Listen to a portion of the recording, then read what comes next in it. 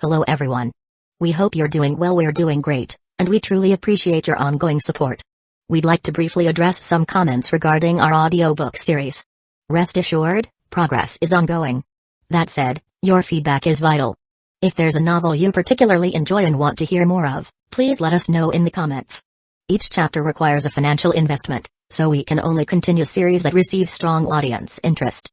Although we retain core names and plot lines, we make significant editorial changes to enhance clarity, pacing, and immersion. These are not simple recitations. We work hard to deliver a polished, thoughtful listening experience.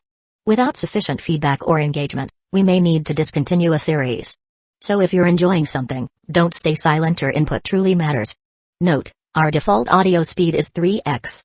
If that's too fast, let us know. We're happy to adjust it. Interested in early access to unreleased audiobooks? Visit our Patreon. You'll get to experience new content before it reaches YouTube. Just to clarify, I'm a fan like you. I've purchased these novels and adapted them with care, while respecting all rights and guidelines. For updates, follow us on Facebook and Twitter, X. YouTube update: recently, YouTube flagged some of our content for including mature themes, realistic violence, and darker story elements. As a result, we've decided to stop uploading anything that violates YouTube's guidelines. If you'd like access to the full, uncut versions including the more intense or mature content, you can find them on our Patreon page, where we upload everything first. Available now on Patreon: Shattered Innocence transmigrated into a novel as an extra. Transmigrating over 10,000 years late, I was forced to become a mighty presence. I, the celestial dragon, rule the heavens through the double gate, reigning supreme in countless worlds with peace taming, Tower of God sequence strength, cultivation when you take things to the extreme. Naruto is an Uchiha with cyst. WTF, the centuries-old ancestor in our family take concubine again.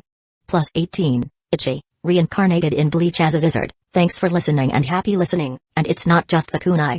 Everything on this table is of 3 different types. One of them is mine, and thus from the hidden leaf, while the other 2 are from the hidden frost. Shiroma looked up from the table to Takuma. His previous carefree expression of observation he had pointed at Takuma was nowhere to be seen. It had been replaced with something that showed that he was hanging off every word that Takuma said, with a hint of alarm in his eyes. Sir. It's either that Hidden Frost has changed the designs of all of their official weapons recently, which is unlikely based on how I found them, or one of the teams that we fought wasn't Hidden Frost and were only disguised as them. Takuma probably had never held someone's attention as firmly as he did at the moment. I'm sure we have samples of weapons from other villages lying around somewhere in our archives, and if we compare them with these, we will know the third party's identity. Chapter 97. After Takuma put down his discovery in front of Shiroma, the investigation took another direction altogether. Gone were the pointed questions about his actions and feelings, replaced by a lengthy discussion about the involvement of a third party. For hours, they talked about the battle, recording the profiles of the shinobi Takuma had fought, the shinobi he had not fought but noticed, and every aspect in brain-squeezing detail. There was no clock in the room, and Takuma didn't know how much time had passed until he was out of the building and saw the early evening sky. His genin escorts were no longer there, and Takuma couldn't care less. Instantly he felt tired from spending a day in a tiny room answering questions about a very unpleasant situation, bringing up memories he didn't want brought up. He closed his eyes and exhaled deeply to recollect himself. Takuma. He opened his eyes to find Iruka standing in front of him. A wave of emotion hit him, but Takuma clenched his fist to keep them from bursting out. I'm glad to see you fine, sir. Takuma straightened his back. Takuma. I can't say how relieved I was when I heard that you had reached the border safely, Iruka said as he walked to Takuma and put a hand on his shoulder. Takuma, about the miss, would you accompany me somewhere, sir? Takuma cut off Iruka and locked eyes with his team leader. Iruka was silent for a moment before he stepped back and nodded. Takuma nodded back, and they were off. Iruka followed Takuma's lead as he jumped from rooftop to rooftop. Not a word was exchanged between the two, but Takuma could feel Iruka's gaze on his back, but he ignored the man and picked up speed. They soon entered a well-to-do residential district in the eastern part of the village. The homes in the district were known to attract upper-middle-class and lower-upper-class families looking to build or buy their family homes. Their destination was a home in that district. Taguchi, Takuma, why are we? Said Iruka, I died. Taguchi. As in Taguchi Yumiko. Takuma opened the front gate and stepped onto the property, snapping Iruka out of his daze. Takuma, stop. What are you doing? Iruka grabbed Takuma by the arm and stopped him. They lost their daughter. I'm going to pay my respects, said Takuma, not looking at Iruka. He pried Iruka's hand off his arm and walked inside towards the front door. Takuma, it's already late. We will come tomorrow, Iruka tried to convince Takuma. No, we have to do this now as soon as possible, Takuma said as he rang the doorbell. If not for the torture and interrogation division, he would have headed here right after entering the Leaf Village. The door opened, and a young man, probably in his early 20s, opened the door. From the first look, Takuma saw the similarities between Yumeko and the young man. They had the same eyes and nose. It was Yumeko's elder brother. Yes? Asked Yumeko's elder brother, his eyes going to Takuma's headband. Then he noticed Iruka and recognized him. It seemed Iruka had came to pay his respects before. Good evening. I apologize for disturbing you so late. My name is Takuma. I was with your sister on the Land of Frost mission. May I come in? Asked Takuma. Yumeko's elder brother seemed conflicted but nodded a moment later. They entered the house, and Yumeko's elder brother led Takuma to the room where they had established Yumeko's shrine. Takuma knelt in front of the shrine and gazed at Yumeko's picture. She was smiling in the picture. It was so much different from her serious demeanor during meetings and missions. Takuma closed his eyes, and instead of praying, he apologized to Yumeko, confessed his regret, told her how much he missed her, and simply talked with his teammate. After a while, Takuma got up and left the shrine room to the living room where Yumeko's parents had joined her elder brother and Iruka. They didn't seem to be talking, and the vibe of the room was awkward with a sense of hostility in the air. As Takuma sat down, he noticed Yumeko's mother glaring at Iruka. You say you were with Yumeko on the mission, Yumeko's father spoke. The older man looked tired, and every wrinkle on his face seemed sorrowful. Yes, sir. Are you the one who got left behind? Takuma looked at Yumeko's father and nodded. You who got left behind made it home alive, but my daughter didn't. Why is that? Asked the mourning father. I'm sorry, sir, was all Takuma could say to the grieving man. A hush fell in the room before Yumeko's elder brother broke it. If that was all, I'd ask you to leave. Today was a tiring day for us, and we'd like to rest. Takuma nodded, but then he took out a water canteen from his backpack that he had been lugging around and placed it on the table. The team's decision for me to travel alone allowed me to take time to perform the funeral rites. There were gasps as Yumeko's family looked at the water canteen, understanding what was in there. He didn't have containers he could store the ashes in, so he used their respective water canteens as urns. I couldn't get her back to the village, but I could do this, so I did. Takuma then took out a package of Yumeko's personal effects he could fit in his backpack and placed her headband over the package. He tried to halt the tremble in his hand as he put the package in front of them, but his hands refused to stop shaking. Thank you for hosting us, said Takuma as he got up. I'm sorry for disturbing you this late in the day. I'm sorry for your loss. The sobs from Yumeko's mother as Takuma walked out stayed with him for the rest of the day and beyond. I'm sorry for your loss. Iruka watched Takuma bowing his head to Onikama Yuko's family as he passed Yuko's ashes and personal effects to her family before heading out just like he had done with Yumeko's family and with Izunoya's family.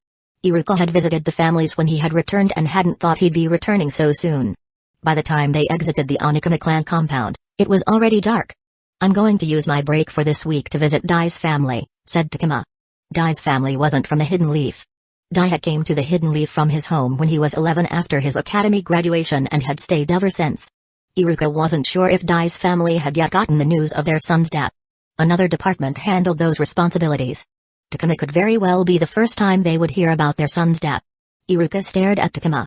Even now, he was in disbelief that Takuma had disposed of the bodies. With Raiden's and Susumu's lives at risk, he had left at the moment's notice without giving Takuma any instructions regarding what to do with the scene. In hindsight, he had expected Takuma to bury the bodies in rough graves, but for him to cremate the bodies as described by the proper field directive surprised Iruka. He knew many who would choose to bury in the same situation as it was safer than lighting fires that attracted attention. I'll come with you, said Iruka. No, it's okay. I'm sure the aftermath of the mission will force you to be busy. It won't be wise for you to leave the village while the investigation is ongoing, said Takuma, not looking at Iruka. Takuma. Dai was my teammate as well, said Iruka, feeling a bit insulted. Takuma remained silent. What do you want me to say, Takuma? You won't even look at me, said Iruka. Takuma snapped his head to Iruka, fixing him with a glare, and like trapped pressure suddenly released, he erupted, you left me there alone. Iruka was once again startled, not because of the accusation that was expected. However, he hadn't seen Takuma raising his voice like this and acting with such heat. The Genin he had taken under his wing had been even-tempered, calm, and under control no matter what the situation. You left me there in favor of Shimura and Aburame. I was your team, not them. Takuma yelled, frustrations rolling off of him. Do you know how it felt to chop wood knowing that it'd be used to cremate my friends? Do you know how it feels to run through an unknown country with their ashes in my backpack? hiding in fear, looking over my shoulder every other moment in fear, not knowing when Hidden Frost Shinobi might come and kill me. I had to do that while being injured the entire time. I'd be dead in a ditch if a simple 3-man Genin cell had found me. That's the condition I traveled through Land of Frost and Land of Hot Waters. Takuma rubbed a hand over his face and temple. I see. I was up. Takuma started the sentence many times over before stopping and changing his word until he grew frustrated and kicked the ground. I'm sorry, Takuma, said Iruka. He knew if a similar situation presented itself in front of him, he would do it again. As long as people like Raiden and Susumu could be saved, he'd take the risk. But he also recognized that it was completely unfair to Takuma, and he was justified to feel the anger, betrayal, and frustration he currently felt. He had left Takuma in a place with his dead teammates. He could only imagine how that had affected Takuma. And he knew what was about to come in the following few days was going to again hurt Takuma. The past few days hadn't been great for himself, and he had found himself doubting his ability to lead. He had made several misses during the mission that he shouldn't have made, and in some ways, those misses contributed to where they were today. If only he had tried to smoothen out the friction between the teams and help them better work with each other. If only he had asked his team to maintain a formation during the exchange. If only he had asked Takuma to check the surroundings, maybe things would have turned out differently. He needed time. However, what had happened was all in the past. He could only look in the future, and Iruka wanted to salvage his relationship with Takuma. He needed to take care of his best Genin and make sure that his decisions weren't going to affect Takuma's future. Fortunately for him, he knew exactly the thing for it. He just needed to make sure his plans worked. Chapter 98. Takuma woke up to the sound of his doorbell. He glanced at the bedroom wall clock, telling him it was already 11 in the morning. He had returned late last night from his journey to Dai's parents' house, and he had only gotten a couple hours of sleep after returning home. He pulled himself off the bed, grabbed his weapons pouch, and kunai in hand as he walked to the door while the doorbell rang again. He cracked a peek through the peephole, and his sleep vanished a level as he opened the door to Taro, Nanro, and Masaaki in front of his house. This is a surprise, Takuma said as he returned the kunai to the weapons pouch. What are you guys doing here? He could guess why they were here all together. It was obvious. How are you? Asked I, worried as she looked him over. I'm fine, Takuma fully opened the door and stood aside. Come inside. All four entered the apartment, instantly crowding the small living room more than ever. Takuma had 2 chairs for his small dining table. There used to be a 2-seater couch that Takuma had long ditched as such. Nanro and Masaaki had to sit down on the floor while I and Taro took the 2 chairs. Takuma served them with refreshments before sitting down on the floor. This is the first time you guys are here, isn't it? Said Takuma to his friends. He had been to Taro and the trio's home, but they hadn't been to his. How do you like my humble abode? You should have told us, Taro spoke. It doesn't feel good to know about these sorts of things from the rotating gossip. Takuma pursed his lips, feeling his friends' gazes on him. I didn't have the time, he said. I was in the village for a night before I was out again. I was going to tell you guys today. Did you have to leave so quickly? Where did you go? Asked I. I had to, Takuma said. He didn't answer the second question. What happened? Masaaki asked. The mission went wrong, people died. The particulars of the mission were under lock because of the international relations implications between the Hidden Leaf and Hidden Frost, so he couldn't divulge the particulars to anyone, and he didn't want to. The remaining team had to go ahead to minimize our casualties, and I was asked to follow, which I did. The injuries made the journey back home a hassle and took a lot of time. But other than that, the way back was uneventful.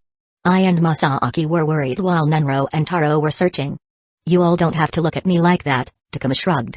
Things went south, but I'm here now, and the problem with the mission doesn't happen often. It was a C-rank mission, for God's sake. Worry about me when I'm doing B-rank missions, I'll dump all over you guys then. They didn't laugh, but Takuma saw a smile or two of relief crack up on their faces. What is that? Nanro pointed at the wall across him. Takuma looked up at his information wall that detailed his ring fights, combat records, notes on skills he was learning, some of his drug-dealing records, and other things he needed to visually track. All kinds of things, said Takuma with a small smile. The notes were openly displayed, free for anyone in his house to read, but Takuma wasn't concerned. They were written in a combination of 2 otherworldly languages that didn't exist in the world. He knew for a fact it was nigh impossible to decipher an unknown language, especially language as complex and fully formed as he was using. There was no known language to use as a reference or obvious picture references that could give meaning to a particular sentence. It was a dead languages. It was another skill he could add to his repertoire as a creator of coded language, but for that to happen, he would need to teach the language to someone else, But that wasn't in Takuma's plan. A way to store information only accessible to him was a huge advantage. I don't recognize the language, Nenro said. That's the point. Don't worry about it. It's some stuff I'm working on. It helps me keep track of random things. You created a new language to keep track of random stuff? Takuma shrugged. You gotta do what you gotta do. He gave a nonsensical answer that seemed to make sense but didn't on a second thought. He didn't mind these 4 people finding some stuff about him that didn't make sense, except he didn't want to explain. Never let your guard down, Takuma suddenly said, making everyone take their eyes off the wall. When you're outside, always be on the lookout. Keep track of your surroundings. Maintain active communication, sound out abnormalities so your team is aware of them. Rely on your teammates, but never become dependent. Trust, but not blindly. Even if someone is your ally, if you don't know them personally, be conscious around them. You're responsible for yourself on the field, never forget that, even for a moment. The room's vibe immediately turned grave as Takuma looked at them severely. He didn't want them to one day go out for a mission and not return. He was aware of the unavoidable risks if they continued to grow as shinobi and eventually got dangerous missions. However, if he could even remotely reduce the risks by making them aware, he would scream his words from rooftops. What are you going to do next? What did they say? Taro asked. My Chunin team lead is taking a break for some time, so I'm stuck to D-rank missions until he starts retaking C-rank team missions. I've to start Monday to safely make the monthly quota. Takuma sighed. He wanted a slightly longer break but had to work to not get penalized. I frowned. They aren't reclassifying the mission to a higher ranking? Takuma shook his head. Not yet. It'll happen after they complete their investigation. It'll be a while before I see the effect of reclassification if it happens. Because of how the mission had gone, and the ongoing investigation, the 2 C-rank missions that should have been added to Takuma's record were put on hold, which meant he was coming short of his mission quota. He had to work overtime to meet that quota. If the investigation went well, those 2 C-rank missions would be added later, or the classification might get elevated to more C-rank missions or even a B-rank mission, but who knew when that might be. Do you want me to talk to one of my Chunin? Asked Nenro. No, I'll take it easy for a moment. I'll tell you when. Thanks, Takuma sighed. The 2 weeks had been longer than he had expected and planned for before leaving the village. He had to return to his dealing in the village and get his usual life back on track. It was alright, he needed to work right now. I'm fine, Takuma told Marubushi, who slightly cocked his head. Everyone remotely aware of the mission has been asking how I am. I just answered if you wanted to know. But you are not. Fine, are you? Marubushi replied. Doesn't seem that way to me. Should I be smiling constantly so people would leave me alone? Asked Takuma, feeling the irritation bubbling up inside of him. He had gotten sick of random people who he had perhaps talked to once or twice coming up to him, all but demanding to know what had happened on the mission as if it was their birthright. He looked at Marubushi, and his half-glare softened as he audibly sighed. I'm sorry, that was unwarranted. He sat down on the tree stump in the same training area they had met during Takuma was in the academy. Marubushi sat down on the grass in front of Takuma. You do not have to apologize to me, child. I understand what you are feeling right now. Do you? Marubushi stayed silent for a moment.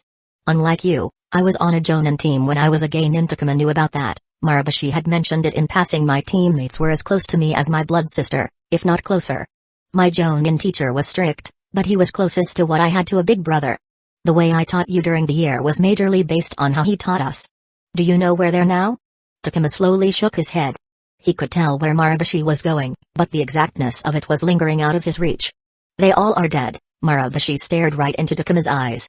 They did not die on Ibai 1 during their own missions or during the war. They all died on an inconsequential mission while our team was still operational.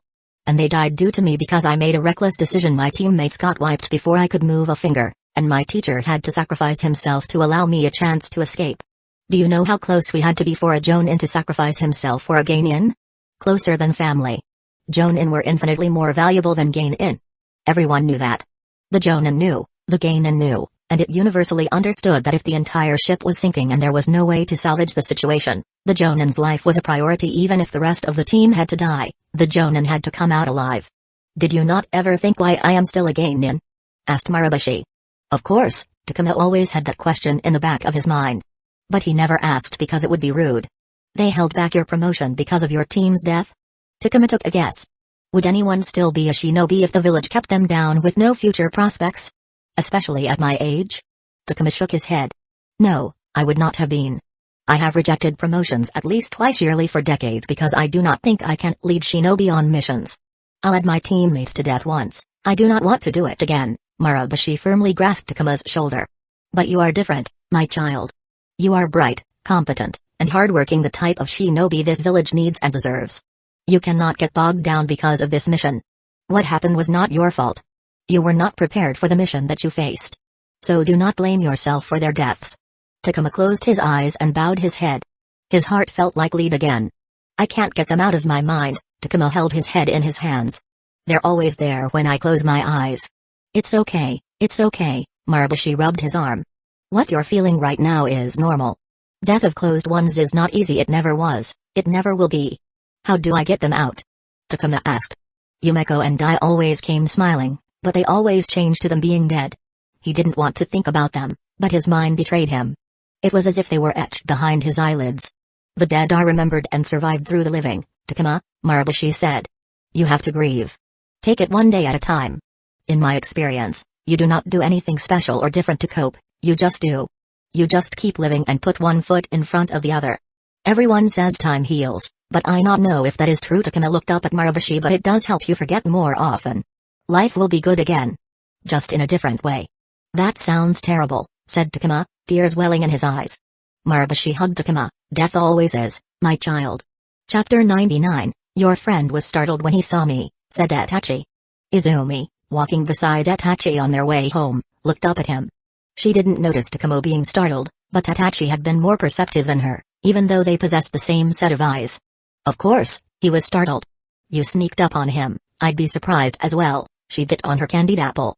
No, it was more than that. Fear. He was scared of me. You're overthinking it, Izumi rolled her eyes. Why would he be scared of you? I don't think you two have met, have you? Itachi shook his head. Tell me more about your friend, he asked. Izumi tried to think about her quiet classmate. I don't know what to say. He was quiet. Alone. I don't think I ever saw him talk to anyone in the class except for some small chats here and there. Not a good fighter, but he's smart. Actually, there was something strange. Itachi looked interested.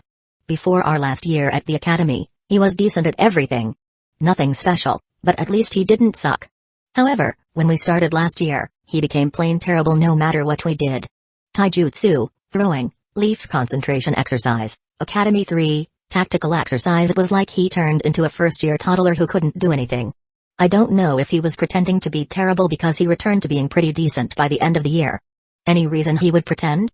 Izumi recalled how she and her friends used to chat about Takuma's sudden lack of skill. Back then, they had mused if it was a ploy for attention. They weren't sure how it was supposed to work because Takuma's reputation only plummeted, and the only attention he got was from Hiji and his posse. On top of that, Kaiba was pissed at Takuma for his acting. Even if attention was the motive, Takuma should have dropped the act, but he didn't. If it was an act, he kept it till the very end. I couldn't tell ya, Izumi said she had no idea. Is he trying to build a narrative? Said Itachi. In the years they had known each other, Izumi had somewhat figured out how to Itachi's expression. What she was a mix of fascination and curiosity. What do you mean? She asked. Except for their family background, the earliest thing on a Leaf Shinobi's file is their academy records.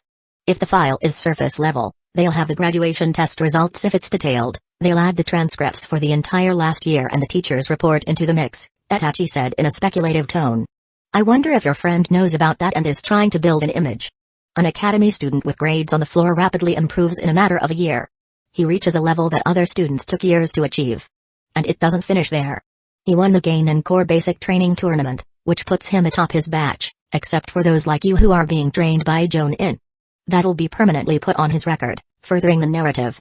Now, it's not making graduation, it's one of the best in your batch in 1 year. That's a pretty good story right there. Itachi seemed satisfied with his conjecture. Best in the batch that went to the Geinin Corp, Izumi hummed. Wouldn't being part of a Jonin team be a better narrative? It'd be better, Itachi nodded. Perhaps his plans didn't go according to plan, they rarely do. Izumi snapped her fingers as she said, now that you say that, Takuma wasn't there on the day when we met our Jonin. He was the only one not there.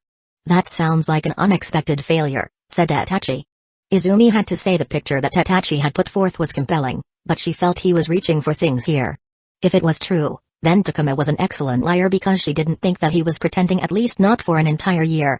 But none of that explains why you think he was scared of you, she said. Perhaps it was because of the clan? Itachi's eyes flashed for a moment. I don't think so. Izumi could see what Itachi was thinking. The Uchiha clan didn't have the greatest reputation in the clan. From the Leaf military police force to the Nine-Tail attack all those years ago had lowered the respect that the clan once held in the eyes of the village populace. They had grown stronger every year, but with strength came enmity. And, the Uchiha clan had never lacked enmity. She continued, I didn't get the sense he was prejudiced against us from when we talked. However, he does hold our skill in high regard, at least he did mine, and while Takuma tried to hide it, he clearly wanted to know how I trained. He was inoffensive in his approach. Many hold our clan's powers in high regard, said Itachi. That they do, Izumi sighed. The clan elders had often said they still did, that people outside the clan would try to get closer to get something from them, to use their position as the Uchiha. Izumi had ignored their words while she was in the academy. The people she was close to were her friends, but she had only been out of the academy for less than a year, and she already understood what the elders were talking about. People with their duplicitous smiles and honeyed words came from the woodwork. She realized how much of a greenhouse the academy had been, and the wild gardens she walked through now didn't have the creature comforts the safe walls once provided her. How's little Sasuke? Izumi pushed those thoughts aside and turned the subject. He doesn't like to be called little now that he's in the academy. A soft smile tugged on Itachi's lips. Izumi giggled. I can hear him pouting as he complains about being called little. Makes me want to tease him about it. You're going to do it the next time you see him, aren't you? Itachi sighed. Izumi grinned wildly. Chapter 100. In a small conference room inside the offices of the Leaf Geinin Resource Command, a group of men and women sat around the table with overflowing loads of manila folders ready to slide off the tabletop. These men and women looked exhausted, with their messy hair, unkempt clothes, and mugs stained with coffee from repeated refills without cleaning. Who's next? Ayano closed a manila folder, and with it she closed her eyes. They had been going through the piles and piles of geinin for weeks without any semblance of breaks. A selection committee had been formed the day after the Hokage had announced that the Leaf military police force would be getting an influx of geinin and a few chunin. The people in the room made up the committee in charge of selecting the geinin who would be transferred to the military police force. This one is from Momo City. Rai had his feet kicked up on the table as he leaned his chair on the back two legs.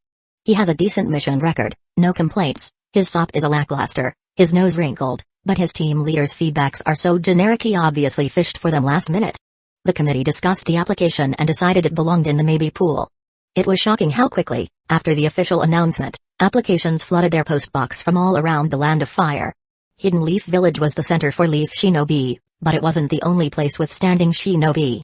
There were outposts and other big cities with shinobi stationed in them who had heard of the announcement and had scrambled to be part of the illustrious Leaf military shinobi police.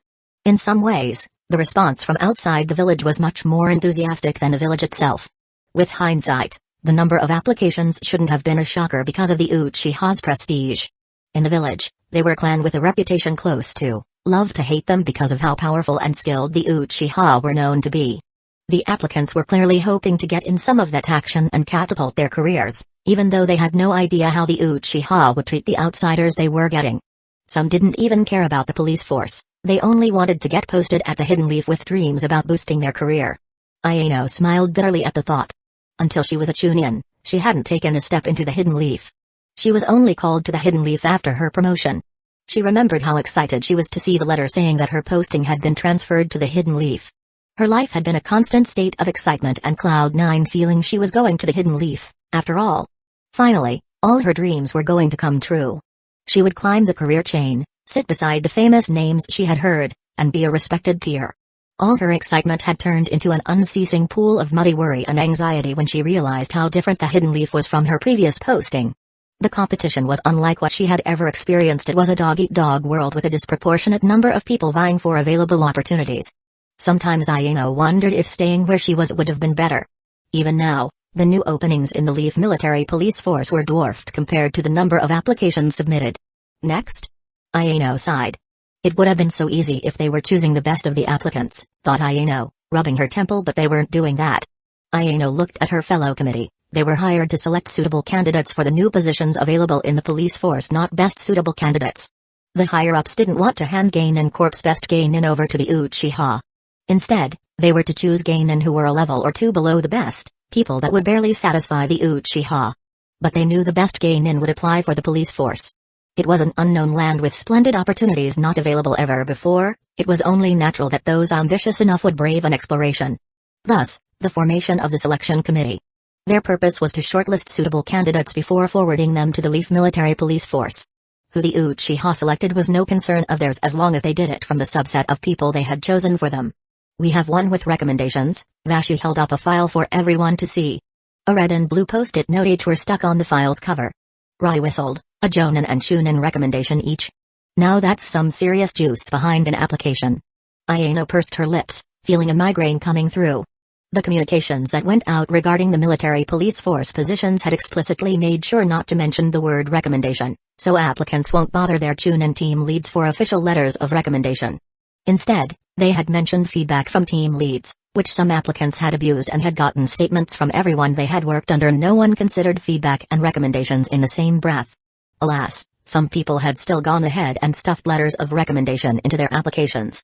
A Chunin recommendation meant they had to consider the applicant seriously and work out an excuse that would hold under some scrutiny that wasn't difficult for the committee to do. However, a Jonin recommendation wasn't something they could ignore.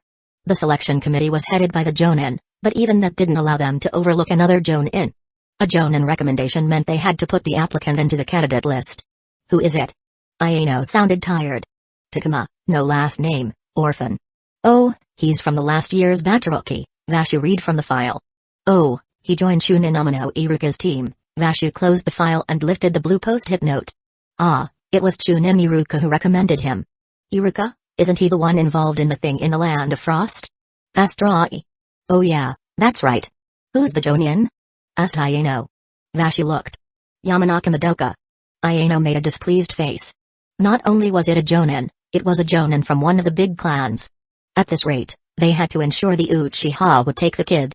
Iruka is part of Jonin Madoka's squad, Rai said. She was his Jonin teacher out of the academy. Iruka must have asked her to write a recommendation for this Takuma kid.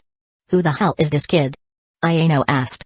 Even if Takuma was part of Iruka's team, it must have been for less than a year. Why would Iruka ask his Jonin to write a letter of recommendation for a kid barely out of the academy?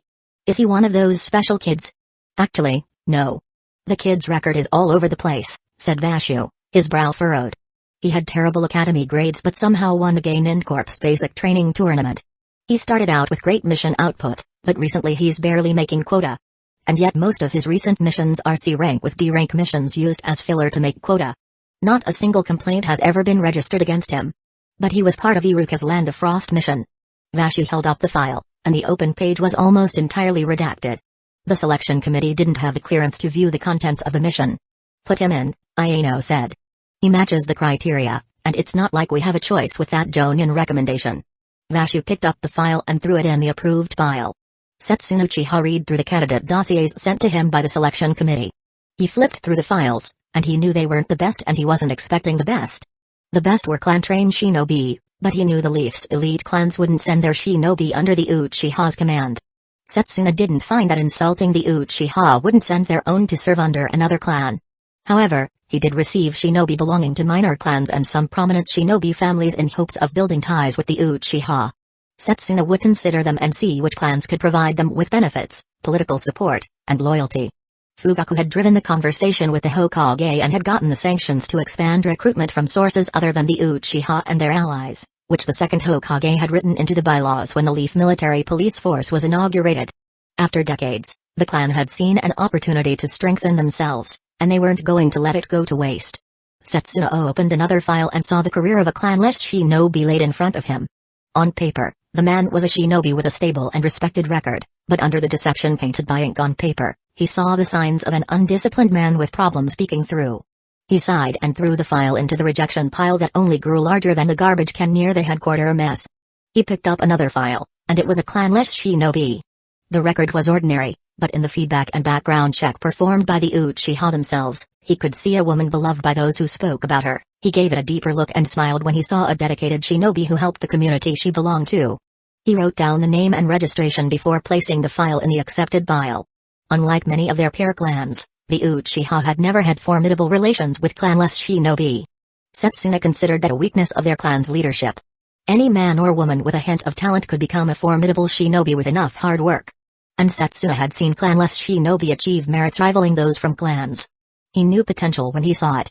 Which was why he applied for the position, to be in charge of those coming into the police force. Most in the clan disagreed with him, But he could see the potential in the clanless shinobi, those who had talent but weren't provided with the resources to make those talents flourish. The Uchiha could provide them with that, and in exchange, they would serve the clan and its interests. There was a knock on the door, and Setsuna called the person in. "Sir, the file you ordered." Setsuna took the file from his assistant and read the name on the file, Takuma 055-0037. Takuma's application had been among the many selection committee had sent to his office. Takuma had his strengths and disadvantages like the applicants, but he had one thing unique to him, something not a single applicant had in their file. A part of Takuma's file had been redacted. Even the background check they had ordered couldn't reveal the redaction, which meant the level of clearance was higher. Setsuna was interested in Takuma. He was going to accept the application, but before he could do that, he needed to know what was behind the redaction. As such, he sent it to someone who had enough clearance.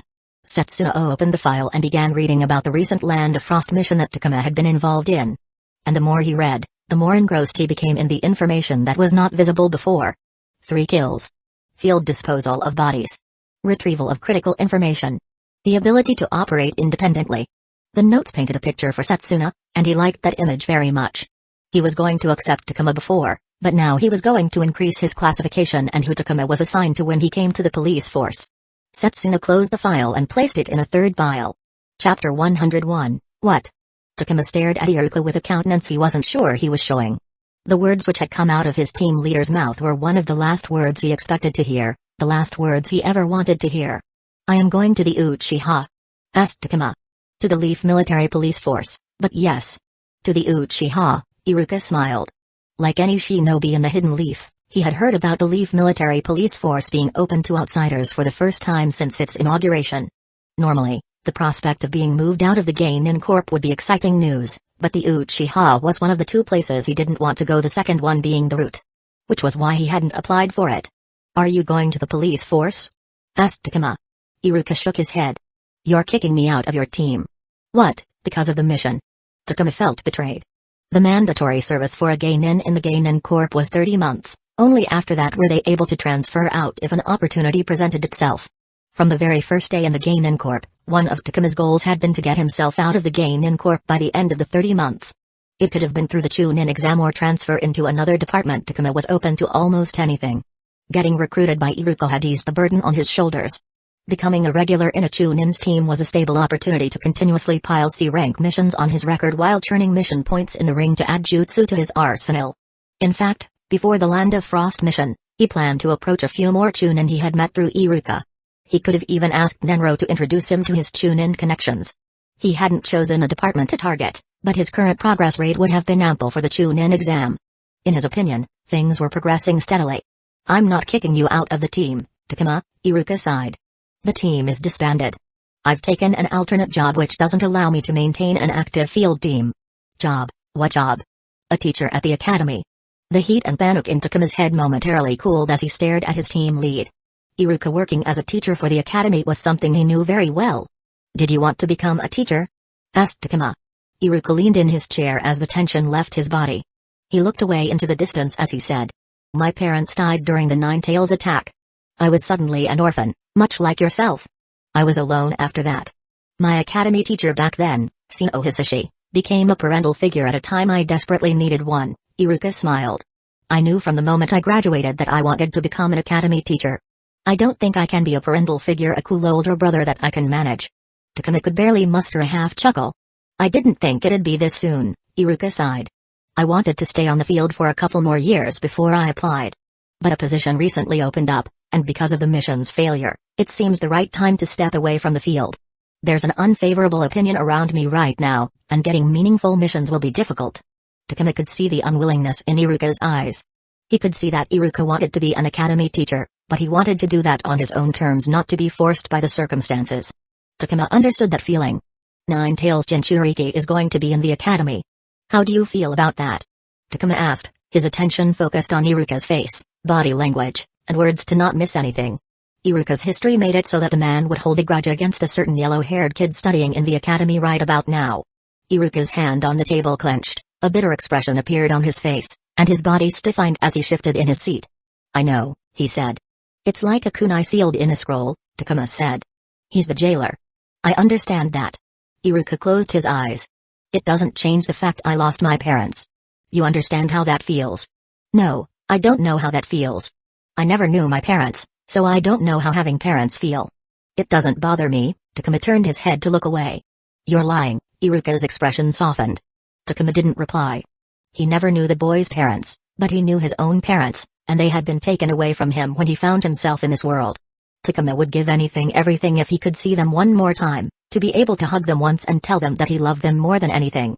If he could see his elder sister's smile again, tell her to take care, advise her to dump her pathetic girlfriend and find someone else, and say his goodbyes, he wouldn't mind giving up anything asked in return.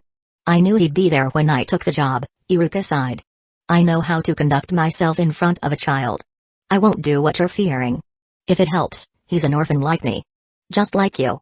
He's in need of that parental figure your teacher was for you. More often than not, orphanages aren't good places for children. Iruka nodded. Takuma could only take his word for it and put his hope in the source material. Later that day, Takuma walked home from the grocery store. His mind returned to his transfer to the Leaf Military Police Force. He was no longer in the Gainen Corporation. His body felt haggard, and the jute bag filled with groceries, usually weightless, seemed heavier than the heaviest dumbbells in a gym. A decision out of his control had put his life in danger. He had no idea when the Uchiha clan massacre happened, but he was sure it was close in the future. And him being in the Leaf Military Police Force put him directly under the cross of two mass murderers who wouldn't hesitate to kill anyone put in front of them. He didn't want to be one of those people, but the recent developments had become a real possibility. Takuma couldn't even blame Iruka for it, even if he wanted to. The man was only looking out for him by placing him in a situation beneficial for his career.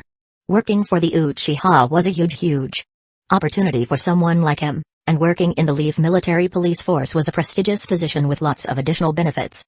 He would have enjoyed that if he didn't know the future caveat. Sometimes knowledge was a curse he was thankful for. He could feel the assignment scroll burning a hole in his weapon's pocket. It had been a few hours since Iruka had handed it to him, but he didn't have the courage to open it and look because he knew the moment he looked, it would become real. But Takuma knew he couldn't delay looking anymore. As Takuma walked through a playground, he caught a head of sun yellow hair stepping out of the playground, and he couldn't take his eyes off the kid who slowly trudged past him. In the 2 years he had been in the Hidden Leaf Village, Takuma hadn't met the protagonist of the world even once. He had deliberately not made any contact, and thankfully, he hadn't accidentally bumped into him as well. Perhaps it was fate's mocking him because the first time he had ever mentioned the kid, he had appeared before him. There was no mistaking it: sun yellow hair, whisker-like markings on cheeks, and cerulean blue eyes. Naruto Uzumaki, the Nine-Tails jailer, the child of prophecy, was in front of him. Maybe he sensed the gaze because Naruto stopped and looked back at Takuma. Naruto's brows furrowed. What? He sounded defensive. Takuma had imagined a lot about how he would feel and react when he saw Uzumaki Naruto for the first time, and despite all he had imagined, all he felt in the moment as he looked at the kid in front of him was just that. A kid, he thought. Naruto might have the Nine-Tails sealed inside of him, he might have great things in his future, he might even be the savior of the shinobi world, the future Hokage of this village, but right now, all Takuma saw was a simple kid in front of him. Come here, the words left Takuma's mouth before he could even entirely process what he was doing. Naruto looked hesitant. He looked around before slowly walking towards Takuma with the hem of his shirt balled up in his tiny fists. Takuma knelt so he was below Naruto's eye line to make him feel safe. What's your name, kid? Naruto. Nice to meet you, Naruto. Where do you live? Naruto pursed his lips. Little Hope Orphanage. Oh, yeah? I used to live in the Mini Miracles orphan home. You did? Naruto seemed surprised. I did when I was your age, Takuma smiled. Do you like Little Hope Orphanage, Naruto? Naruto once again hesitated for a moment before shaking his head. Not too much, he said. Everyone is mean. And no fun. Do they hit you? Takuma doubted the Hokage would allow Naruto to live in a place of physical abuse. Naruto shook his head. No one smiles.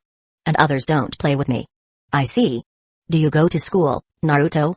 I do. I go to the Shinobi Academy. Naruto looked up at Takuma's forehead. You also went there, right? Takuma was dressed in his shinobi uniform because before Iruka contacted him, he planned to take on a D-rank mission. He usually didn't dress in the shinobi uniform when he wasn't working, but today he hadn't bothered to change out.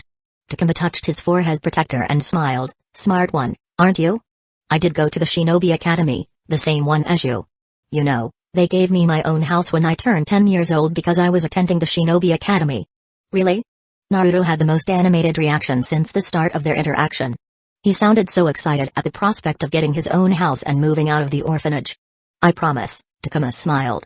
Do you like the Shinobi Academy, Naruto? I do. Naruto grinned. We play outside. Tag, hide and seek, races, catch and pass and. Takuma smiled. He hadn't been a first-year academy student but knew the curriculum disguised physical training as games. The goal was to lay the foundation for teaching the children to appreciate training for training's sake and partly as a teamwork building exercise. It's fun, believe it. Naruto smiled. Takuma couldn't hold back his laughter. He couldn't believe he was hearing that verbal tick in person. Studying isn't fun though, Naruto frowned. It's so boring. Takuma smiled. What about chakra? Do you like chakra, Naruto? Charka. Oh it's too complicated? Yeah, it's too difficult, believe it. Takuma chuckled. First of all, it's called chakra. Second, chakra doesn't have to be complicated. He took out a notepad from his person and tore an edge. His chakra held the piece against his finger as he showed it to Naruto. Do you know about the leaf concentration practice, Naruto?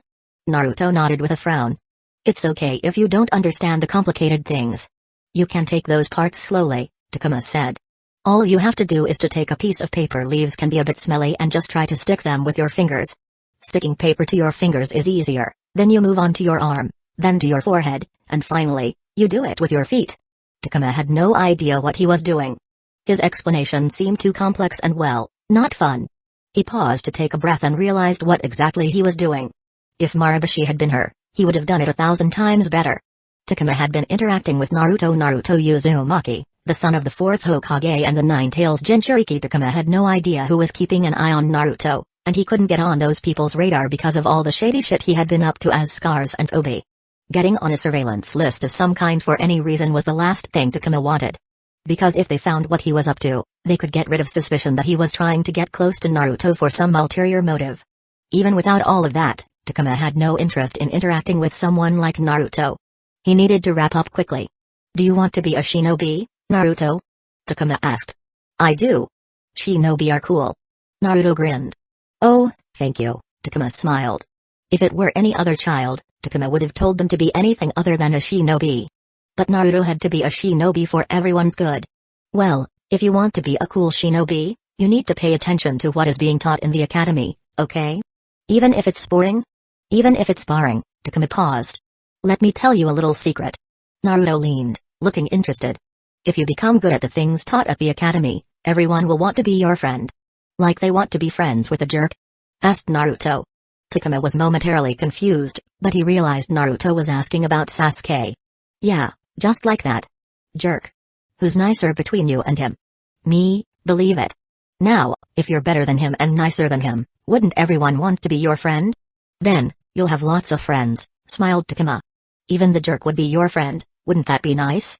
I guess so. Naruto didn't sound convinced. Takuma reached into his grocery bag, took out a chocolate bar he had bought as a stress purchase, and placed it in Naruto's hand. Now, it's getting dark, and you should go back home. Take this with you and share it with your classmates tomorrow, alright? Okay. Any child would be happy to get sweets. Now go along, okay? Takuma stood up and ruffled Naruto's hair. Naruto ran away with the chocolate bar in hand, and Takuma, too, turned to walk away when he heard Naruto call out to him, "What's your name, big bro?" Takuma turned, thought for a moment, and said, "You can call me big bro when you see me the next time." He winked, waved his hand, and turned to walk away. He turned the corner and it took his all to continue walking at a steady pace. Just in case someone was watching. That was more contact than Takuma wanted with Naruto or a walking nuke like him for a very long time.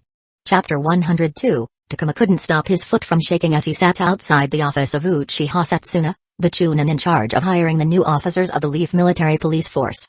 He knew for a fact that not all the new hires had a meeting with Chunin Setsuna. He had contacted others selected into the Leaf Military Police Force only to find none of them had meetings scheduled. Takuma had zero idea why he was meeting Setsuna, which only served to jitter his nerves. Gainin Takuma, a woman, the assistant, sitting across the room behind a desk, looked up at Takuma. Chunin Setsuna would see you now.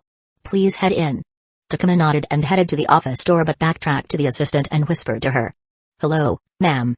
I must say, you look absolutely gorgeous today. Do you happen to know what this meeting is about? Like, is he angry or happy, or? The woman looked up at him with a firm stare, with no words as a reply. I mean, to look so stunning in the uniform requires some serious skill and charm. Takuma tried one last shot. Nothing? Takuma nodded. All right. Still absolutely lovely. I'll head in now, thank you. Takuma knocked on a door and entered when he heard the word. The office was simple, clean, and looked spacious despite the moderate size of the room. A simple desk with a painting behind it, 2 chairs in front of the desk, a 2-seater couch below the windows with a small coffee table, and 1 open and 1 closed cabinet each. Most importantly, it didn't smell of booze and smoke like that of another head of an organization that Takuma worked with. Takuma noticed a set of engraved kunai decorated on the walls, which were issued as awards of merit and bravery from the Hokage. Takuma stood at attention in silence in front of the desk while Setsuna read some documents on his desk. "Sit down," Setsuna said after 5 minutes. Takuma knew it was 5 minutes because of the wall clock. A time too long to stand in silence in a person's office after being called by said person. Takuma sat down, back straight, in the chair across from Setsuna. The silence extended for another minute or two before Setsuna looked up. "Tell me about the Land of Frost mission." "I'm sorry, sir. I can't divulge the specifics due to the orders given to me and the ongoing investigation." Takuma's reply was immediate. After being asked the same question hundreds of times in every way imaginable, he had the answer ready on his tongue. "I'm your boss, Genin Takuma. Are you sure you don't want to answer my question? I've standing orders not to answer any questions regarding the mission to anyone outside the investigation," Takuma said calmly, but his heart slightly picked up the pace. He didn't want to be on the boss's bad side on his first day, but he also couldn't ignore orders from the investigators, and he personally also didn't want to talk about the mission. Setsuna finally looked up from his papers, and Takuma's breath was taken away as he found himself staring into red eyes with 2 black tomoe gently spinning around the pupil. It was the first time Takuma had seen at Uchiha's Sharingan. He couldn't help but be transfixed by the hauntingly enchanting red eyes. Takuma wondered if this was how Orochimaru felt. "Are you sure, Genin Takuma?" "I have my orders, sir," Takuma said, staring into the eyes. Setsuna withdrew away from Takuma unhurriedly. His eyes regained their original onyx hue as Setsuna peered at Takuma with an intrigued and inquisitive stare. "I praise your obedience and ability to maintain your professional integrity, Genin Takuma. It is an exceedingly rare quality these days," he declared. Takuma exhaled as he expanded his focus to observe Setsuna as a whole. The man possessed the typical Uchiha characteristics of jet black hair and onyx eyes, yet he had a noticeably square jaw compared to other Uchiha, who had sharper features. He wore his hair in a short, low ponytail, adding a rougher edge to the disciplined soldier. "May I ask the purpose of this meeting, sir?" Takuma inquired. "What do you think?" Takuma didn't answer as he didn't have one. He had no idea why Setsuna had called him to the office while the other recruits gathered in an auditorium to start the mandatory 75 days of training before they could work in any official capacity. From the conversation, Takuma would have believed Setsuna wasn't pleased with him, and even though Setsuna had praised him, that could have very well been sarcasm. "I'm afraid I don't know, sir. Your track record makes you suitable for the lead military police force." Setsuna retrieved a file and opened it on his table. Takuma's eye twitched. He hated it when someone read his file in front of him. It meant someone had looked into him behind his back and knew things he didn't have an awareness about. Setsuna continued, "The number of C-rank missions you've done in the short time you were with your Chunin is considerable." Takuma had been the only Genin in Team Iruka to be on every single C-rank mission procured by and issued to Iruka. He had done enough to nearly match Nanro, who had been working with Chunin longer than him. "But it's the type of mission that interests me more." A sardonic smile stretched on Setsuna's face. "Chunin Iruka didn't get good missions, did he? Look at all this dirty grunt work. Tailing spouses, taking night shifts at guarding warehouses, outsourced background checks, babysitting upstarts, collecting unpaid debts, repossessing assets, keeping protests in control. Next time you meet Chunin Iruka, tell him to choose better missions once in a while, but I suppose you get what you get when you follow a new Chunin with no background to lean on." Takuma schooled his expression. "When applying for a new job, you never badmouthed your previous employer because that only showed the interviewer that you would badmouth them in front of outsiders." Regardless, Takuma had no intention of criticizing Iruka to anyone but the man himself. "Short as it may be, my time with Chunin Iruka has been integral to my growth as a shinobi." Iruka was the reason he had double-digit C-rank missions on his record when all was said and done. He didn't care what kind of missions he had done to get that result. Setsuna knocked on his desk twice. "Exactly. These missions are why you were selected and why I've called you here," he said. "When you do genuine work, it shows. I've seen 100 applications pass my desk with double, some even triple, the number of crank missions than yours. All of them had fluff, easy jobs, used as filler to pad up their records." He had a sneer on his lips. "You have none of that, Genin Takuma. Which is why you'll be put into special training with a few others who meet the criteria." Takuma was surprised, But he didn't show it as for if he was successful. Setsuna did a great job with his straight face. He digested the information presented to him and thought about how to react. What makes this training special? Asked Takuma. He couldn't reject the training, so he might as well set up his expectations. Training we give to our closest allies. That meant there was training above it that Uchiha used for themselves. Takuma wasn't complaining. He hadn't been trained by the methods employed by the shinobi clan's exposure to any level of clan training was welcome. And what after this special training? Asked Takuma. Special training meant a higher investment in him, which meant they'd require returns proportional to that investment. Setsuna said, that depends on how you perform in training. Takuma mused on how he would rank above the other recruits who would be going through the regular training. Thoughts about time management passed through his head.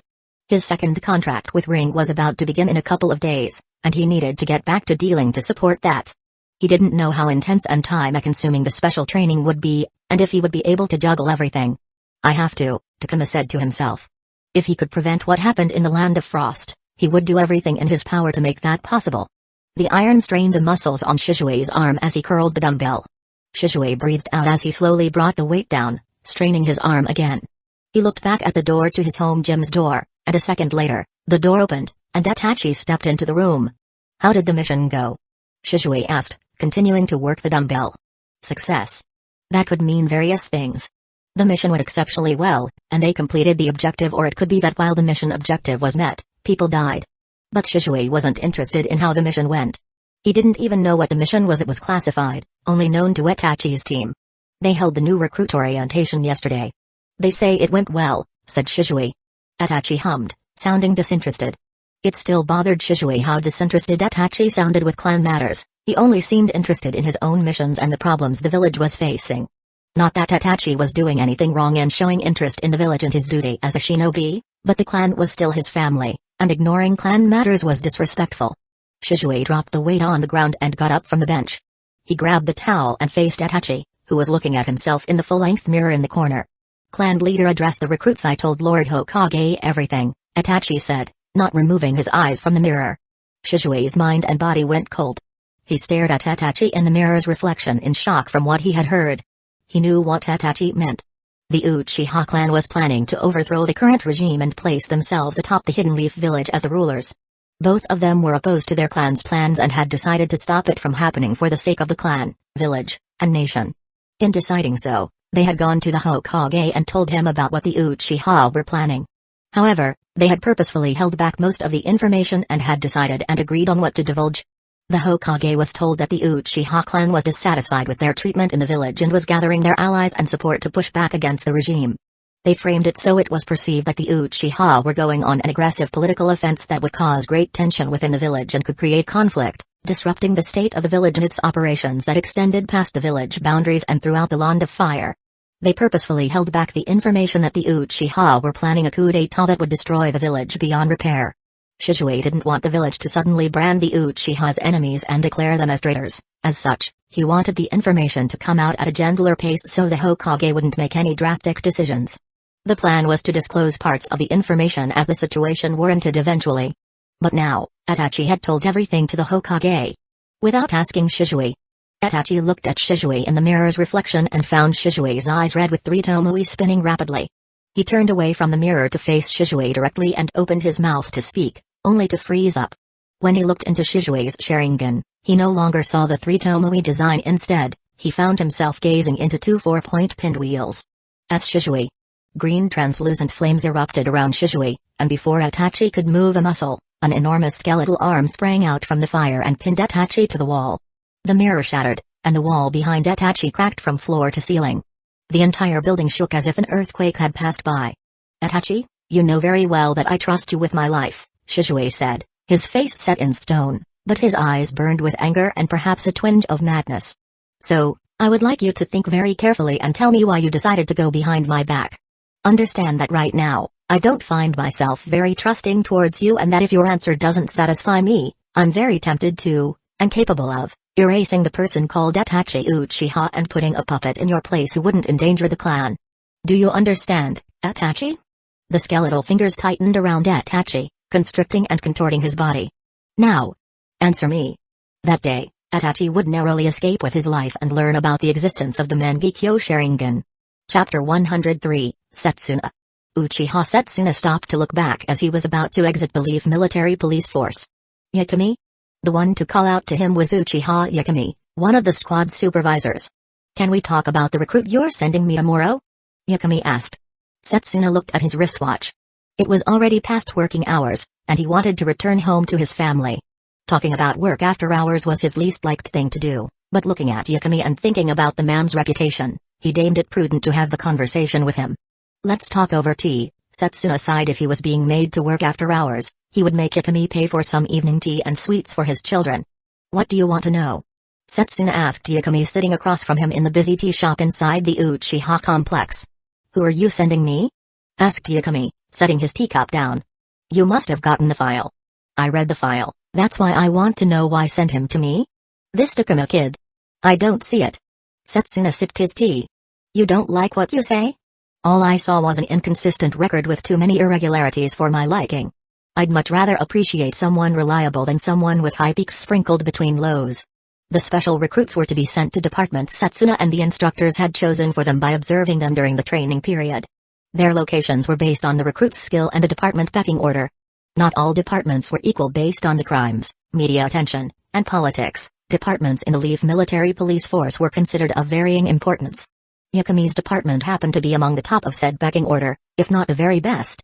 While most departments were genuinely excited by the incoming recruits because of their origins, if they were going to get recruits, they needed to be the best. Yakami's department head demanded, that they get the best of the recruits, and Yakami's squad was the one to receive the recruit. Setsuna couldn't say he hadn't seen this coming. Yakami's department was strict about who they let in, no matter the recruit's background. The dossier Setsuna had sent consisted of Takuma's shinobi file without the censored information. He couldn't go around spreading confidential information to anyone when it took his Jonin supervisor's clearance to get it, along with Takuma's training reports and logs. I want to know what's not in the file, asked Yakami. Setsuna crossed his hands and thought about the question. If it had been the normal recruits, he wouldn't have an answer, for he hadn't directly supervised or trained them, but Yakami was asking about one of their new special recruits, who he had worked closely with for the past 2.5 months. The training had finally ended, and the trained recruits would be joining official duty from tomorrow. Before training, I too worried about his inconsistency, said Setsuna. He was mostly interested in Takuma's C-rank mission record. But he's strangely competent. What do you mean? Yakami asked, hearing the inflection. He's a slow learner, but once he gets the hang of it, things stick in his mind like glue. That's not the strange part. The strange part is how he seemingly already knows all sorts of things that our people usually learn on the job through the years.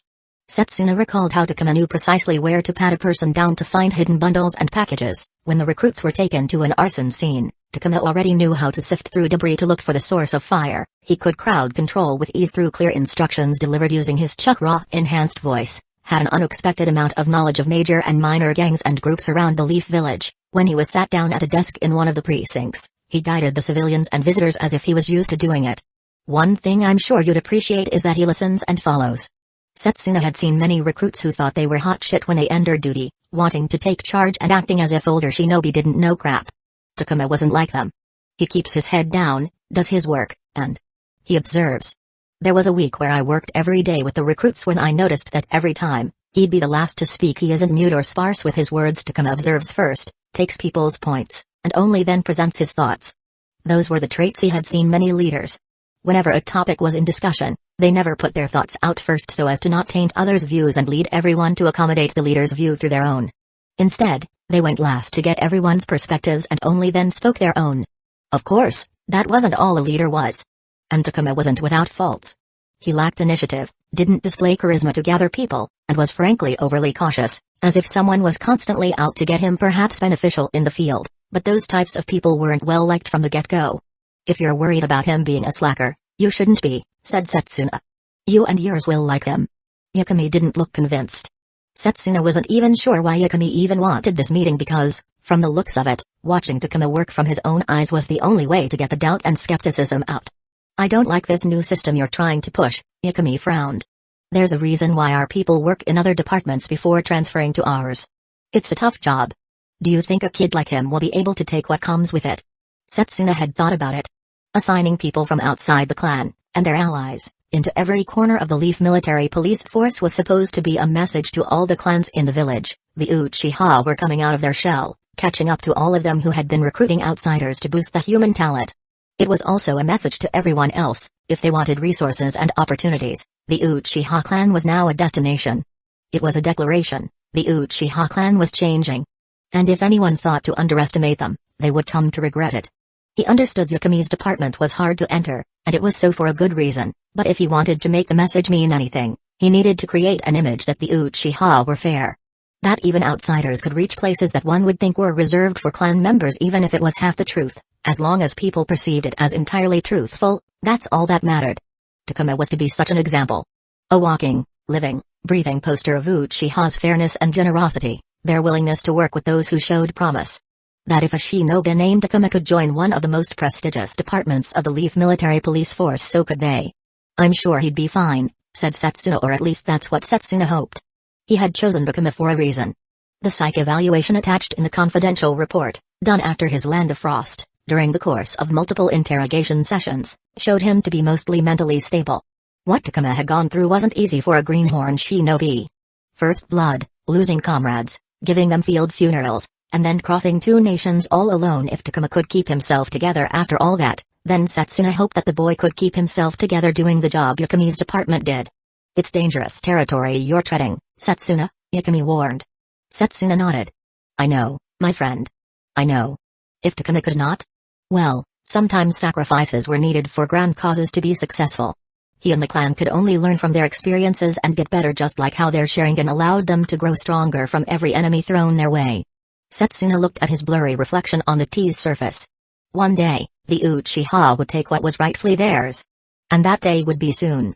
Takuma sat down in the corner of a large office space with a book on crime scene investigation and mapping in hand. Perhaps it was because of his experience in the academy, but Takuma found natural crowd noise to be the background noise for concentration. He read the text blocks on the pages, reading the academic text that was a slow slog to get through, but it was something that one of the teachers had recommended, and Takuma was feeling a strong sense of imposter syndrome, and learning more was the only way to keep it under control. Genin Takuma. Takuma looked up from his book to see an Uchiha standing before him. He could tell from the looks. Takuma closed his book and stood up to greet the man. Good afternoon, Chunin Yakumi, said Takuma. You know of me? Yes, sir. I was the outside help on the Higurashi pharmaceutical case. It didn't have a name back then, but the media had given it one. A look of remembrance flashed across Yakumi's face.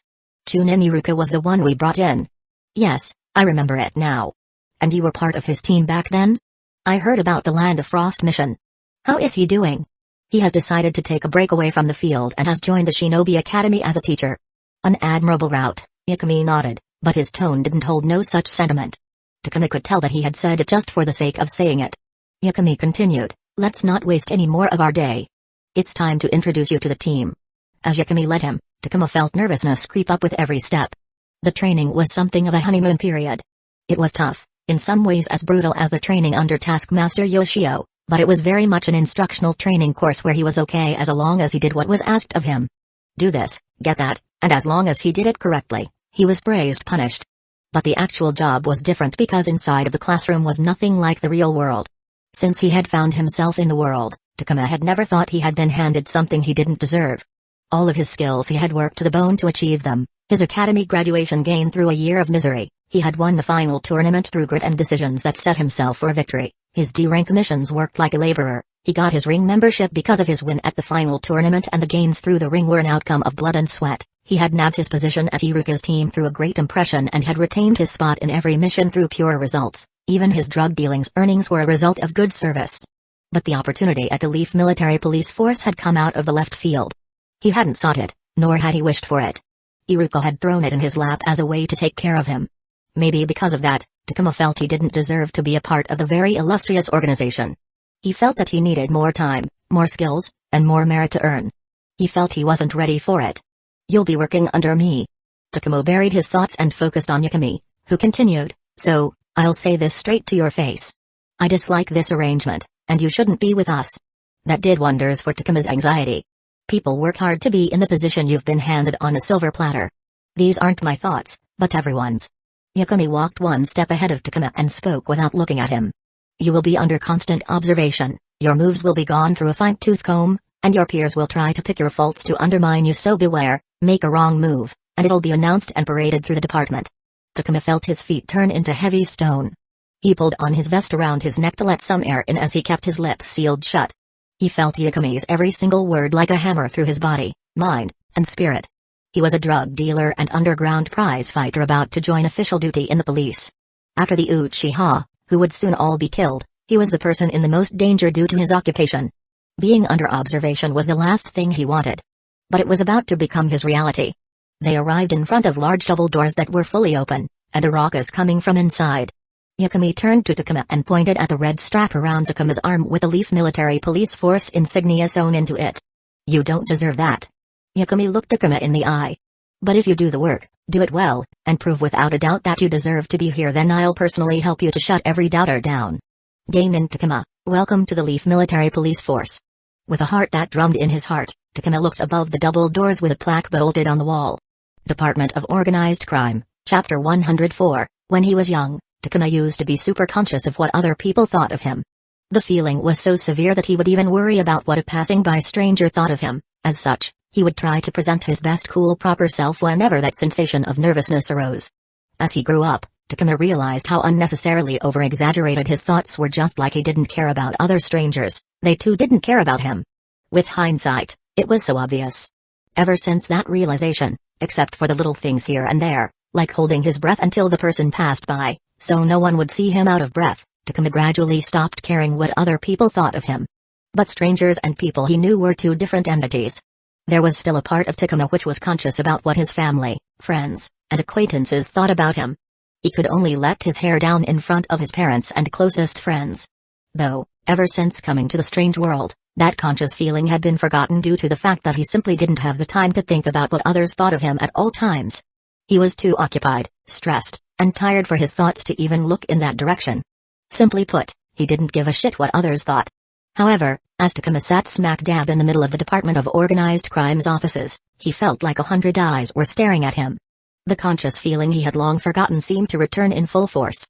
Takuma no longer had any doubt about Yakumi's words about people looking out for his every move, because it had only been half an hour since he had joined the department, and it was already this bad. Yakumi had to step away due to some urgent matters and had asked Takuma to set up his desk until he returned to give him a tour and brief him on his duties. In that time, not a single person had came to converse with him, not even as much as a welcome.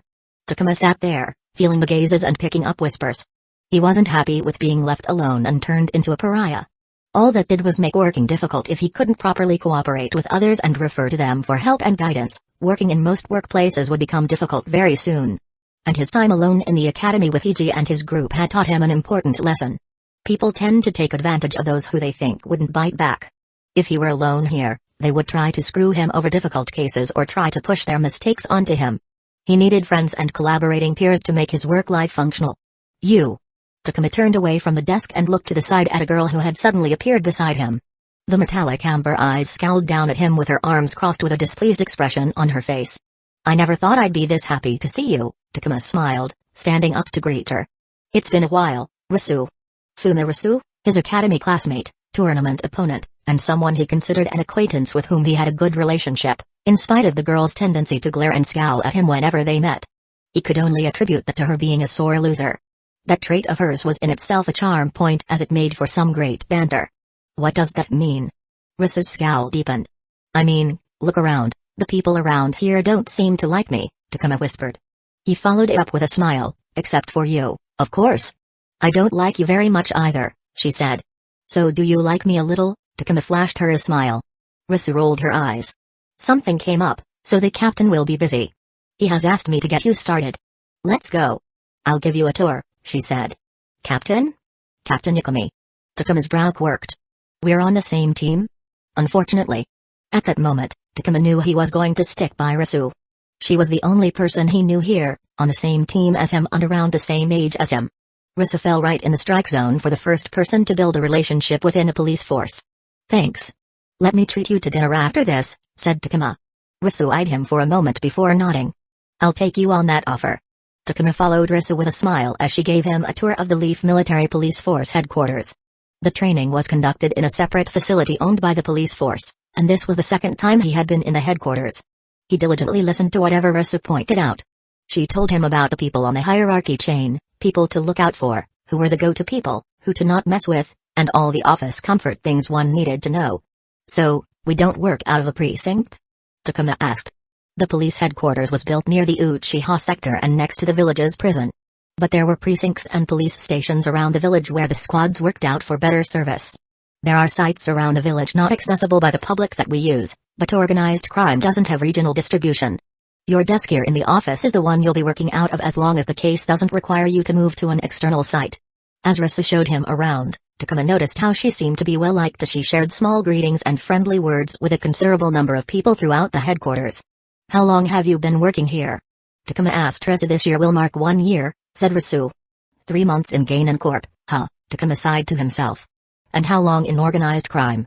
He asked. 7 months. You had 5 months in training? Takuma asked, surprised. The training he had was the same given to Uchiha allies like Funa clan. As such, Risu should have the same 2.5-month training he had. I didn't have a training period. It was already decided from long ago that I'd be in the police force somewhere down the line, so I was given the basic training before I was a Gain-in. I was in the department of shinobi fraud before I moved to organized crime. Takuma gazed at her back. He mused if he should read into the words and between the lines. From how she phrased it, the choice was made for Risu without asking for input. Was she in the police force against her choice? Parental pressure, perhaps? He also noted that she had gotten the training beforehand, making him wonder if that was the norm for the Funa clan or if Risu was special in some way. He decided to look into that. That's why everyone dislikes you, Risu said, glancing back at him. It took half a year to get the people to warm up to me, and at least I did 5 months in shinobi fraud before I got transferred to organized crime. You hopped into organized crime without doing time anywhere. It's like you didn't pay your dues, she said. Any tips? They're pissed, so don't try to worsen their impression, she said. The only way to make people like you is to do your job. If you make a mistake, own it and try to correct it, take responsibility and show a willingness to learn and help. Eventually, they'll warm up to you. She sighed. I'll help you, try not to worry about it. They eventually ended back at the organized crime offices, where Takuma once again felt eyes on him. Do you have any other questions before I run you through the case you'll shadow me on? Risu asked. Yeah, just one question. Do we have a narcotics department? Takuma asked, sounding as nonchalant as possible. Narcotics? No, we don't have a separate one. Organized crimes handle narcotics, Risu said as she searched for a file in a pile on her desk. Why? Do you want to work on drug cases? I don't know, maybe, said Takuma as he stared at the workplace he would be working in. Takuma dragged his feet back to his house after a hectic first day. It wasn't the toughest day he had experienced, but the first day in a new environment drained his energy as quickly as a plug at the bottom of a tub. He deposited himself in a chair in his living room and completely slumped as he stared at the wall littered with papers. He then glanced at the 4 large rectangular packages, each more than half his height. He stared at the packages for a good while, his mind protesting against getting up, much less doing work. But with a mighty groan, he lugged himself off the chair and started to pull off the pages, and sticky notes stuck to the wall one by one and sort them on the small dining table. After half hour, the wall was clean, with stripes of paint missing due to the tape and adhesive used to stick the pages to the surface. Takuma walked to the packages and tore the brown covering away to reveal a corkboard. He took out his toolbox, and measured the corkboard and wall twice each before hammering the nails into the wall. He then took the new 4 corkboards and placed them side by side to make one large cork surface on his notes wall. He walked to the other side of the living room, where a stack of stationery sat in the corner. He took out a sticky notepad and wrote down words on it as he walked to his new wall and stuck paper in the middle of the corkboard with a thumbtack. Organized crime. He had walked himself into a lion's den. Organized crime handled narcotics-related cases. In the months he had been working as a drug dealer, he hadn't been blind to what was happening around him. Inomoto's and Riz business was fairly organized, with everyone doing their role as cogs in a larger machine which made the entire operation run with a profitable smoothness. He always knew the risks associated with it, and his Toby persona, along with his multiple dealer identities, were there to safeguard him. He was confident with how he conducted business to know that he wouldn't be the cause of a potential downfall. However, he didn't have that confidence for factors outside of his influence. The other dealers, Ru, Inomoto, and other competitors. They could screw up and cause him, the little guy, some serious trouble. He needed more protection. And now that he was inside the source of danger, it provided him with an opportunity to access a place that others wouldn't even dream to get their greasy paws on. Takuma didn't know how valuable his position was, but he knew that it was valuable. However, he was willing to find out. Chapter 105, Takuma walked into the room, minding where he stepped and what he touched. The room was a bedroom, twice as large as Takuma's bedroom. It also had much more personality to it due to personal knickknacks, items, and how everything tied together to showcase the owner's personality. Speaking of the owner, she was right in the middle of the room, lying down on the bed. In the pool of her blood that had long soaked into the silky soft sky blue sheets. "That's a dead lady," he muttered with a disgusted face, not because of the dead body but because of the putrid smell that had seeped into the bedroom. The body had reached the point in putrefaction where the smell started to become horrid. "Way to state the obvious," Risu remarked snarkily, but her eyes were transfixed on the dead woman. The young woman, who seemed to be in her mid-twenties, had a ball of cloth stuffed in her mouth, and just below her chin was a dagger stuck in her neck from which all the blood had dribbled down her neck, clothes, and bedding. "A robbery gone south?" Takuma commented. "From the looks of it," said Risu, fanning her notepad in front of her face. The wardrobes and closets in the room were all open, with clothes and items thrown out on the floor. The entire house mirrored the bedroom with things sprawled as if someone had raided the home. Risu glanced at Takuma. "This is your first time at a murder scene. How are you feeling?" Takuma stared at the lady. It was a gruesome sight, one he would have preferred not to look at all, but at the same time, he couldn't take his eyes off the dead woman. Perhaps it was because of all the crime scene photographs he had seen during the training, but Takuma doubted that was the reason. "I'm feeling fine," Takuma said. He simply observed, taking every aspect of her through his eyes. "Enough chit-chat, let's get to work." Takuma and Risu looked to the bedroom entrance as a young woman in her early 20s entered the room. She had short cropped black hair and the standard Uchiha onyx eyes hidden behind red shaded aviators with a shiny red bead earring hanging from one ear. Uchiha Kano, another chunin in the police force, was part of organized crime. She was one of the senior officers under Yakami, who was a captain. Down the ladder, Takuma and Risu were junior officers. The police force had the policy that everyone had to be dressed in the standard shinobi uniform. As such, most of the shinobi Uchiha came out to be low-key, and even outside of duty, he hadn't seen an Uchiha dripped out as to say, but Uchiha Kano with her pixie-cut hair, red aviators, and earring, had to be the most dripped-out Uchiha Takuma had seen. "Takuma, what's the investigation focal point?" asked Kano as she put on her rubber gloves but didn't step near the dead body or the bed. "This bedroom," answered Takuma. There was a method to investigate crime scenes. A homicide had a different investigative approach to that of a burglary, but to ensure thorough process, a few standard steps were outlined in the Leaf Military Police Force Manual to ensure thorough process. The first step to investigating a crime scene is to establish the scene dimensions. To do that, they had to define the investigation focal point, the area where the crime occurred or the victim was found, the main area of disturbance. Then, radiating out from that point, investigators established an area that is sizable enough to likely contain all relevant physical evidence that may be present. It was easier for investigators to condense the size of a scene at a later point than to discover that sensitive evidence outside the scene had been damaged or destroyed by other responders, media, or onlookers. In addition, potential paths of perpetrator entry or exit were identified. Safety was paramount during the initial approach to the scene. Weapons, biohazards, chemical hazards, and even intentional traps could await the people approaching the crime scene. In this case, the definition of investigation focal point was easy enough due to the nature of the crime. The dead woman was found in her bedroom, and from the blood present on the bed, it didn't look like she was killed somewhere else and then later transported to the bedroom. Yes, the entire house was ransacked, which increased the area substantial evidence could be found, but because a dead body was present, the bedroom was the focal point, the place they would base their strategy upon. Kano hummed. "Who entered the home before us?" she asked Risu. Risu flipped her notepad open. "The landlord and 5 of the neighbors," she said. "The landlord and 1 more person entered the bedroom itself." Kano clicked her tongue in displeasure. The second step in investigating a crime scene was to secure the area. According to the basics of investigations, every contact left a trace. Everyone who entered or exited the scene would add or subtract material from the crime scene, so securing the area quickly was crucial. To control access, the scene was to be cordoned off. In this case, the house was part of an apartment building, located on the 2nd floor.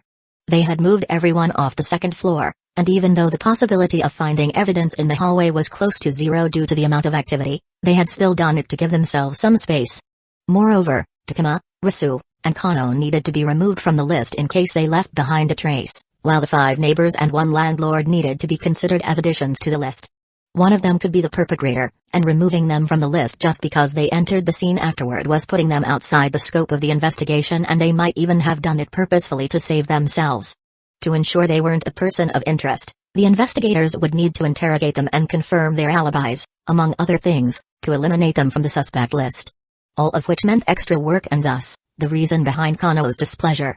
Write down their names and addresses, and ask them not to leave the village anytime soon, said Kano. Already done, said Rasu. Kano looked at them and smirked. Good, then let's chatter, shall we? The third step in investigating a crime was to create a plan. Before any evidence could be collected, the investigators first needed to develop a theory regarding the type of offense that had occurred. Knowing the kind of crime aided the investigation and helped the investigators anticipate the evidence that could be present. In some circumstances, this required gathering information from witnesses or persons of interest. Based on that information, the crime scene team would develop an evidence collection strategy taking into consideration weather conditions, time of day, and other factors. That way, when the investigators collected the evidence, they'd better know what to look for and thus potentially increasing the quality of evidence that might be collected. It's a robbery, said Rasu. But then why kill her? Kano countered before asking, who's she? Mikahirano. Takuma flipped open his own notepad. 26 years old. She had been working as a receptionist at the Green Flag restaurant for 4 years. The restaurant's owner called Hirano's home when she didn't show up to work on Monday and called her landlord when she didn't come in on Tuesday. The landlord went to her home this morning and found her like this. The door was unlocked. According to the landlord, she had been living here for 2 years by herself. And, she doesn't have any family parents past a few years back. Any eyewitnesses? Asked Kano. Takuma shook his head. Nothing we have heard as of yet. She tried to fight back, and the perpetrator killed her in the struggle. Risa picked up the point from before. Takuma looked around, but from the state of the apartment, no sign of struggle was evident at first view. With all of Hirano's belongings on the floor, they would need to clean everything up before they could recognize if there were signs of struggle. Could be, said Kano. She squatted down, gently lifted the dead woman's hand, and checked under the fingernails. She pulled her aviators down her nose and Sharingan came to life. Huh, there's some red down here. She must have scratched the suspect while they struggled. Kano got up and pushed her aviators back up. Alright, during evidence collection, let's look for evidence tied to signs of struggle when we sweep the place. She continued, the question that arises is that if there was a struggle, why didn't any of the neighbors get a whiff of what was happening in here? Risa pointed at the balled-up cloth in the woman's mouth. She couldn't have screamed to the limit with that in her mouth, she said, but we have to consider how the killer got in because the door isn't damaged, and with a struggle, I don't see her inviting the killer in. Maybe she knew the killer, and she let her in, and that's how he got in without problems and was perhaps able to ambush her before she could make a ruckus, said Takuma before pointing at the air conditioner in the room, which was rattling like a pile of screw and bolts. That probably kept the body cold enough to slow down the decomposition and putrefaction and maybe even dulled any noise that might have made here. Kano again stepped to the dead body and began checking for things Takuma didn't understand, so he silently observed, trying to learn. The way Kano had been talking to them was for their benefit, mainly for Takuma's benefit, so they could get better. He was given the opportunity so that he would make the most of it. The body had already entered the stage of secondary flaccidity, said Kano. What's that? Asked Takuma. When someone dies, the body enters the stage of primary flaccidity where all of the muscles in the body relax. All of the muscles in the body relax, eyelids lose their tension, the pupils dilate, the jaw might fall open, skin sags, and the body's joints and limbs are flexible. As muscles relax, sphincters release and allow urine and feces to pass, said Kano. Kano wasn't only a Chunin, a senior officer, from organized crime, which put her on a higher tier than some other senior officers, but she was also a medical ninja, which came in pretty handy during cases involving homicides. Takuma made a face but quickly schooled his expression. Kano continued, as part of primary flaccidity, the body then experiences pallor mortis, algor mortis, livor mortis which you can learn about on your own time. It's rigor mortis which happens next, where chemical changes within the body cells cause all of the muscles to begin stiffening. Takuma, of course, knew about rigor mortis. It was mentioned plenty of times in movies and shows for him to remember what that meant. After reaching a state of maximum rigor mortis, the muscles will begin to loosen due to continued chemical changes within the cells and internal tissue decay. That process is known as secondary flaccidity, she said. During secondary flaccidity, the skin will begin to shrink, creating the illusion that hair and nails are growing. Rigor mortis will then dissipate in the opposite direction. Once secondary flaccidity is complete, all of the body's muscles will again be relaxed. Her body is already losing the stiffness, and if we take in the air conditioner into consideration, I'll say that she was killed sometime on Sunday. We will have to take the body to the coroner to know the exact time. Kano finished and got up. Alright, let's start the photoshoot, and then we'll bag and tag all the stuff. Step 4 to crime investigation was to conduct a walkthrough of the scene. An initial survey of the scene was then conducted to prioritize evidence collection. Kano walked around the room and identified valuable evidence, and Takuma and Risu took notes and captured initial photographs of the scene and the evidence. The crime scene was documented to record conditions such as whether lights were on or off, the position of shades and doors, the position of movable furniture, any smells present, the temperature of the scene, etc. Takuma was the designated photographer. He wasn't good enough to click award-winning shots, not even enough that people would use his photographs as their wallpaper or put on posters, but he had gotten good enough with a film camera to click some dank crime scene photos and to click them quick enough that he wasn't getting in the way. After Kano was done pointing stuff out, they moved onward to step 5, which was to document everything related to the crime scene which garnered interest. Takuma, being the photographer, had to do it in a certain way. Every identified piece of evidence was to have 3 photographs: an overview shot, the entire crime scene, an establishing shot, to properly show the location of the object of interest with respect to everything else, and a close-up shot, to show any details of interest. Numbered tags along with a scale were present in the photographs as well. On the other hand, during the evidence collection process, it was crucial that the crime scene investigator followed proper procedures for collecting, packaging, and preserving the evidence, especially if it was of a biological nature. The body was taken early during the process and sent off to the coroner's officer, who had total authority over it and had to prepare the reports regarding the death. After they were done, the last step was to conduct a secondary survey and a review to make sure they hadn't missed anything, and as a quality control step. And that was step 1 of the crime investigations. They still had to do so much more before they could come even close to closing the investigation, and with it, the case. Chapter 106, She Didn't Let Her Attacker In. Takuma slapped crime scene photographs on Risu's table. Whoever it was, they broke in. Risu looked away from presumably a file from another case. She squinted her eyes as she regarded the photos that were shots of Makuhirano's, the victim, front door lock. "What am I looking at?" she asked. Takuma pointed at the photo, specifically the scuff marks and scratches around the face of the lock. "It's obvious from the color of the scratches on the lock that they're new. The landlord told us the door was open, so it's clear that he didn't try to break in, and he's the landlord. He would use a key if he wanted to enter, which means it was someone before the landlord. Whoever it was, they weren't good at it, as they tried to force the lock open instead of picking the pins inside." "You can tell that from scratches?" Risu asked, skeptical. "What if she was drunk and made those scratches with her keys when she was trying to enter her house?" Takuma went silent for a moment. He looked at the photographs, and from the angles he had taken, he couldn't tell if there were damage to the lock.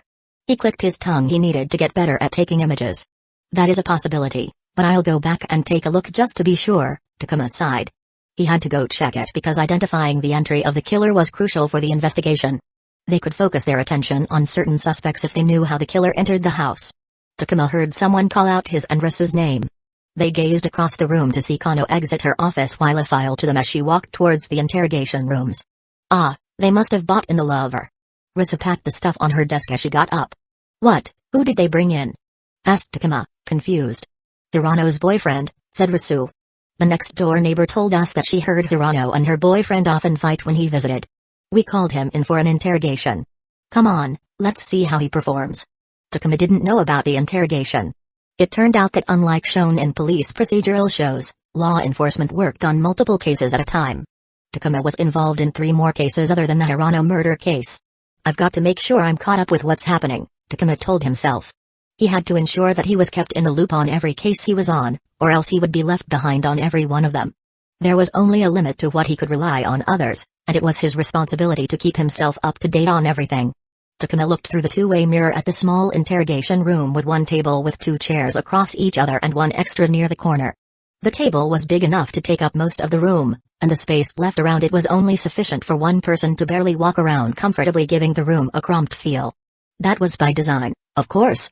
There were a few different types of interrogation rooms designated to and modified by organized crime, and this one was to make the person being interrogated as uncomfortable as possible so they couldn't relax. And right now, inside the interrogation room, Kano sat with Hirano's boyfriend while Risu and Takuma watched them from the viewing area on the other side of the mirror. From the looks of it, Hirano's boyfriend looked like a usual chap, if not a little blue. But that'd be expected. His girlfriend had been murdered, and from the looks of it, their last conversation had been a fight. A part of Takuma's mind felt sympathy for the guy, but the other part regarded the boyfriend as the potential killer. It was a type of mental conflict new to Takuma. He couldn't say he was a fan of it. "Where were you last Sunday?" Kano's voice came through the speakers in the viewing area. "At my home," answered the boyfriend. Do you have someone who can vouch for that? No, I was alone. Kano hummed as she stared at the boyfriend, who squirmed under her gaze. The time of Hirano's death had been determined to be on Sunday, somewhere in the evening. The first step for eliminating from the suspect list anyone was to see where they were throughout the day. The more clarity and detail they could provide about their location and actions on that day, the safer they would be as long as they were away from Hirano's home. I aspire to be like her, said Risu. She had admiration in her eyes as she gazed at Kano and the interrogation. Takuma looked at Kano, who was his supervising officer, with Yukimi as his commanding officer. He didn't know much about Kano, but he did look up to her as much as one would do if they worked with someone who held considerable experience and knowledge over them about a job or craft. Kano was part of a Jonin team out of the academy. After she was promoted to Chunin and her team disbanded, she applied for the police force. Because of her medical background, the higher-ups wanted her to continue working as a field shinobi as a medical ninja, and if she wanted work in the police force, she was given a position in the coroner's office because they suited her skills, said Risu. Given her skills, it made sense, but Kano wanted to work in the police force as a crime investigator, so she fought for the position and started out in shinobi fraud and worked her way to organized crime, all the while facing a resistance from the higher-ups in the Uchiha clan and police force. Takuma looked at Risu and recalled how she also had done a stint in shinobi fraud before moving to organized crime. He mused if Risu was copying Kano due to her admiration. She persevered, and here she is, one of the best investigators and interrogators in the police force. Risu sounded proud. I heard she got offers from Anbu but rejected them because she wanted to work in the police force. Is she really that good? Takuma looked at the interrogation happening in front of him. Unfortunately, he didn't have enough experience with interrogations to differentiate between bad, good, and great interrogations. Of course, she is. Risu gave him a stink eye before the look of admiration returned to her eyes. Ask anyone in the police force, and they all will say the same thing: you can't lie in front of Uchiha Kano. Takuma looked at his supervising officer, and she didn't seem to be doing anything special other than asking questions, writing down the answers, digging through follow-ups, and repeating the process. Her line and direction of questions were sound and solid, but wasn't that what one would expect from someone experienced? Do you know why she wears those shades? Asked Risu. Takuma shook his head. Kano wore her red aviator shades as much as she did not. She wore them both outdoors and indoors, be it during the day or late in the evening. There was no time or place where Kano thought that her shades weren't welcome. Because they hide her Sharingan, Risu said. Takuma's eyes widened as the realization dawned on him. Daily, he was surrounded by people who could use Sharingan, but because he could look everyone in the eye, he wasn't worried as long as their eyes stayed on X. But what about Kano? The first time he had seen her, it was with her shades. And he had quickly made it her default look. He could even say that seeing her without her shades was out of place, like it was weird to see someone who wore spectacles without them. Sharingan doesn't allow the Uchiha to tell lies from truth, Risu continued, but it can do so much more, and Kano has figured out a way to use her Sharingan to tell when someone is lying. I once asked how she did it. Kano said that it was cold reading turned up to 11. Of course, I think she was underplaying it. I've seen it on display. It's like she can read their minds, target and prod their thoughts until they're willingly spilling out their guilt and truth in front of her. It was known in the shinobi circles that the Fuma clan was the Uchiha clan's closest ally. That fact was evident by how many Fuma clan members were in the police force. In the entire village, the Fuma clan might be the one who knew the most about the Sharingan next to the Uchiha clan because of how closely the clans worked with each other. There's no one in the entire Uchiha clan who can use the Sharingan like her, Risu declared proudly. And Takuma would have been impressed if his head wasn't occupied by the thoughts of his interactions with Kano. Had she used her Sharingan on him? Had he unknowingly divulged some of his secrets? Risu smirked. I'm willing to bet she read you on your first meeting. That did wonders for Takuma's anxiety. As in, it made him plunge deeper into it. Maybe Takuma had let his worries show on her face because Risu slapped him on his back. Don't worry about it. If she didn't like you, she would have already called you out, and Kano would definitely not still be working with you, she said. Inside the interrogation room, Kano stood up, exited the room, and walked into the viewing area. She had her red shades in her hands and rubbed her eyes as if fatigued. He doesn't seem to be lying. They fought often, but I don't think he did it. The crime of passion doesn't match what we usually see in crimes of passion. He has some alibi, which should clear him out. However, we can't strike him out just yet. Kano turned to Takuma. Check the alibi out and go ask Hirano's friends if they ever heard or noticed signs of violence on her. What happened to you? She noticed how tense Takuma was. Takuma shook his head, straightened up, and schooled his expression. Yes, ma'am, he said, taking the notepad from Kano. Kano glanced at Risu, who only shrugged. Takuma followed his orders and checked the boyfriend's alibi, which cleared him of suspicion. But before returning to the office, Takuma took a detour to Hirano's house to check his lock theory.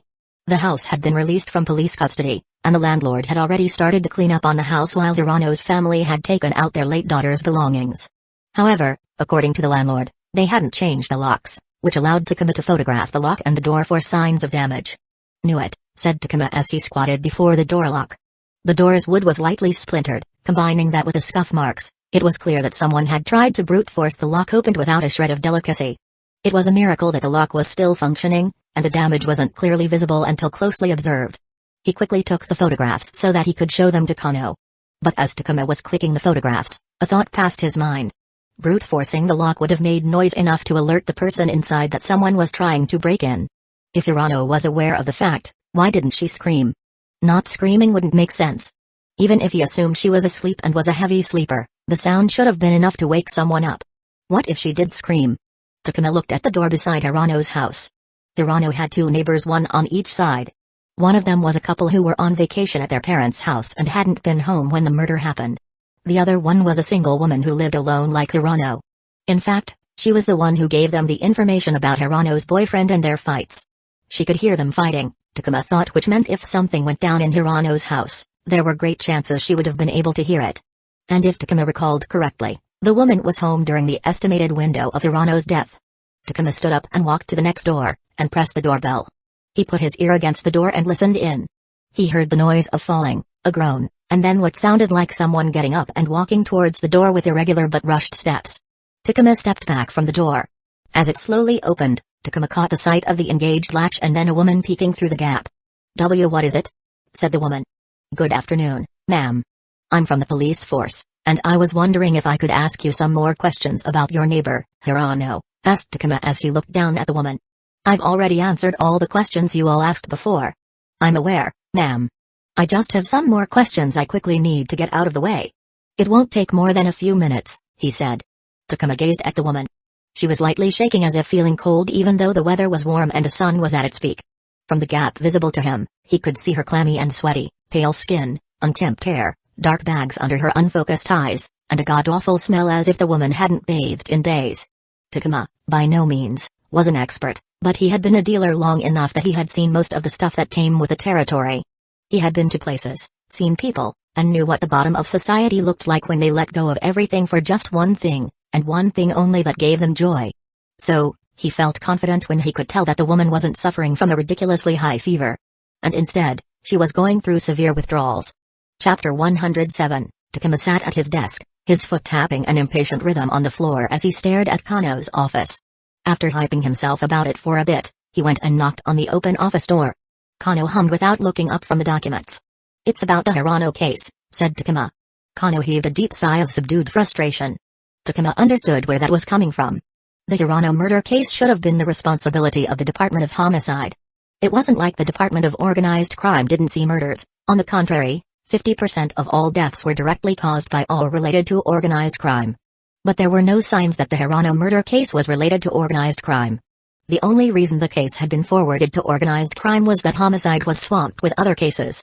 The Hidden Leaf Village was the hub of shinobi, and shinobi-on-shinobi crimes were unsurprisingly high for various reasons. "I believe I have a solid lead to solving the case," said Takuma. Kano looked up. "What is it?" Takuma placed the photograph of Hirano's damaged door and lock on the table. "After checking after the boyfriend, I went back to the house to get some more photos. As you can see, someone tried to force it open, which leads me to believe that Hirano didn't let her killer in willingly. We found blood and scratched skin under Hirano's nail, meaning she didn't sleep through it all, leading me to believe there was an audible struggle. Even if we somehow assume that Hirano didn't make a peep, just forcing the door should have made enough noise. And while I was there, I recalled how Hirano's neighbor was the one to give us the boyfriend tip. And ma'am, the walls are thin. I put my ear to the door and could faintly hear footsteps. A struggle would have been clearer, and he had taken his enhanced hearing into account." Kano leaned into her chair. Takuma had her attention. "I'm assuming this has something to do with the neighbor?" she asked. Takuma nodded. "She's a junkie, ma'am. I questioned her, and the signs of withdrawal were clear as day. It seems she hasn't had a fix of whatever she's hooked to." He gave her a description of what he saw. "And? Are you saying she killed Hirano for money?"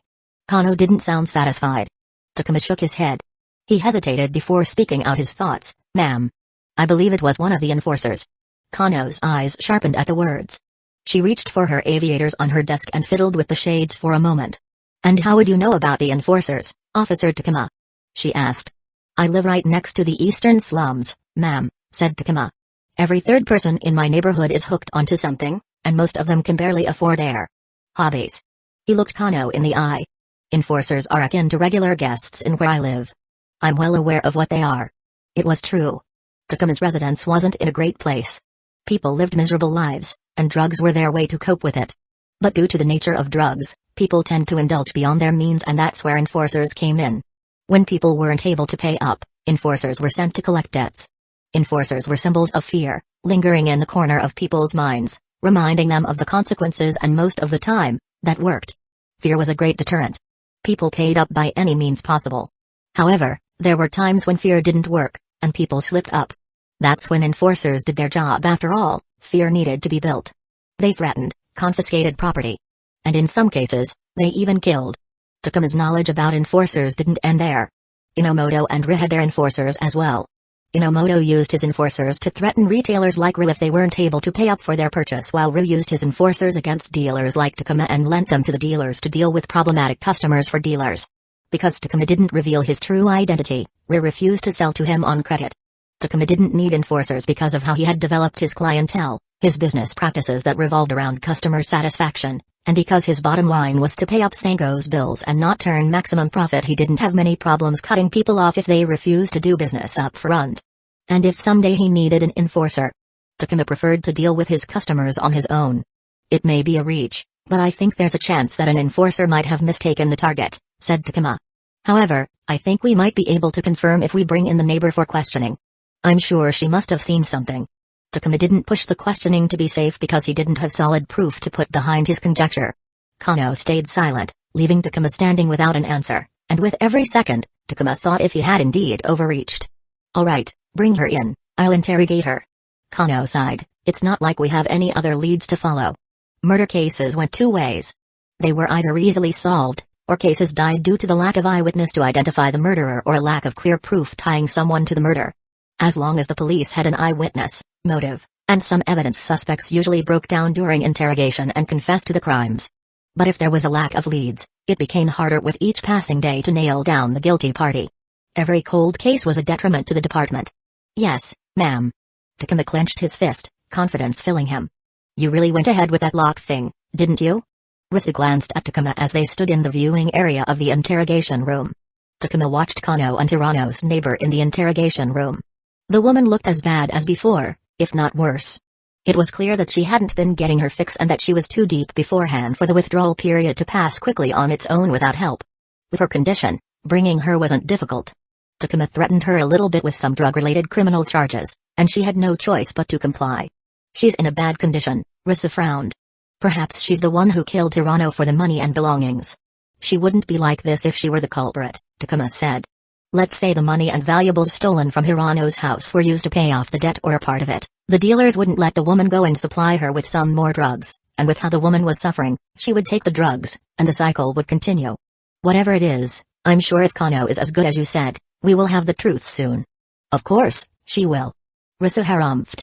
Takuma already had the name of the enforcer. For obvious reasons, he couldn't reveal it due to the source of it. Takuma's Dobi had kept his identity hidden, but that didn't mean he was invisible. Dealers had some level of interaction and awareness of each other, and Takuma was no different. He knew the other dealers, even those who sold different drugs than him. Territory, corners, and customers were an essential part of the drug space, and some etiquette needed to be followed to maintain peace among wholesalers, retailers, and dealers. No one wanted conflict to arise, especially not the people on the bottom rung, most of them who were barely earning a living. Especially not when conflict would attract the police force's attention to them. Unlike many drug organizations that had law enforcement in their pocket, the ones in Hidden Leaf Village operated without any assistance. The Leaf Military Police Force was the biggest enemy. Takuma had prod around, and the answer had come about. Of course, no one could be sure, and even Takuma didn't have any proof, but the probability of him being right was high. It was as Risa said. Kano didn't take much time to get the truth. You were right, said Kano as she entered the viewing area. She was there when the attack happened. She even got a glance of the killer and said she can identify him. Kano looked at Takuma. It seems you were right. It was most probably an enforcer, which we can confirm after we get an identification, and he indeed mistook the target. She sighed, to think it'd be so idiotic as mistaking the target. As it turned out, Hirono's neighbor was in serious debt due to drugs and couldn't pay. When she couldn't get drugs from one dealer, she approached another, offered her body to extend a line of credit, and surprisingly did it multiple times a strawberry, as they called them in the business. The debt continued to pile up. It seemed the people got fed up with her and decided to get rid of her due to her actions. A hit was probably issued. Takuma could see where things had gone wrong. He didn't know where any of his clients lived. He knew their general area of residency, but their exact addresses were unknown to him. He never visited their home as transactions happened elsewhere, so he didn't care. Takuma believed that somewhere along the line, the home address had been miscommunicated. Moreover, there were no nameplates in front of the houses, only house numbers. The killer had gone into the wrong house, not asked any questions as it was a hit, and done the deed without listening to a word Hirono might have said. As soon as we identify him, bring him in, Kano said. Yes, ma'am. The target is Nakaigoru, said Rasu, holding a photograph in front of the three people. One of them was Takuma, and the other two were beat officers who were inducted alongside Takuma but weren't given the same training as him. He's a former Gainian, left the system 3 years ago, and since then has been known to be part of the Haru group, working as an enforcer for them. Gainin were signed to a whopping 10-year contract after they graduated from the academy. Only after that 10 years could they leave the shinobi system to pursue other occupations. Every Gainin was subjected to that contract, and if they were trained after the academy in some technical field, as in medical jutsu and fu-in jutsu, that contract was extended. When a shinobi was promoted to chunin, that contract was extended even further, and the same for jonin. Every year, Gainin left the shinobi system throughout the nation. Some went to be employed by private organizations or whoever could pay them, and the market existed as these ex-shinobi were cheaper, but they were also less skillful. Others switched their occupation altogether and did something unrelated to the shinobi world. There were also people who ended up joining illegal organizations who wanted shinobi in their ranks to boost their strength and standing. Especially in the Leaf Village, every criminal organization worth its salt had ex-shinobi, or even current shinobi, in their ranks so they could survive. Nakaigoru was one of those ex-shinobi and was employed by the Haru group and was involved in many illegal activities. Drug peddling being one of those activities. He comes to the casino every Wednesday, Risu pointed at the building in the distance. He's in there right now, and according to the intel, he will be out in some time. When he gets out, we will bag him. Officer Takuma and I will take charge. She turned to the beat officers. Well, you two will provide backup? I don't believe there will be much of a problem with our numbers, but let's be careful nevertheless. After the briefing was done, Risu turned to Takuma, who was checking his gear. Nervous? She asked. Not really, Takuma shrugged. Well, I'm worried about civilians getting involved. Risu narrowed her eyes. She thought he would be nervous about a potential combat situation, but from the looks of it, he looked pretty relaxed. She wondered if he was experienced and then recalled the rumors about the Land of Frost mission, which had been working its way around the department. She didn't know the details, but from what she had heard, there was a clash. Perhaps that's what gave Takuma his confidence. Risu trailed off when she noticed Nakaigoru exiting the casino. Get ready, let's finish this quickly, she said. Takuma nodded, his eyes following Goru like a hunter stalking his prey. Chapter 108, Nakaigoru. Goru had an average height but had a build so wiry that it looked like he hadn't eaten in weeks. Upon hearing his name called, he looked back at Risu standing a few feet away from him. His eyes went to the Leaf Military Police Force's red armband around Risu, his face turned displeased. Standing behind Risu was one of the beat officers, giving Goru a stink eye. Risu caught Goru's reaction and was prepared if he ran away, but she didn't make any hasty movements. How may I help, officer? Goru's tone didn't hide his disregard. We'd like you to come with us for a talk, said Risu. Goru's eyes narrowed. May I ask what this chat is about? He asked. No, you may not, replied Risu. Then let's do it some other day, officer, I'm busy today. Goru turned to walk away. I'm afraid you don't have a choice, said Risu as the sound of metal clinked from the heavy handcuffs with thick bracers in her hands. You're under arrest. Goru paused and turned his neck to eye the handcuffs in Risu's hands. He then continued walking without sparing another look at the two officers. And before Risu could say anything, Goru unclenched his fist for a ping-pong ball-sized smoke bomb to drop on the ground, and before anyone could react, a wall of smoke rushed out, blocking out the part of the street. A wave of panic immediately hit the area and the screams of civilians as they ran away from the smoke. Risu took out her walkie-talkie from her person. We got a rabbit. She yelled. She ran through the smoke and barely spotted Goru jumping over the wall. She kicked the pavement and shot forward toward Goru, who immediately swerved into the narrow alleyways away from the main street. Risa clicked her tongue and followed him in. This part of town was crowded with old planning codes and poor construction, making buildings crowded, with lots of narrow alleyways and tight streets. Every corner was a chance for Goru to disappear and get away. It was a chase where Risu had to be on his tail, as a moment of delay could potentially allow Goru to escape. Goru took a sharp turn to the right, Risu followed, retrieved shuriken from her bag, and the moment she turned right, a volley of shuriken cut through the air for Goru, but before the shuriken could bite into Goru, he slid down on the ground. The shuriken flew over him and dug into the stone wall. Goru used his momentum to stand up and ran into another corner without missing a beat. Risa gritted her teeth and pushed harder, but the moment she turned the corner, there was a puff of smoke, and two Goru split up and dashed into opposite corners. Risa faltered. In the rush, she missed the chance to check the shadows on the clone. Which one is he? Risa's mind turned furiously. At that moment, the walkie-talkie on her belt crackled to life. You're right. Over. Risa didn't spare a glance to the left and charged into the right corner, and Takuma was correct as she could see Goru's shadow. Goru looked back with a smug smirk on his face which drained and turned into a frown the moment he saw Risa on his tail. He clicked his tongue, jumped into the air, and started climbing the wall. He is coming towards you. Risa yelled into the walkie-talkie. I see him. Over. Goru climbed to the short rooftop and looked around in a hurry to chart a path to follow and escape. He turned his head only for a kunai to enter his sight. He immediately moved his body away, and if it were only that, it would have been fine, but then Goru noticed a burning tag fluttering on the kunai's tail. Shit. Goru immediately jumped away, but he was a beat late, and the force from the explosion hit his back and threw him against the raised ledge of the roof. He groaned but immediately got up and saw Takuma standing 2 roofs away. However, he couldn't take a proper breath as another kunai lined towards him, this one lined with an explosive tag as well. Crazy fuck. Goru jumped down from the roof and landed behind Risu and the officer with her. Fuck you. Goru kicked the officer into Risu before running away with staggered steps. Gah. Risu almost fell but steadied herself at the last moment. You alright? She asked the beat officer. Why yeah. That was all the confirmation Risu needed before she started chasing Goru. He's heading towards the Haru district, Takuma said through the walkie-talkie. Risu clicked her tongue. Goru was from the Haru group, and the Haru district was an informal area in the village that was occupied, controlled, by the Haru group. Risu understood what Takuma meant. If Goru entered the Haru district, they wouldn't be able to get him. Someone somewhere in the area would hide him and cover for him. Even if they tried to look for him, as long as Goru stayed in the Haru district without doing anything stupid, it would be incredibly difficult for them to catch him. Try to cut him off, said Takuma. On it. Risa sprinted faster than she ever had.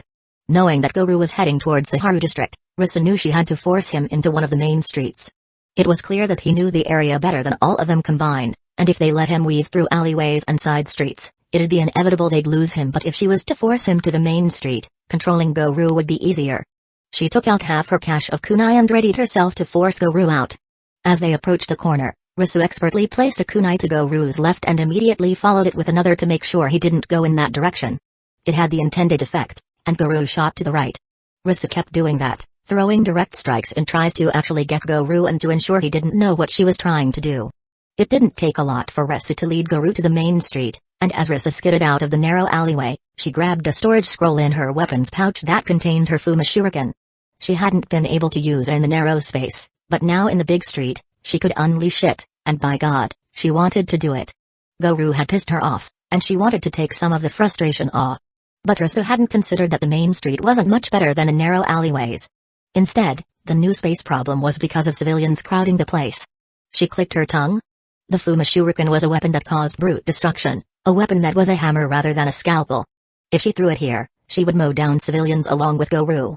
She growled at Goru, but then her eyes went further to the red wooden archway that acted as the entrance to a market and to the so-called Haru district. A crowd of people moved in and out of the market. There was no time to contemplate. The crowd presents another problem.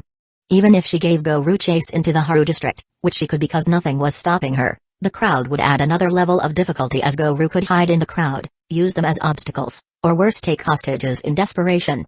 Goru before the rest of the sentence could exit her mouth, a blue blur shot out of a side street and thrashed into the Goru. An exchange of momentum took place. Goru turned into a blur, and Takuma became visible. He had shouldered Goru, who went flying into a building beside the road. The impact cracked the wall and just when Goru's feet touched the ground as he slid down, Takuma was already beside him. He grabbed Goru's face from the front and slammed the back of his head into the wall repeatedly before bending him down to place a devastating knee strike into his liver. Takuma let go of Goru, who fell down at Takuma's feet. As one would expect, there was a large commotion due to the sudden outbreak. People who lived in the Hidden Leaf village had become desensitized to shinobi and the occasional violence that came with living in a village full of mercenaries. One would expect people to get as far as possible to avoid the fighting, but instead, they began gathering around Takuma and Goru, trying to get a look at what was happening. Risa made her way through the viewing crowd to reach the front, where Takuma had already switched from chase and apprehend mode to crowd control mode. He kept people away from Goru, who was completely knocked out on the ground without a hint of consciousness. "You really are vicious, aren't you?" Risa said. He had bitten off her ear while fighting during the tournament, and the way he handled Goru was a bit too heavy-handed. "My experience tells me that an overwhelming force is often the best way to defuse situations and end fights," Takuma said as he tied Goru up and put his unconscious body over the shoulder. "Let's get going. I'm tired because of all the running around." Chapter 109, Takuma watched through the two-way mirror as Kano battered Goru into a purple and blue pulp. The man had bruises so ugly that even his mother couldn't love the swollen and bloody face. Kano had been going at the man for a few hours already, and Goru had already fainted countless times under the interrogation, woken up, and then thrashed again, but the man refused to speak up. The Hirano murder case proceeded swiftly after Goru's arrest. They had blood from under Hirano's fingernails, and after matching it to blood samples procured from the man himself, it was clear beyond any doubt that Goru was the killer. They had the neighbor as an eyewitness, placing Goru on the scene, his blood on the victim, and a charge sheet in the police force records telling a history of involvement in the drug trade. They didn't need anything more to put Goru away for a good few years. Capital punishment existed in the Hidden Leaf village and Land of Fire, but the value of life was much different in a world strife with war fought with superhuman mercenaries. Goru killing one person didn't warrant putting him to death. No, Goru had something else planned for his future. If he were lucky, he would spend time in imprisonment, but that was unlikely. Goru was once a shinobi, and possessed a body strengthened by chakra. Letting an able body be idle in captivity was a waste. Instead, Goru would be sentenced to a few years as an unpaid slave down in the mines, digging for coal or whatever mineral that needed to be mined out. Takuma didn't envy Goru one bit. He had heard stories about how criminals were treated down in the mines. None of those stories had the word pleasant associated with them. Kano left Goru alone in the room and walked into the viewing area. She removed her blood-stained leather gloves and slumped down in the vacant chair. "He isn't opening his mouth," Kano clicked her tongue. They had already got Goru for the murder, but they wanted more from him. Kano wasn't beating the life out of Goru for the fun of it. They wanted Goru to name someone in the Haru group and implicate them for ordering the hit. But Goru had kept his lips zipped. "I would have taken the deal we offered him before," Risa commented. They had offered Goru a lowered sentence, less time in the mine, but he had rejected it and kept his mouth shut, which had led them to use force. They knew the Haru group higher-ups behind Goru, but they needed Goru's willing word to create a tie to them so they could progress the matter. "He's scared," Takuma stared at Goru. "He knows we won't kill him, but that can't be said about the people from the Haru group. If he opens his mouth, even going to the mines for a few years won't be safe." The problem was that Takuma didn't know how to exploit the fear. He didn't know how to either overshadow Goru's fear of the Haru group or relieve that fear on a condition.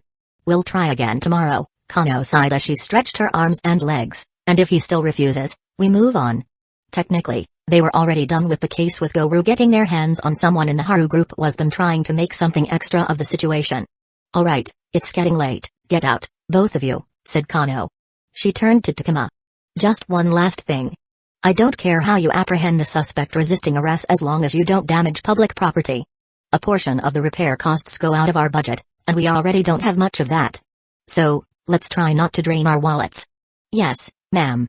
Takuma understood and did a mock salute. He wholeheartedly understood where Kano was coming from. The Hidden Leaf village was always in a state of damage and repair due to the presence of shinobi. Things broke due to careless use of chakra and strength, which made the government spend a significant chunk of the budget towards the maintenance of the village to keep it livable. Takuma sighed. Of course, in the real world, disparities existed. In impoverished areas such as where Takuma lived, funds often didn't make it through, and when they did, they were insufficient and needed to be stretched, which led to the usage of poor construction materials. The roads around his house had new potholes whenever it rained. He could kick down light poles, crack walls, dig holes in the ground, and it would be months before anyone would move their ass to fix stuff. Takuma shook his head and took his leave. He changed into casual clothes in the locker room before heading into the town. Being a shinobi often turned distance into displacement. It was like marking a spot on the mini-map and heading toward it in a straight line. Takuma avoided routes by jumping roof to roof, avoiding stepping on roads, and occasionally watching the people below him. Watching people go about their lives as he leaped over them was one of his favorite sights. He soon reached his destination and threw a black ski mask over his face before entering an old diner from the back entrance. The diner was manned by a mother and her son in his early 20s. The back of the diner could be seen through the kitchen but not by the dining area. Both of them saw Takuma enter, but neither gave him a second glance and went back to work. Both of them were civilians and ran a legitimate diner, but they also hosted one of the entrances to the ring exclusive to staff members and fighters. He didn't know what deal they had made with the ring, and he didn't care. Takuma entered a back room with a huge well-sized hole in the middle. He stepped over the shallow wall and jumped inside. The depth was around 20 feet, and it opened up to a rough tunnel with yellow bulbs lining the ceiling that opened to the familiar corridors of the ring. He went straight to his single-person locker room that had his gear. There was a knock on the door, and Scars exited the room to meet the ring employee. "Ready?" Takuma nodded and slowly walked to the arena entrance. Being rough and heavy-handed with Goru wasn't just to finish things swiftly, it was also to ensure that Takuma himself didn't get injured. As it stood, Takuma's most important asset was his body. If he got injured, it was an annoying hassle until he got fixed. He moved around a lot these days. Furthermore, he already had an occupation that risked his well-being. He didn't want to add another one. Scars. Takuma ran out of the tunnel and entered the cage to the crowd's cheers. He turned a full circle to look at all the people around the arena. It had grown double in size since his first contract days. It no longer came as a surprise to him. His fight spots had improved, making the audience improve naturally, plus, he had a 9-fight win streak, attracting the gambling audience to him. Takuma stretched his back and rolled his shoulder as he turned to face his opponent, only surprised to see a young teenager standing across from him. 99% of the people he fought were young adults, and there were sometimes people on the cusp of adulthood, but he hadn't had someone as young as the guy in front of him. From the looks of it, his opponent couldn't have been older than 16 years old. The question was, why would they pit someone as young against him? This was the 19th fight on his second contract, and he had won 14 of them, a stellar record. And if you include his 42 previous wins, he was still cruising on a 60% win percentage. And going against him is the Fall Hornet with a record of 13-15. Not even 36 fights, Takuma frowned. Takuma put the thoughts aside as the announcer exited the arena and turned his attention to his opponent, Fall Hornet. The fight was in the taijutsu category, which somewhat explained why someone like Fall Hornet had been matched against him due to Fall Hornet still being an inexperienced fighter, but it still didn't weigh against him. The moment the doors fell down, Takuma shot toward Fall Hornet, who assumed a stance instead of creating distance between them. If Takuma was Fall Hornet, he would have made a distance between them, given the gap in their record, but seeing that Fall Hornet assumed a stance, he was either confident or inexperienced. For a moment, Takuma wondered if there was something strange with Fall Hornet and that the guy might be one of the prodigies, perhaps even someone who was in a Jonin team. But he put that aside almost immediately. He was on the attack, and hesitating while on offense was the last thing one should do. He planted his foot on the ground as he pivoted and lashed out a spinning hook into Fall Hornet's side, who went for an arm block. Fall Hornet's legs couldn't keep him on the ground, and he went flying to the side. Takuma stepped on the pedal and chased after Fall Hornet as he tumbled and rolled on the ground while trying to regain his balance. Fall Hornet regained control and slid back on one knee and one foot. But when he looked up, Takuma came down at him with a punch that knocked him down despite having a block up. Takuma didn't miss, feet mounted Fall Hornet on the waist and rained down strikes on his face while Fall Hornet tried to raise his joined arms to block, which didn't go well as Takuma got in most of his punches. Crack. Fall Hornet's mask cracked. Another crack appeared. And another. Until the bottom left quarter broke away, exposing the black ski mask beneath it. Perhaps it was panic from part of the mask coming off that Fall Hornet's arm shot up and grabbed Takuma's hands. The fight slowed down as Fall Hornet gripped Takuma's wrists as the latter tried to push his fists forward. Takuma stared into Fall Hornet's brown eyes, one of which had almost closed up due to the swelling caused by Takuma's beatdown. Takuma felt Fall Hornet's arms shake. He put a bit more force, and the arms buckled as Fall Hornet groaned under pressure. "You should be careful with your hands," Takuma said, his voice modulated with chakra. The next moment, Takuma opened his fist and grabbed Fall Hornet's wrists as he jerked the grip off his wrists. "You'll be in dire trouble if you lose one of your main weapons." Takuma gripped Fall Hornet's wrist tightly and twisted them the wrong way. Fall Hornet's one eye widened. He began to shake and push underneath Takuma while trying to free his hands in desperation. Takuma felt the bones move underneath his grip before he felt the snaps. Fall Hornet screamed as he felt his wrist break. Takuma let one of Fall Hornet's wrists go and launched a brutal elbow strike down on Fall Hornet's face that knocked the lights out of him. Scars. Victory. The announcer screamed. Takuma stood up and frowned down at his opponent. The fight was easy, which was good for him. It meant more money, mission points, and he didn't have to hire Sango for healing sessions, but he couldn't help but feel a bad taste in his mouth. Now, after the fight had ended, it was clearer than ever that Fall Hornet shouldn't have fought him. At that moment, he felt like he was Bishop and Fall Hornet was him.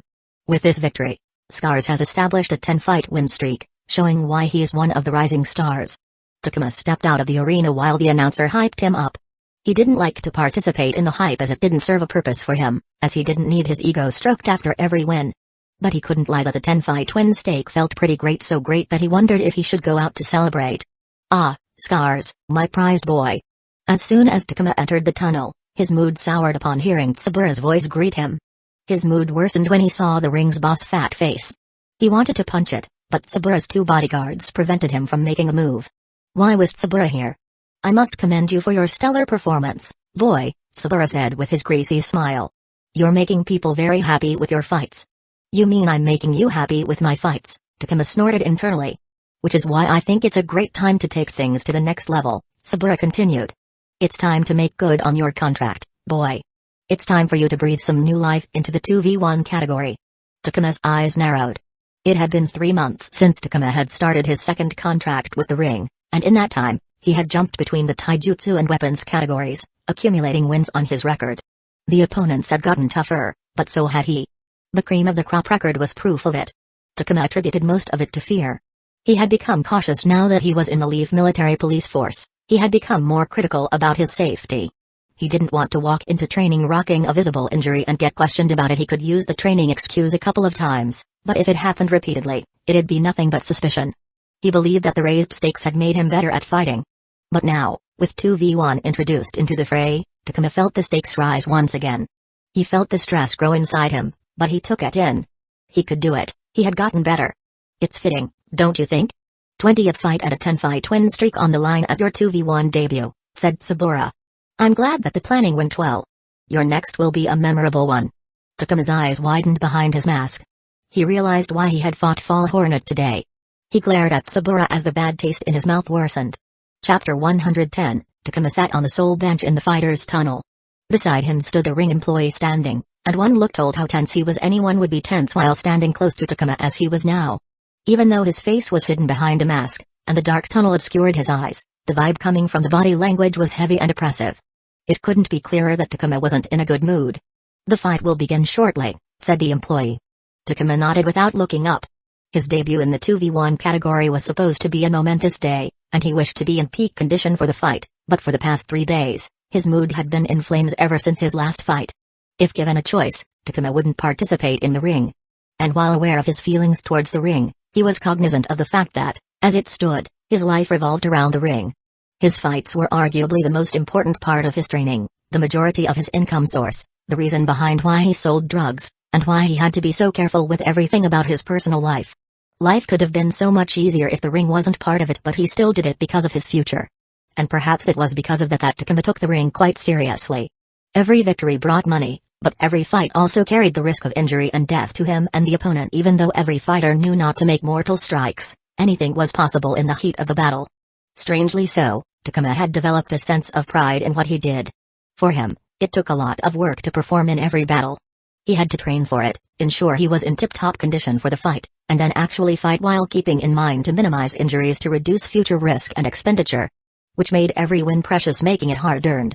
So, when he realized that Tsubura had rigged the fight against Fall Hornet to get him an easy win, that pride of his had been hurt. When he should have been happy for the quick and easy no-injury win, he felt the win was cheap. Takuma told himself he was needlessly caring about it too much, but no matter how much he repeated it to himself, he couldn't convince himself not to feel absolute shit. He didn't think he had been angrier in his life. He felt insulted. It's time, said the employee. Takuma stood up from his bench and walked to the exit. The announcer was finishing introducing the duo fighting him. He closed his eyes and focused on the crowd's noise and cheers. It was larger than usual, perhaps even larger than when he had fought Iron Bull, his biggest fight in the ring. The hype surrounding 2v1 was huge. The arena chosen for it was also one of the larger ones to accommodate the capacity. He hadn't been to the ring since last week, But he had heard one of his clients that he would watch and bet on the fight. Takuma heard his stage name called and walked out of the tunnel sedately. Immediately, the noise levels rose and hit him like a wall. He didn't look at anyone no matter how much they rattled the mesh walls around him, calmly walked into the arena, and only then did he look around, and the crowd was indeed larger, people standing around banging shoulders against each other, screaming their throats out in anticipation of a bloody battle. Takuma had done public speaking a couple of times, and the eyes of the crowd had bothered him, but strangely enough, the crowd in the ring didn't do anything for him. He had fought in front of a paltry group of few and a packed crowd. They were both the same. When there was a person in front of you trying to break your bones or stick pointy metals in your body, there was no time to worry about crowds. He then finally looked at his opponents for the day. Seeing two people in the arena other than him was somewhat strange. He hadn't seen a 2v1 fight due to their rarity. The few times they were held, he wasn't free to go and watch them. Adding one more person made the large arena feel smaller, which was true when you considered how much distance an average person could cover and command. But he did know his opponents. The ring informed the fighters about their opponents beforehand. When Takuma was new, the competition he was fighting was bottom of the barrel, so not much information was available about them. However, as he collected wins and the fights got more formidable, the opposition also rose in quality and thus had more details about them due to their popularity. The ring staff also got friendlier when he signed his second contract, giving him tips and tricks when he dropped by the offices after every fight. Takuma was genuinely able to understand why ring fighters joined teams. He squatted down as he stared at his opponents. Two men. One of them had a simple red circle on the plain mask where the nose was supposed to be, and the source of his name Clown Nose. And his partner for the fight Stone Hands, a name that allegedly came from abnormally large hands, disproportionate to the man's height and better suited someone 7 feet tall, big enough to palm a basketball comfortably. Both of them were on their second contract, each having more fights than him, but they had records worse than him. From what the announcer had announced, it seemed both had a sub 50% win record. It made sense for them to have a worse record than him. It wouldn't make sense from a betting perspective if both members of the duo were of the same level as the solo opponent. A balance needed to be struck so that the audience could see both sides winning, two people working together to defeat a stronger opponent or a comparatively stronger fighter edging out a victory against two people working together in tandem. Only then would the betting odds work. Takuma kept his eyes on his opponents, who whispered to each other. Because of their masks, Takuma couldn't read their lips, and the crowd noise made it impossible to eavesdrop. But he was able to read some of their body language. They haven't made a plan, thought Takuma. He stood up and walked towards them as soon as the announcer began to walk towards the exit. Seeing Takuma suddenly move, Clown Nose and Stone Hands broke their conversation and moved away from each other, taking positions in a hurried manner. As it was Takuma's first 2v1 fight, Saburo had made it in the taijutsu subcategory, meaning weapons weren't allowed. Takuma clenched his fist as his stride widened, and he was sprinting by the time the announcer stepped out. Stone Hands ran forward and stood in front of Clown Nose, who began to move sideways. Takuma saw Stone Hands raise his massive hands into fists, ready in a fighting stance to engage him in a battle. But Takuma didn't slow down, and the moment he was in Stone Hands' range, Takuma leaped over Stone Hands' head, passing him without a confrontation. Takuma didn't look back at Stone Hands and zoned in towards Clown Nose, who was taken by surprise. Takuma did a short hop and planted a spinning kick that was blocked but followed by two more kicks before his feet touched, one of which caught Clown Nose in the hip. Ugh, Clown Nose grunted lightly, but the kick didn't seem to do much damage as he whipped out a punch towards Takuma's face that he dodged by shifting his head to the side and followed by an uppercut body shot, digging his fist below Clown Nose's chest. Clown Nose's body folded, opening up opportunities to deal more damage to Clown Nose, but Takuma was aware that he was fighting two people. He grabbed Clown Nose's shoulders with both hands and fell on the floor, pulling Clown Nose with him before kicking Clown Nose over him. Stone Hands, who was rushing towards Clown Nose and Takuma, was again met by an unexpected surprise when he saw Clown Nose thrown towards him. Stone Hands had no choice but to catch his teammate instead of attacking Takuma. "Are you alright?" he asked. Clown Nose replied. "Why yeah, I'm good. Let's." But before he could even finish his sentence, Stone Hands pushed him to the side. It was because Stone Hands saw Takuma over Clown Nose's shoulder. Takuma took a quick step towards the duo and wanted to hit Clown Nose on his back, but when he saw Stone Hands push Clown Nose away, his eyes flashed, and he simply changed the target. His tensed arm shot out with chakra flowing through the muscles, augmenting a devastating strength in the strike. Bang! Stone Hands' arms raised to block met Takuma's fist. He couldn't stay on his feet and shot back like a cannonball from the force that screamed out of Takuma's chakra augmentation. The crowd raised a crazed ruckus, filling the underground with an energy that could only be seen in a gladiator arena. Despite the successful attack, Takuma clicked his tongue. His skill with chakra augmentation had come a long way since he had first broken his arm using it, and the recent fights in the taijutsu categories especially had helped him grow the skill. While he was far from perfect, and the augmentation still backfired occasionally, his control had surged. And with that skill increase, Takuma added another layer of experimentation to the chakra augmentation. He had begun trying to focus the burst of chakra that surged out on impact in an effort to concentrate the damage into a shorter area. But it hadn't gone that way right now, and instead of the chakra concentrating into a shorter area, it had expanded, thus diluting the damage over a larger area, which had sent Stonehands flying instead of perhaps inflicting a tiny hairline fracture into Stonehands' arms. Takuma didn't ponder the moment and turned to Clown Nose and charged him. They hadn't communicated beforehand, and from what Takuma understood, the best way to manage a 2v1 fight was to separate them and then deal with them one at a time. Clown Nose had enough time to gather himself and was ready when Takuma came at him, and within an instant, they exchanged strikes with speeds that blurred their arms to the untrained eye. Clown Nose screwed a punch into Takuma's side, but not without Takuma striking a palm strike behind Clown Nose's ear. Takuma stumbled a few steps due to the pain in his side, but he bit the inside of his cheek when he saw Clown Nose grabbing the side of his head in pain. He skipped a step forward and launched a taekwondo-styled high side kick that dug Takuma's clipped Clown Nose's chin before digging into the throat. Takuma felt a wave of exhilaration shoot through him that erased all the anger he was feeling from before the fight. He never knew the feeling of landing a satisfying strike before coming to this world, but after over 2 years of learning combat, he cherished every time he got to experience a perfectly executed strike. There were few things that could match that experience. Even before Clown Nose collapsed to the ground, Takuma knew that he was done. And as he expected, Clown Nose crumbled flat down on the arena floor. Takuma turned away from Clown Nose and faced Stonehands. He didn't rush towards, and neither did Stonehands, whose arms were now trembling. Both of them knew that the dynamics of the fight had changed with Clown Nose out of the game. The fight was no longer 2v1. It was now a regular fight, but a regular fight between two fighters who weren't on the same level. Takuma didn't take the foot off the pedal and charged for Stonehands, who shook his hands and got ready for the clash. Takuma took to the air with his legs stretched forward, but before it could hit, Stonehands' giant claws grabbed onto Takuma's leg, and he swung Takuma around with surprising strength. The giant hand wrapped around Takuma's ankle like a cuff. Takuma had his entire balance and momentum stripped from him, but while he was being pulled midair, his eyes were trained on Stonehands, giving him a place to focus. He bent his knees, and before he was slammed to the ground, he snapped a kick into Stonehands' upper chest. Stonehands' grip loosened around Takuma's ankle, but the momentum was already enough to slam Takuma into the arena floor, knocking all the air out of his lungs.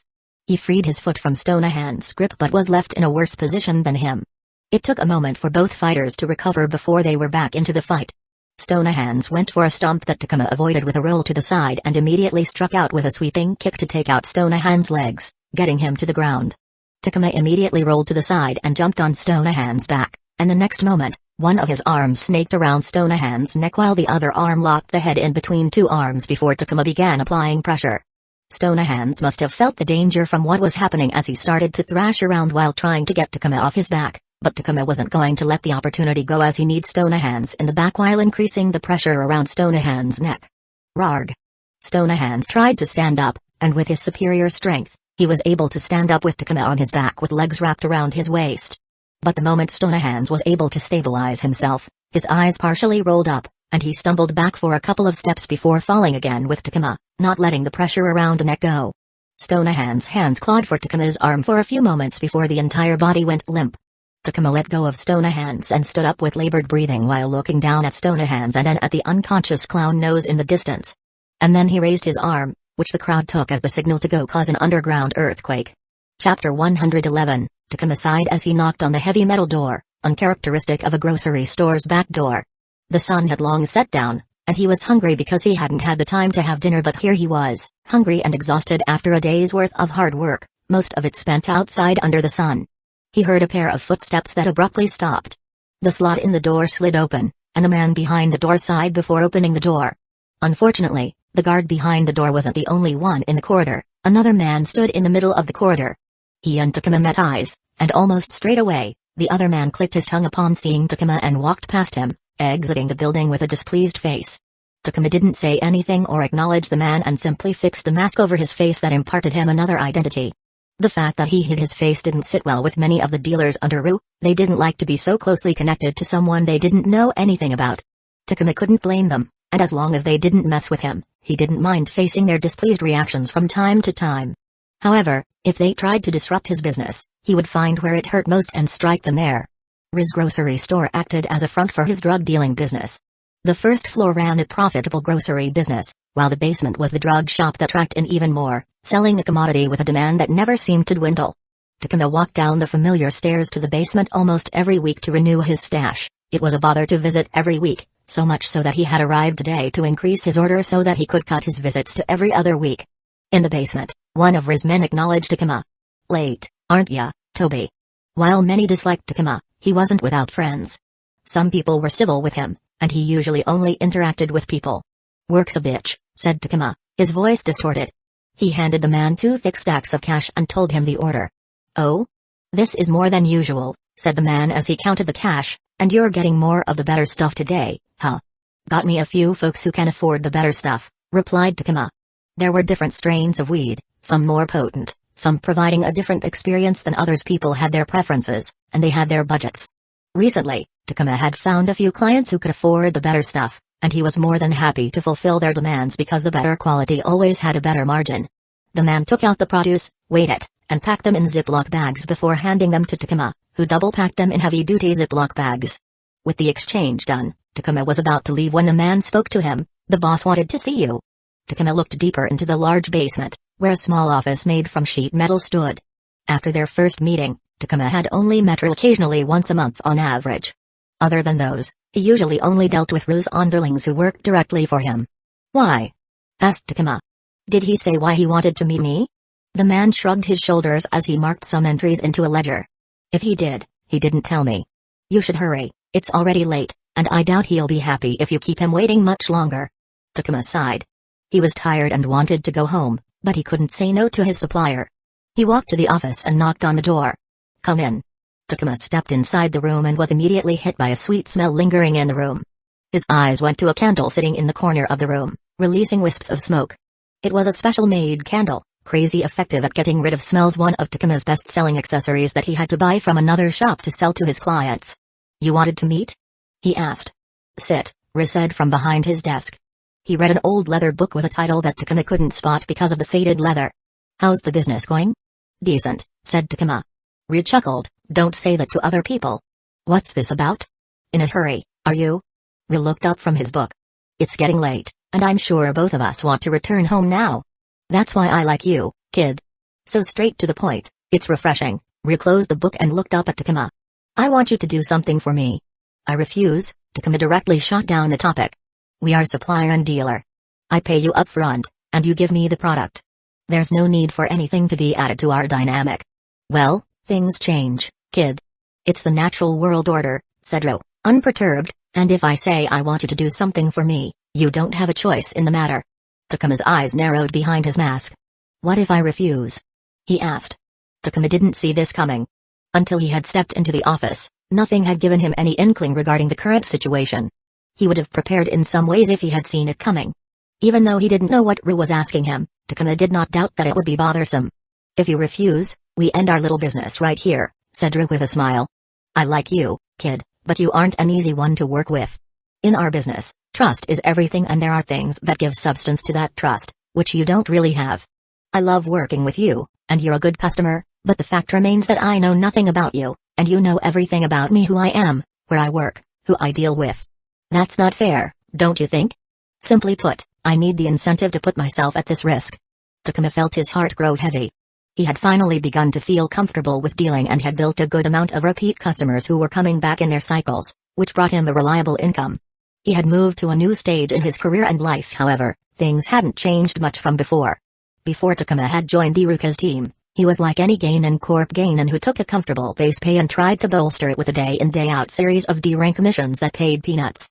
Then Inomoto gave him the ticket to the ring, another avenue to additional income which he didn't see for 3 months, but at that time, he didn't have a need for it, and when the bulk pay hit, he had utilized the mission points to buy himself a new set of shiny jutsu while keeping the cash in the bank to collect some interest. However, that money wasn't given the time to collect, as the entry to the ring's weapons category brought an additional expense in the form of Sengo's treatments. With a bump in lethality, he needed support that would allow him to keep fighting and maintain a normal life, but that support was costly, and it quickly ate into that cash pool sitting in the bank. If it were just that, Takuma wouldn't have many problems.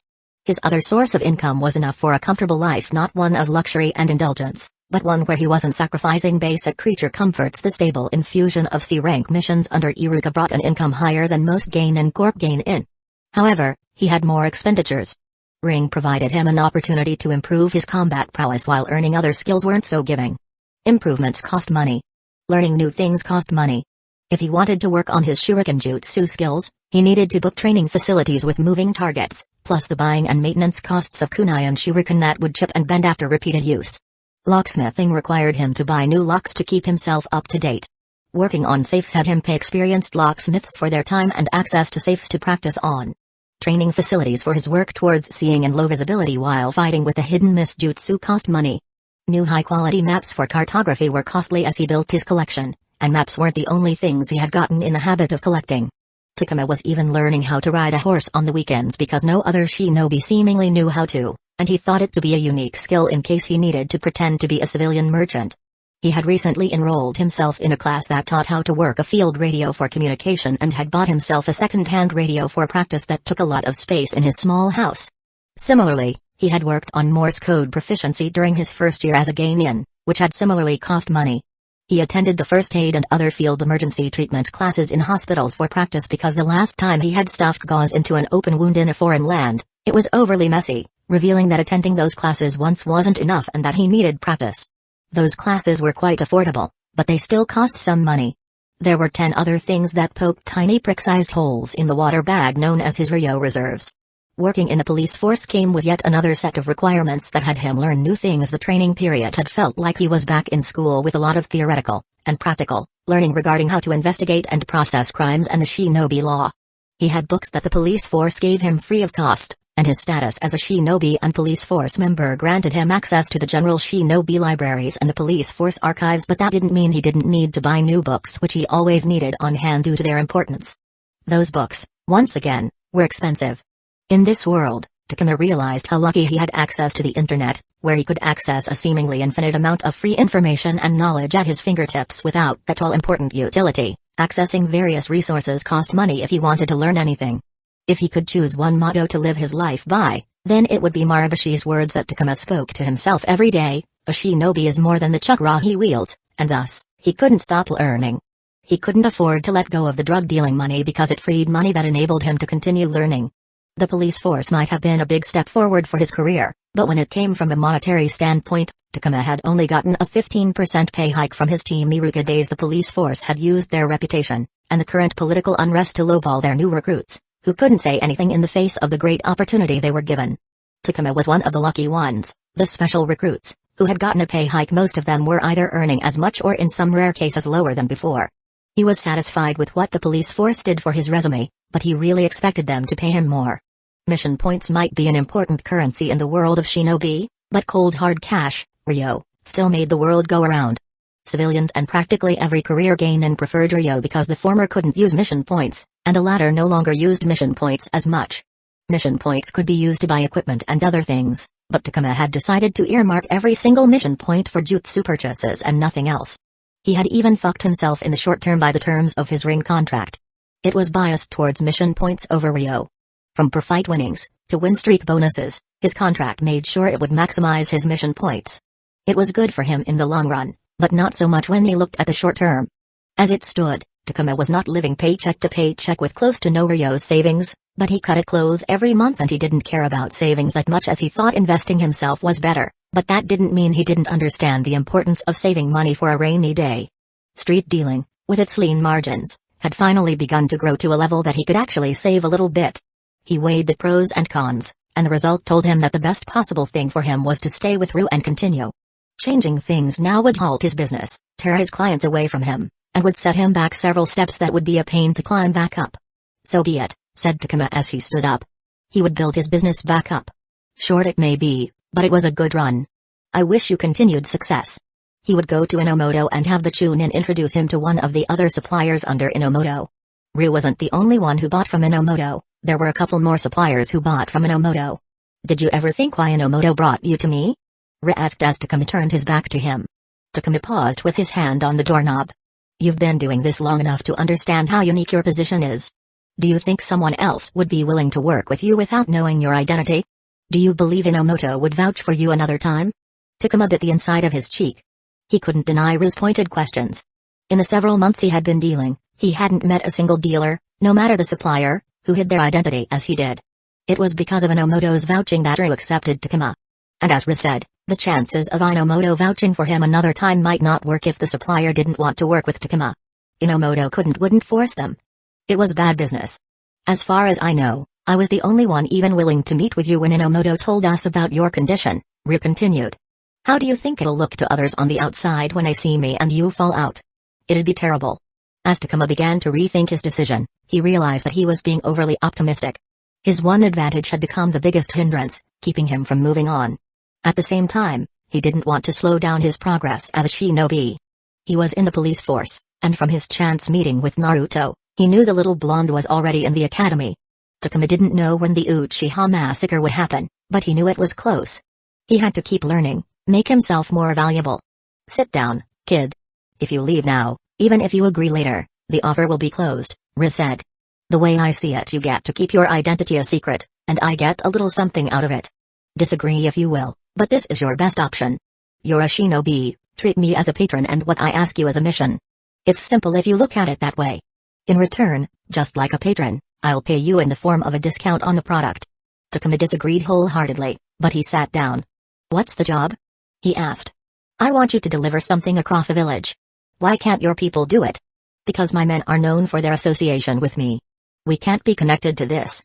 You, on the other hand, are an unknown. Change your look a little bit and drop the package at the destination, nothing more, nothing less.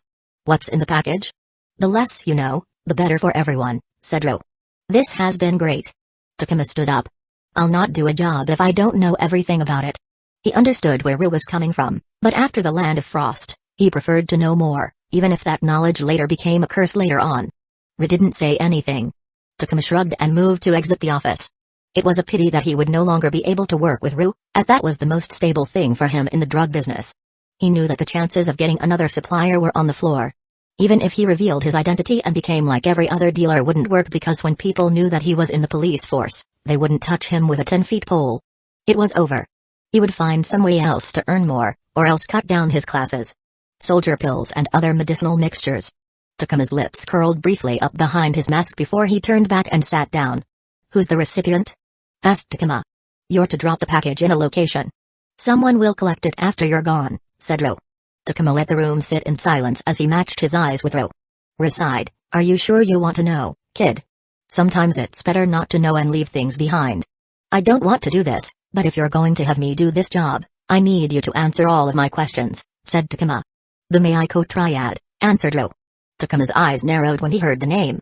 He knew about the Meiko Triads from both his time as a dealer and from the information binders he had to memorize during the police force training period. They were dangerous people, some very not nice shinobi. Takuma's eyes shined. All right, let's do this, he said. I knew you wouldn't refuse me, kid. Ryu's words along with a few chuckles followed Takuma as he walked out of the office. Takuma looked up at the starry sky outside and sighed as he lit a blunt. He had agreed with Ryu, but that didn't mean he was going to do it. From the looks of it, he most probably was going to do it, but not before he paid Inomoto a visit to see if he could get some help from that avenue before he was forced to fulfill his commitment. He felt twice as fatigued as before, but his appetite had been thoroughly killed. Chapter 112, Takuma clicked his tongue as he stomped into Ring's medical room with a nasty cut on his dangling and dripping right arm held into place by his left. A gambit not paying up and instead resulting in failure was one of the worst feelings during a battle, especially when the result was losing the dominant arm and dangerous blood loss. He deposited himself onto a backless stool. Wordlessly, curtains created a boundary, hiding him from the rest of the room. Frustrated about his loss, Takuma removed his mask and chucked it at the curtain. Grumpy today, aren't we? Sango said as she attached the Velcro tabs to seal the curtains. Takuma removed his sweaty ski mask and dropped it unceremoniously on the table.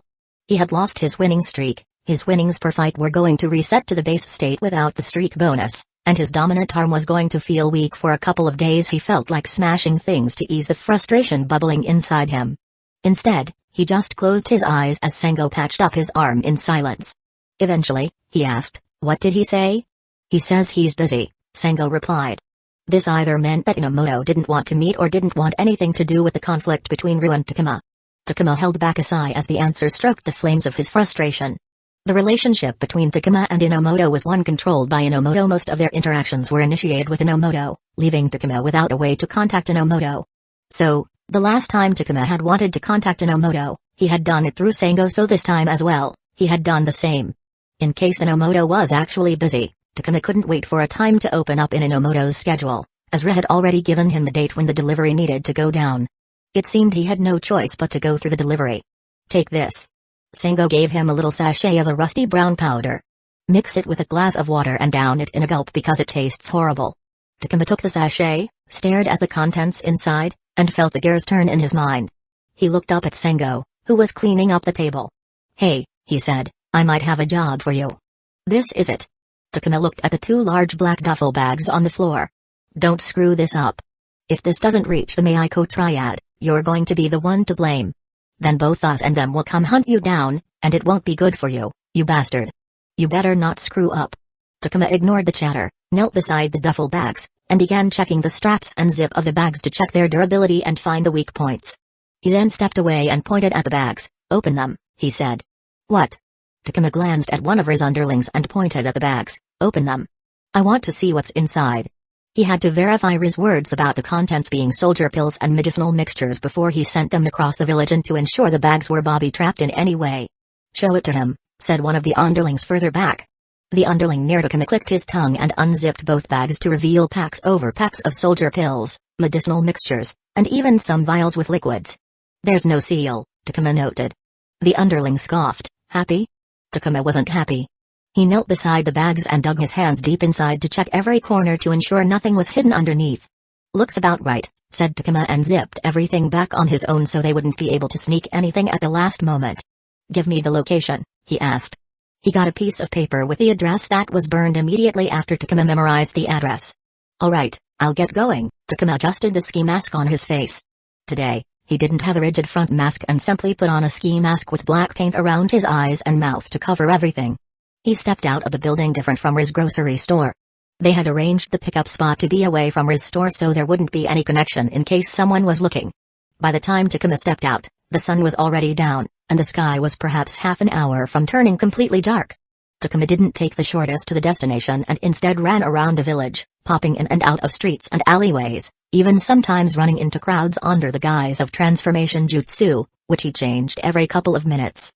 It was a standard practice to lose a tail, which Takuma wasn't sure he had, but he still spent an entire 20 minutes running around the village until he was satisfied that he didn't have someone following him. He couldn't use Earth-style, Earth Tremor Sense Jutsu because of the village's population density and architecture. There were too many people for him to tell if someone was following him, and even if he went somewhere deserted, the jutsu couldn't sense if people were on the buildings. After he was sure no one was following him, Takuma entered a random building and went to the top of the staircase, where he sat down and opened the duffel bags. He took out a couple of the soldier pills, one of each mixture, and took out fresh vials from his person and took a drop or two out of a few filled vials for each medicinal liquid. He sampled everything that was available and stored it on his person before repacking everything, leaving no proof that something had tampered with the product. The quantity of everything was so much that he was sure they wouldn't notice anything was missing. Once he was done, Takuma once again stepped out of the building, and only then did he make a beeline towards the destination. He had only been to this part of the village a few times, and most of it was in passing, but he knew that it was a little inside the edge of the Meiko Triad's territory. Takuma entered the block stealthily, covering his tracks, and applying every trick and tip he had learned in his time as a shinobi. From one street across, Takuma looked at an abandoned building through a pair of binoculars. It was difficult to make out much due to the dark sky and the lack of light, but he wanted to see if there was anyone inside the building. He was asked to drop the bags in the middle of the second floor, after which his job was done. Takuma spotted a half-open window on the third floor and decided it would be his entry point. He hopped on the roof before putting power and chakra in his legs that launched him to the side of the building. His feet met the side, and immediately chakra grabbed onto the surface. He didn't make any noise but still moved into the building in case someone looked up. The building seemed to be like every other dilapidated building Takuma had seen, which was a strange thing to have seen, but Takuma had seen several of them around his neighborhood. He located the staircase and silently stepped onto the second floor, where he couldn't detect any presence. He threw a rock to see if he could make someone hiding flinch, but nothing made a peep or shuffle. After a while, Takuma finally let his shoulders drop and walked to the middle of the floor, where he gently placed the bags before leaving the building the same way he came in. He didn't stop to look at who would come to collect the delivery because he knew that even if someone wasn't inside the building, someone around the block was keeping an eye. He didn't even need to check. If Takuma were confident in his stealth ability, he would have hung around, but he wasn't, and he didn't like the chances of combat in case he was met with multiple combatants in an area unfamiliar to him. It was a pity, but he already got what he needed. The winds that day were cold, bringing a little relief to the heat of the summer. Takuma sat across from Sango in a restaurant of her choice. Of course, like every time they ate together, it was his treat. If it were another girl, he would have only treated someone this much if he was trying to court her, but in the case of the girl in front of him, these dinners were mostly strictly business. So, show them to me, Sango asked after placing her order. Takuma took out the samples he had stolen from the delivery and placed them on the table. Sango picked the pouches and vials and observed them with lazy eyes that had a sharp gaze in them. Can you tell me who made these? Asked Takuma. Possibly, if there isn't anything special about them, but I'd need to test them to know the specifics, said Sango. Why do you want to know? Takuma shrugged, not giving an answer. It'd cost you, she said. I'm ready to pay mission points, Sango interjected. Takuma's eyes sharpened. He wanted to call it off, but at the same time, he didn't have a choice. Sango was the only person he could go to. He knew 2 other medical ninja, but both of them were non-options. He didn't want to involve Enomoto, and he couldn't explain to Taro's dad why he wanted to know where the unknown samples came from. Applying for an identification request in the police force would be too risky if he was asked to explain the origin of the samples. Thus, Sango. Half in mission points, half in Rio, he said. Mission points, she repeated. Takuma wanted to groan but kept his expression straight. Okay. But only if you find a match. If you fail, I won't pay jack shit, he said. Sango glared at him as if she felt insulted. Takuma didn't mind. If he was going to pay in precious mission points, then he wanted guaranteed results. Okay, she said. Takuma narrowed his eyes but shrugged. Sango pulled the menu that she had pushed away earlier and called, "Waiter." This bitch. Chapter 113, Risa stared at the man slumped against the wall with no life in his eyes. The numerous gashes and bruises, the kunai handle sticking out of the chest, and the blood on and around the body told a story of a struggle better than any amount of words could. It was a horrifying sight, but Risa continued to stare in an effort to find the chain of events that had led to this. Turning away from the man, she looked to the middle of the building's ground floor lobby, where another body lay with a sword sticking out gut, surrounded by a pool of blood staining the dirty gray floor. 2 dead men on the ground floor of the apartment complex didn't come as a surprise to her. She had seen many similar situations, especially in the type of neighborhood they were called to. And the blade tracks and shuriken in the walls, soul prints on the ceiling, and light jutsu damage around the scene made it evident they were dealing with shinobi. What a waste, she sighed to herself. Risa saw Kano enter the building and walk to the second man to join Takuma. Is everything done? Asked Kano. Yes, ma'am, Risa replied. Takuma, who was observing the second man, pointed over at the dead body with a pen as he spoke. Brutal. A lot of bruising on the front of the neck. From the lower leg I can tell that the other guy was really trying to hobble this one by striking the calf and knee. And look at this, Takuma pointed at the man's left eye. He even tried to poke the eye out. That other guy was trying to impair him to get in the murder strike. Straight for the liver. Takuma touched the sword blade with his pen, making a ting against the metal. Same for that one, Risa pointed at the man against the wall. Any signs of a third party? Asked Kano. Risa shook her head. No, from the looks of it, only these 2 were involved. The wounds and state of the violence around a scene were congruent to a scene created by 2 people fighting each other. We will have to look deeper after tagging everything to know for sure. Kano squatted by the dead body and observed in silence for a minute before sighing. Well, haven't we seen this before, she sighed. Takuma titled his head. Any identification? Kano asked. We got one of them. Risa held up the shinobi registration card she got from the dead shinobi. Takuma held up the same for the second guy. Good. Yup, this checks out. Let's wrap this up. Kano took the registration cards from them. What was that about? Risa asked as Kano walked away to the other body. Takuma stared at Kano. From the looks of it, he also found her behavior strange, but he shrugged. She will tell us later. Come on, I want to get out of here, he said. Risa frowned. It was Kano who had told them to come to the crime scene to inspect it. And she knew that the homicide wasn't swamped and that they had to shift caseload to other departments. It wasn't that organized crime didn't handle killings. In fact, they handled more killings than homicide due to the fact that there were a lot of deaths connected to organized crime. The fact that Kano had ordered them meant she knew the connection. Why not tell us right away, she thought. We got confirmation on the identity from the 2 we found in the Rabani building, Kano said to Risu and Takuma after calling them into her office. Risu furrowed her brows a smidge. They already knew the two men from their shinobi registration, and they had already gone to their houses and talked to their neighbors about them. She was confused as to what confirmation Kano was talking about. I see you're confused, Kano said to Risu, surprising her. Yes. What's this about, ma'am? Close the door, Kano said to Takuma, who stood up and closed the office door. I will preface what I'm about to tell you by saying that you are not allowed to discuss what I'm about to tell you with anyone outside the force. Don't gossip about it with others if it's unrelated to a case, and if you have any questions, come to me, and I'll tell you what you need to know. Risu was even more confused but stood up straighter as she was about to get some answers. In the couple days of the investigation, the case seemed to be an open and shut case, with the two shinobi killing each other over some conflict. The friends of one man didn't know the other, and neither did their close mission team members and peers, which did raise questions about the reason behind the fight. They hadn't found the signs of a third party on the crime scene, but that didn't mean there wasn't one involved indirectly. The crime scene was called the Reborn building, a cheap apartment building in one of the downtrodden and low-income districts of the Hidden Leaf. Neither men's home were anywhere near the Reborn building, and after some digging around, they found that one of the men was seeing a woman who lived in the building. After they interrogated her, the woman admitted that she knew one of the men but refused to knowing the other one. From the looks of it, she wasn't lying. So, they eliminated the theory of a love triangle gone wrong. One of the theories they were considering was of an assassination. One of the shinobi was asked to kill another one. It was illegal, and the punishments were severe for the person issuing the hit and the assassin, but it still happened here and there in a village full of shinobi. Risu was following that theory and had asked for their bank records to see if she could find something there. They were supposed to be delivered tomorrow afternoon. We will be closing the investigation. Kano's words snapped Risu out of her thoughts. The two killed each other, that's it. What? Why? Risu stood up from her chair. Sit down, I'm not done yet, Kano said. Risu reluctantly sat down and stared hard at Kano, her eyes demanding an answer. Kano sighed. Those two were part of something called the Ring. Do you know what that is? Ring? Risu shook her head. No, what is it? It's an underground gladiator arena where shinobi fight each other in front of an audience for money. Kano's words shocked Risu. Those two were fighters in the Ring, and one of our contacts in the Ring tells us that they had a fight a week back. The loss didn't sit well with Kimoto, and well, he decided to have a rematch.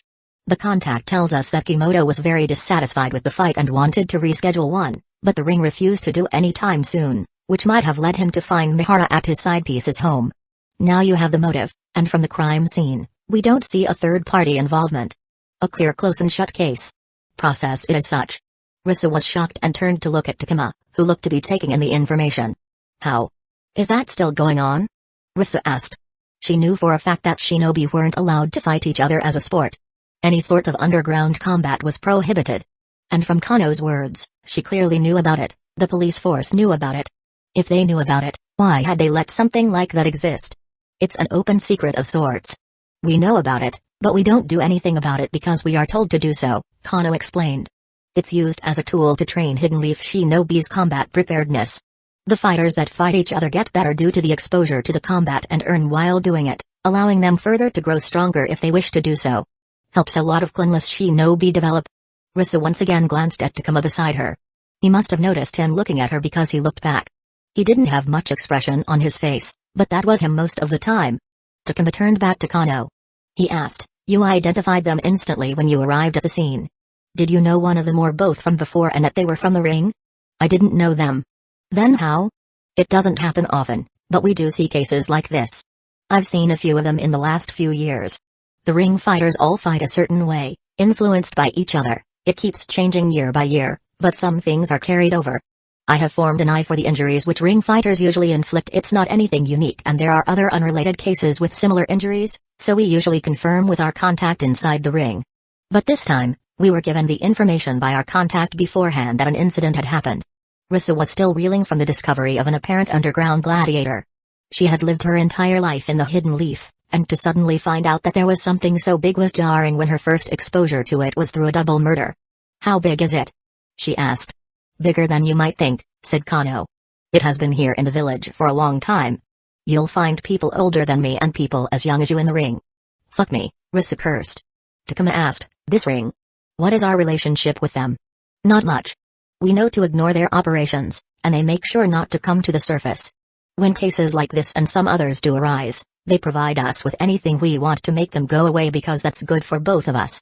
Do we have a list of the ring fighters on file? Takuma asked. Kano shook her head.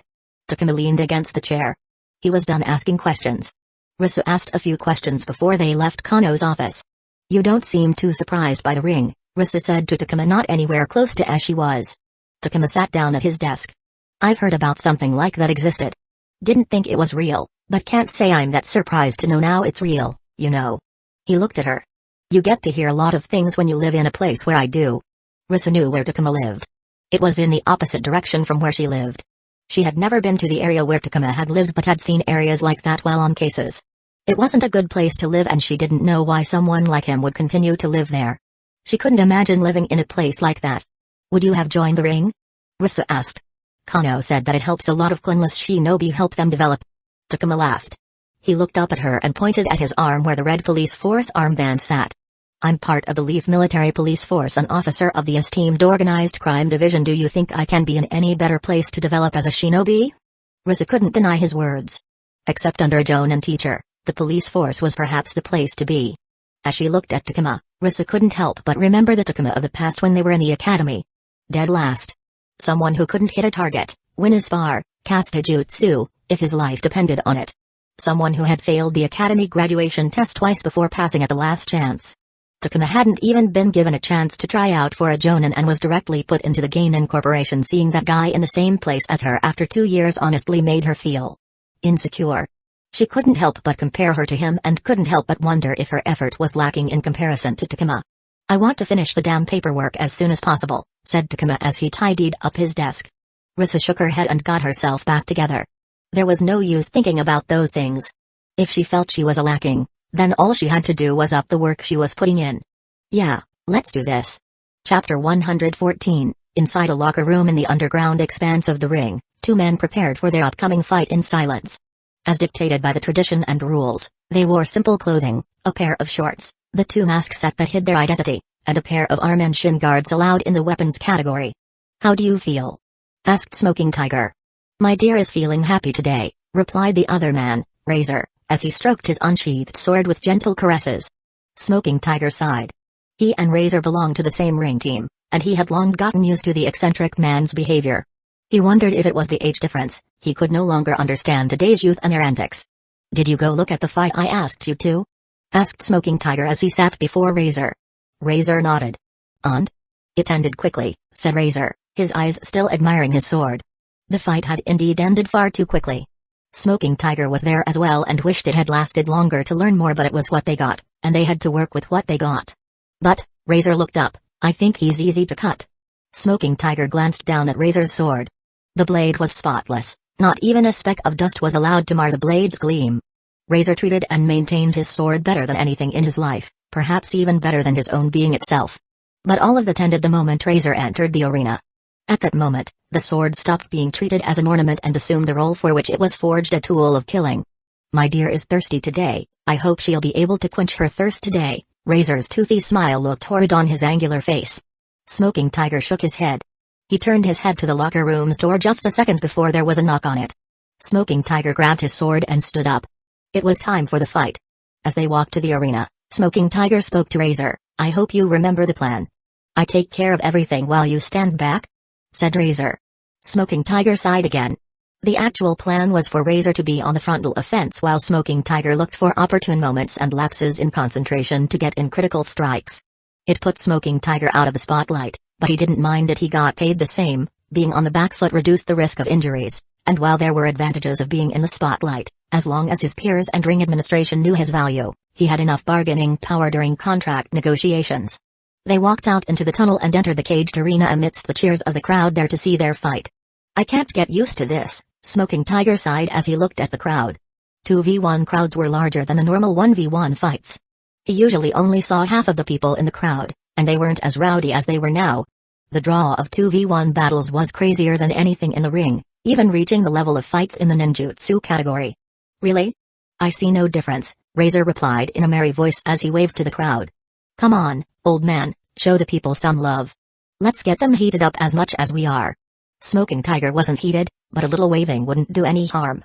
But as he raised his arm to wave, his instincts spiked, and he looked to the other side of the arena a moment before the announcer's voice blared through the microphone. Scars. A man, no, a child entered the arena. It was their opponent for the day. The fighter wore the mask with a green leaf, but whose name came from the numerous scars that riddled the boy's body. Scaring was nothing new for a shinobi, and especially not for a ring fighter who fought in the weapons category, as most people had blades as their weapon of choice, but something was odd about the scarring, a mix of battle scars and what seemed like surgical scarring. It created strange imagery. According to the rumors and gossip floating around the ring, he was less than 15 years old, making him a little older than half of Razor's age and quite younger than Smoking Tiger, who had 10 years over Razor. Smoking Tiger didn't believe that Scars was 15 even though the physique matched the claim. The reason behind it was quite simple. Why would someone as young as a 15-year-old who was allowed to participate and had won 2v1 fights be in the ring in the first place? If someone could be the single fighter battling a duo at such a young age, they wouldn't be dragging themselves in the ring. Someone as talented as that would either be from a clan, who didn't allow their children down in the ring, and if he wasn't from a clan, he would have been scouted by a chunin or perhaps even be part of a jonin team. Those type of young genin lived a different type of life than the genin who fought in the ring. They didn't belong in the same world. He believed that Scars simply looked young for his age and was, at the very least, a couple years older than the rumor told him to be, and that was a soft assumption. Smoking Tiger looked at Razor. Due to being on the same team, they knew each other's real identity, and because of that, he knew Razor was part of a chunin team and was doing quite well for himself. He was a talented young man with some unfortunate quirks that led him to enjoy fighting. If Razor dedicated his time elsewhere, Smoking Tiger believed that he would be able to advance his career. It was truly unfortunate that Razor continued to fight in the ring. As for an old man like himself, Smoking Tiger didn't want to risk injury in every fight. But his missus was pregnant with their fourth child, and raising children was expensive, and raising 3 with another on the way was more than difficult on a genin's income. He fought so that he could bring in more money to the household, give his children a good upbringing, and secure retirement for himself and his wife, and his contract was set up in a way that he got more Ryo than mission points. "Are you ready?" asked Smoking Tiger. "Absolutely," replied Razor, his voice tinged with a wild hoarseness as he stared at Scars. Smoking Tiger sighed. He wanted to go back home and spend time with his children. But it was time for work. "So, this is the ring." Risu took in the other world that existed under the village. "Huh, enjoy it," Kano muttered as she got comfortable in the comfy chairs in the VIP booths that overlooked the arena. Unlike Risu, she seemed used to it. So much so that she had gone ahead and placed a small bet on the fight they were going to watch. It all started when Risu couldn't get the ring out of her mind and ended up asking Kano to show it to her. Kano agreed, and they planned to spectate an evening fight after work. They had entered through a back alley bar that acted as an entrance to underground passages and caves that housed arenas and betting booths used by civilians and shinobi alike to watch fights and gamble on them. "Who made these tunnels?" asked Risu. She wondered how long it would have taken to dig out the underground. Kano shrugged. "Never bothered to look it up, and it doesn't matter." She glanced at Risu. "You shouldn't be surprised by this. We live in a shinobi village. There are probably 100 hidden underground structures like this of various sizes littered around the village." Risu couldn't deny that. She hadn't visited them, but she knew there were a couple of hidden passages on the clan grounds. If her clan had one, probably others had one, and Bu definitely had a few of their own, and so did many of the departments for their own use. "So, who are we watching today?" Risu asked Kano. "Well, I asked the teller about the most interesting fight today. He told me about a 2v1 fight they're having today," said Kano, looking down as the announcer entered the arena. "It seems they don't have many 2v1 fights on the regular, so I thought we might as well watch that. It's between, Scars versus Smoking Tiger and Razor." "Huh, weird names. Who did you bet on?" asked Risu. "On Scars." "Really, why?" "I don't know.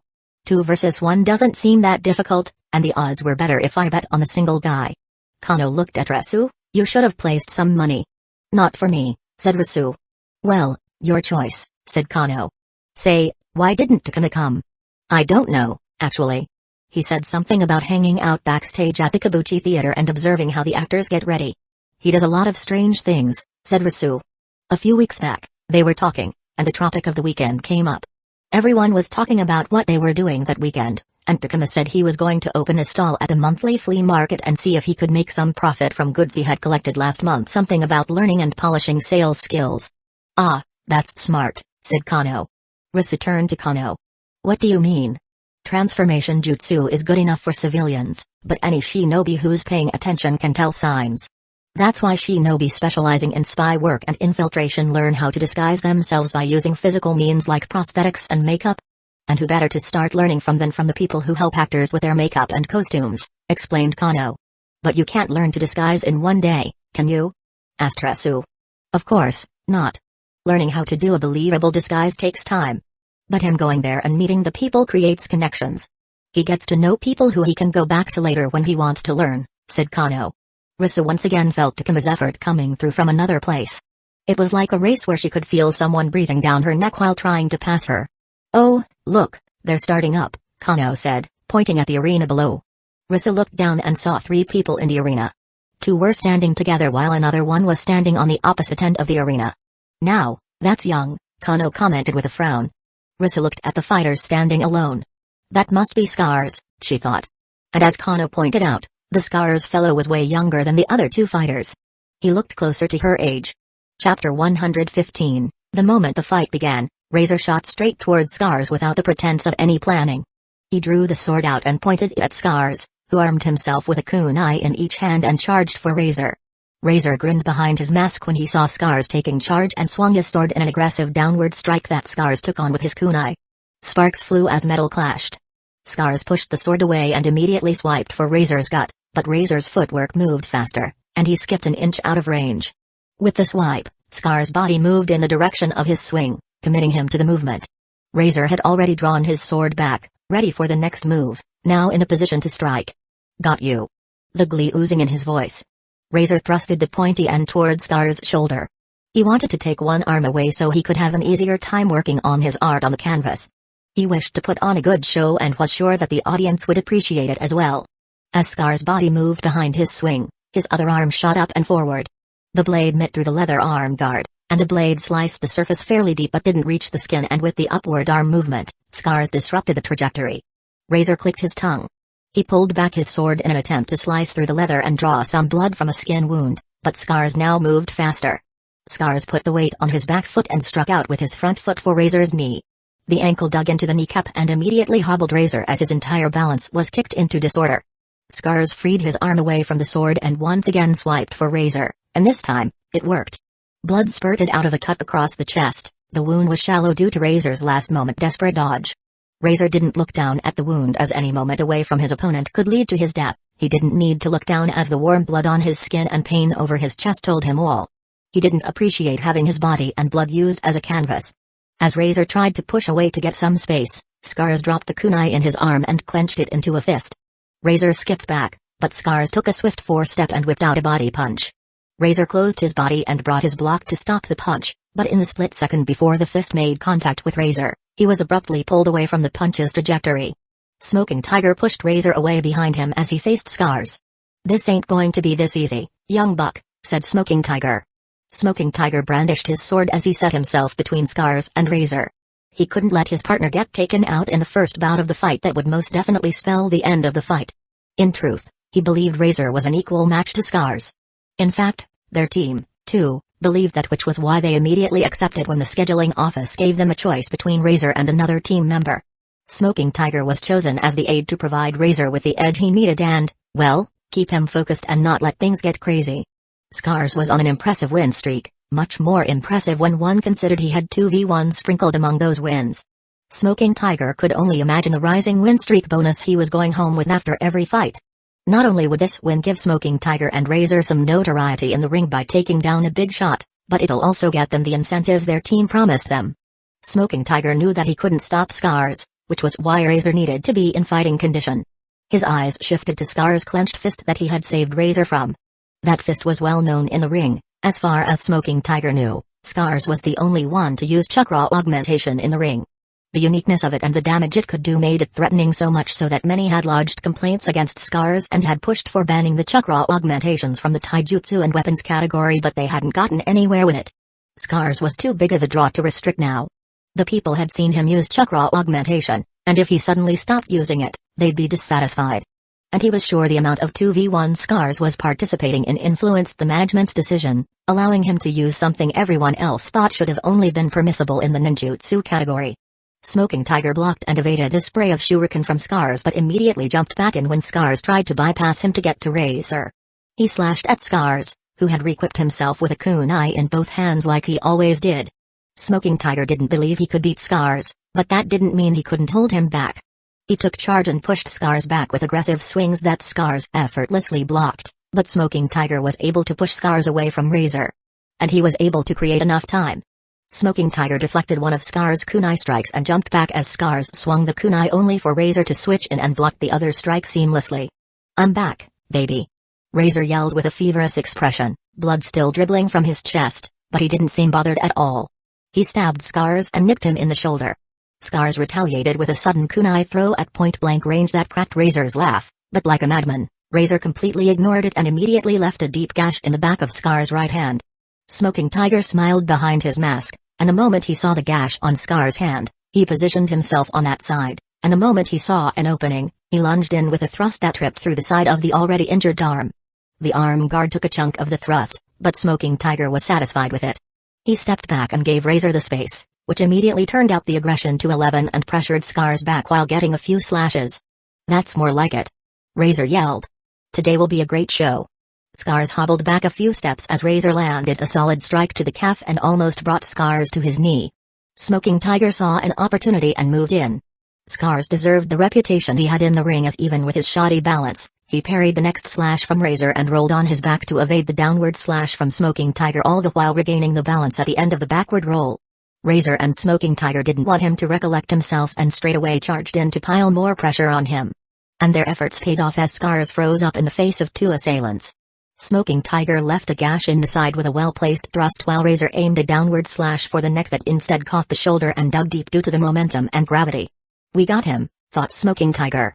But the next moment, faster than he had moved in the fight or the fight they had previously seen, Scars palmed Razor's sword up out of his shoulder while launching a terrifyingly quick palm strike into his stomach that launched Razor back like a cannonball. Out of pure instinct, Smoking Tiger followed Razor and instantly realized his mistake. He had looked away from his opponent in the middle of the fight. More importantly, he had looked away from Scars, someone who had just demonstrated that he could use chakra augmentation. Smoking Tiger hastily looked back at Scars, fully expecting to get socked in the face, but Scars suddenly jumped all the way up to the cage surrounding the arena. "Chakra augmentation," Kano whistled. "Now, that's interesting." She wasn't expecting to see chakra augmentation down in the ring. There were several types of chakra augmentations that affected different attributes, depending on their use case. Many clans held some variant of chakra augmentations that suited their combat style. Chakra augmentations weren't restricted to clan shinobi. There were plenty of augmentations in the jutsu archives, even though most of them, in Kano's opinion, weren't practically usable, but they were only usually used by chunin who specialized in combat. She was surprised to see a genin in the ring use chakra augmentation, and from the looks of it, he seemed to be decently proficient in it. "He could have finished the fight right there," Risa said, shaking her head. "That was a mistake." Kano agreed.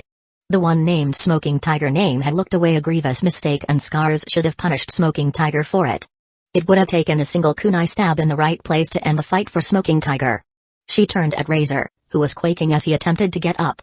Both Scars and Razor were injured, and she didn't know if either had shown their complete hand, so she couldn't predict how the fight would go between the two. Scars was the superior fighter because he was going solo, so if she had to, she would go with Scars, especially with the chakra augmentation he had shown. Ring fighters are good at attacking vital points. Given that they were at ring, Kano decided she could give a quick few pointers to Risu. It wasn't part of her responsibility, but Risu was from the Fuma clan, Uchiha's closest allies, and she liked Risu well enough to help her out here and there. "It's interesting, you know," Kano said after recollecting the points of interest that had already happened in the fight until then. "Every clan has developed their combat style after years and decades of adjusting, improving, and optimizing to create something unique to them, suitable to their bloodlines and traits. Older clans like mine and yours with old roots in the warring era had honed their combat through true combat in the turbulent times of chaos, blood, and death. It's that pedigree, rich culture, and tradition that makes us better than others. Uchiha's interceptor style, Fuma's shadow windmill, and others were developed through long years of effort by entire clans that had accumulated into what they were today, and were continued to be developed by the current generation and would continue to be developed by the future generations." Kano continued. "The ring is doing something similar. A group of shinobi who learn from each other through repeated combat, which, while isn't exactly actual lethal combat, is dangerous enough. Each one of them brings something unique to them, even if that something isn't special, and due to the nature of combat, people learn even if they don't actively intend to. In many ways, It's similar to how clans develop their styles.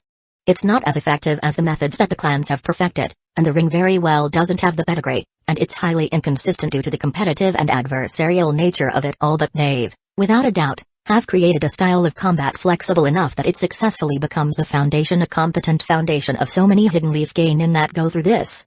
Observe them, Risu. Many look down at this place, and they aren't completely wrong, but you can't deny that there's something that you and even I can learn if we want to. Risu looked away from Kano and down at the arena. Kano didn't know if Risu took her words seriously, many in their position wouldn't, but Kano had done her job. Now, it was up to Risu to proceed from here on. Smoking Tiger cautiously but hastily skipped back towards Razor while keeping an eye on Scars, who remained hanging from the cage. Razor, how's your condition? Can you continue? Razor lifted his hard mask above the mouth slit in the ski mask, and spat out blood. He clutched his lower chest in agony. I can, he coughed. Fight. Fight. Did he break a rib? Smoking Tiger bit the inside of his cheek. The place where Scars had punched had bruised horribly. It didn't look good. This kind of injury wasn't optimal, but if it was only as bad as it looked, Razor could continue to fight. Plus, they, too, had injured Scar, and if his time hanging on the cage and his lack of attack on Smoking Tiger, it seemed they had done significant damage. There was a sudden burst of cheers from the crowd that made Smoking Tiger look back. Scars had dropped down from the cage and was now standing in the middle of the arena, staring at them. Beside him, Razor stood up and took his sword that Smoking Tiger had retrieved.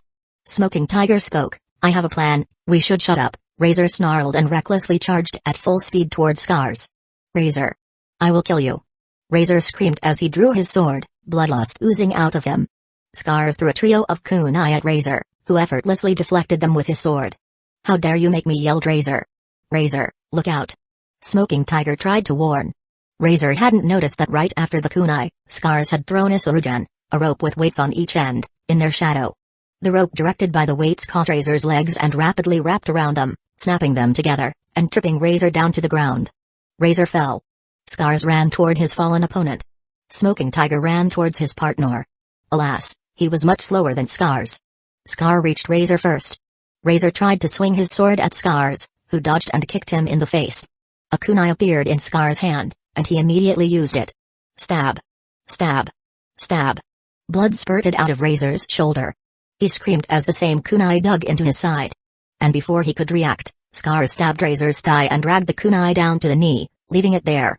By the time Smoking Tiger reached them, it was clear that Razor wasn't going to be continuing the fight. Scars looked up, and Smoking Tiger froze when he felt the cold eyes pierce him. He felt a bloodlust blast his body, and it felt like someone was stabbing his body with 100 kunai. Compared to Razor, who was a maniac for blood, it felt on a completely next level. He got a very real sense that there was a real possibility that things could go terribly wrong and end with his death. He couldn't believe that he had considered Razor and Scars on the same level. Smoking Tigers immediately jumped back and raised his hand in the air, declaring forfeit. His heart leaped in his throat when Scars ran after him with Razor's sword in his hand. Fortunately, Scars stopped the moment Smoking Tiger declared forfeit, and a sharp horn shot blared through the arena, announcing the end of the fight. Smoking Tiger couldn't calm his heart well past after the fight had ended. Takuma laid with his eyes closed in the medical room while Sango treated his injuries. He had made an egregious mistake. He had frozen during the fight. He might have very well knelt in front of his opponents and given them free swings at him. He had panicked. In that moment when Razor and Smoking Tiger were upon him, the image of two sword-bearing fighters had overlapped with the memory of the two hidden Frost shinobi who had almost killed him in the Land of Frost. Something in his consciousness had made the connection. He clenched his fist. He had defeated the Frost duo. He was alive while they were dead. Even if Razor and Smoking Tiger triggered that memory, it shouldn't have elicited that reaction from him. But the truth of the matter was that it did, and that fact unsettled him deeply. It didn't help that one memory dragged more memories out to the surface. It left an undesired taste behind. Hey, ease your arm, Sango said, displeased. Takuma took a deep breath and eased his body, but it didn't help ease what he was feeling. I found what you told me to find out, Sango said after she was done patching him up. Takuma opened his eyes and looked at Sango. Perfect? This was exactly what he needed to take things off his mind. Chapter 116, the knock on the door made Kano glance up from the paperwork at Takuma standing at her office door. She motioned him to come in as she ticked some boxes and filled over the dotted lines. One day she would die, and she was sure the damned paperwork would be the reason behind it. Is it about the Shirogami robberies? She asked. It was one of the cases Takuma was handling as the second investigator. No, ma'am. Takuma placed an open letter envelope and 2 sheets of paper on the table. I was going through the anonymous public submissions. And well, I came across this one. I think this one might have some weight behind it. Every police precinct had these submission boxes and post box addresses where civilians could send anonymous tips about crimes in their neighborhood or crimes they had witnessed to the police force to consider without divulging their identity. Kano was skeptical. The anonymous tips were mainly baseless accusations by people who didn't like their neighbors, jealous business owners hindering their rivals, people with grudges who wanted others to get into trouble, building owners who didn't appreciate their tenants but couldn't kick him out because of the lease agreements.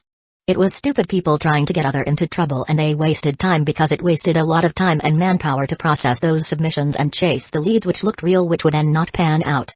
Of course, it had been long since Kano had touched the anonymous submissions. It was grunt work. She had long left the part of her career where she was required to do grunt work. Takuma, on the hand, was precisely in that part of his career. Before him it was Risu who handled the submissions, but the moment Takuma came in, she dumped the chore to him. You think so? Kano picked up the letter. The 2 pages were printed by a typewriter, giving no indication as to determine what kind of person wrote it through the handwriting. They could send the letter to the intelligence division to analyze the linguistics, but that would be an overreach for anonymous submission. She read the contents of the letter with disinterest, but by the time she was past the first page, she could see why Takuma thought the submission was legitimate. The detail with which the things were laid out was well thought and written, which made it easy to digest. But the point which made it look legitimate was the subjects mentioned. One of the state pharmacies is illegally supplying to the Hueco triad. The way it was presented made it so that a police force member would read and appreciate the points mentioned in writing, making it convincing. The organizations and groups around the Hidden Leaf were made up and supported by shinobi active or discharged and were involved in a number of gray or outright illegal activities hidden behind the veil of legal fronts. They did everything from robberies to collecting payments for security. A lot of them were highly territorial and had well-defined areas where they operated and clashed against their neighbors, which was the source of many homicide cases that came to organized crime due to the inter-gang conflicts. Shinobi deaths far outnumbered civilian deaths. Hueco Triad was another one of the territorial groups that ran labor scams, contract frauds, security extortions, and a variety of other offenses in their territory. They were a big organization in the Hidden Leaf with several chunin associated with the organizations at its helm. Of course, due to the nature of it all, when asked, everyone would refuse their involvement. Looks real, but as usual, nothing of substance we can use, Kano sighed as she dropped the letter on the table. It might have been a better submission than most, but nothing new she hadn't seen before. The police force got hundreds of those submissions, and perhaps a couple of them looked legitimate. It took 100 potential legitimate tips for them to get one lead that actually turned into something tangible. Should I drop it then? Asked Takuma. No, don't do that, said Kano.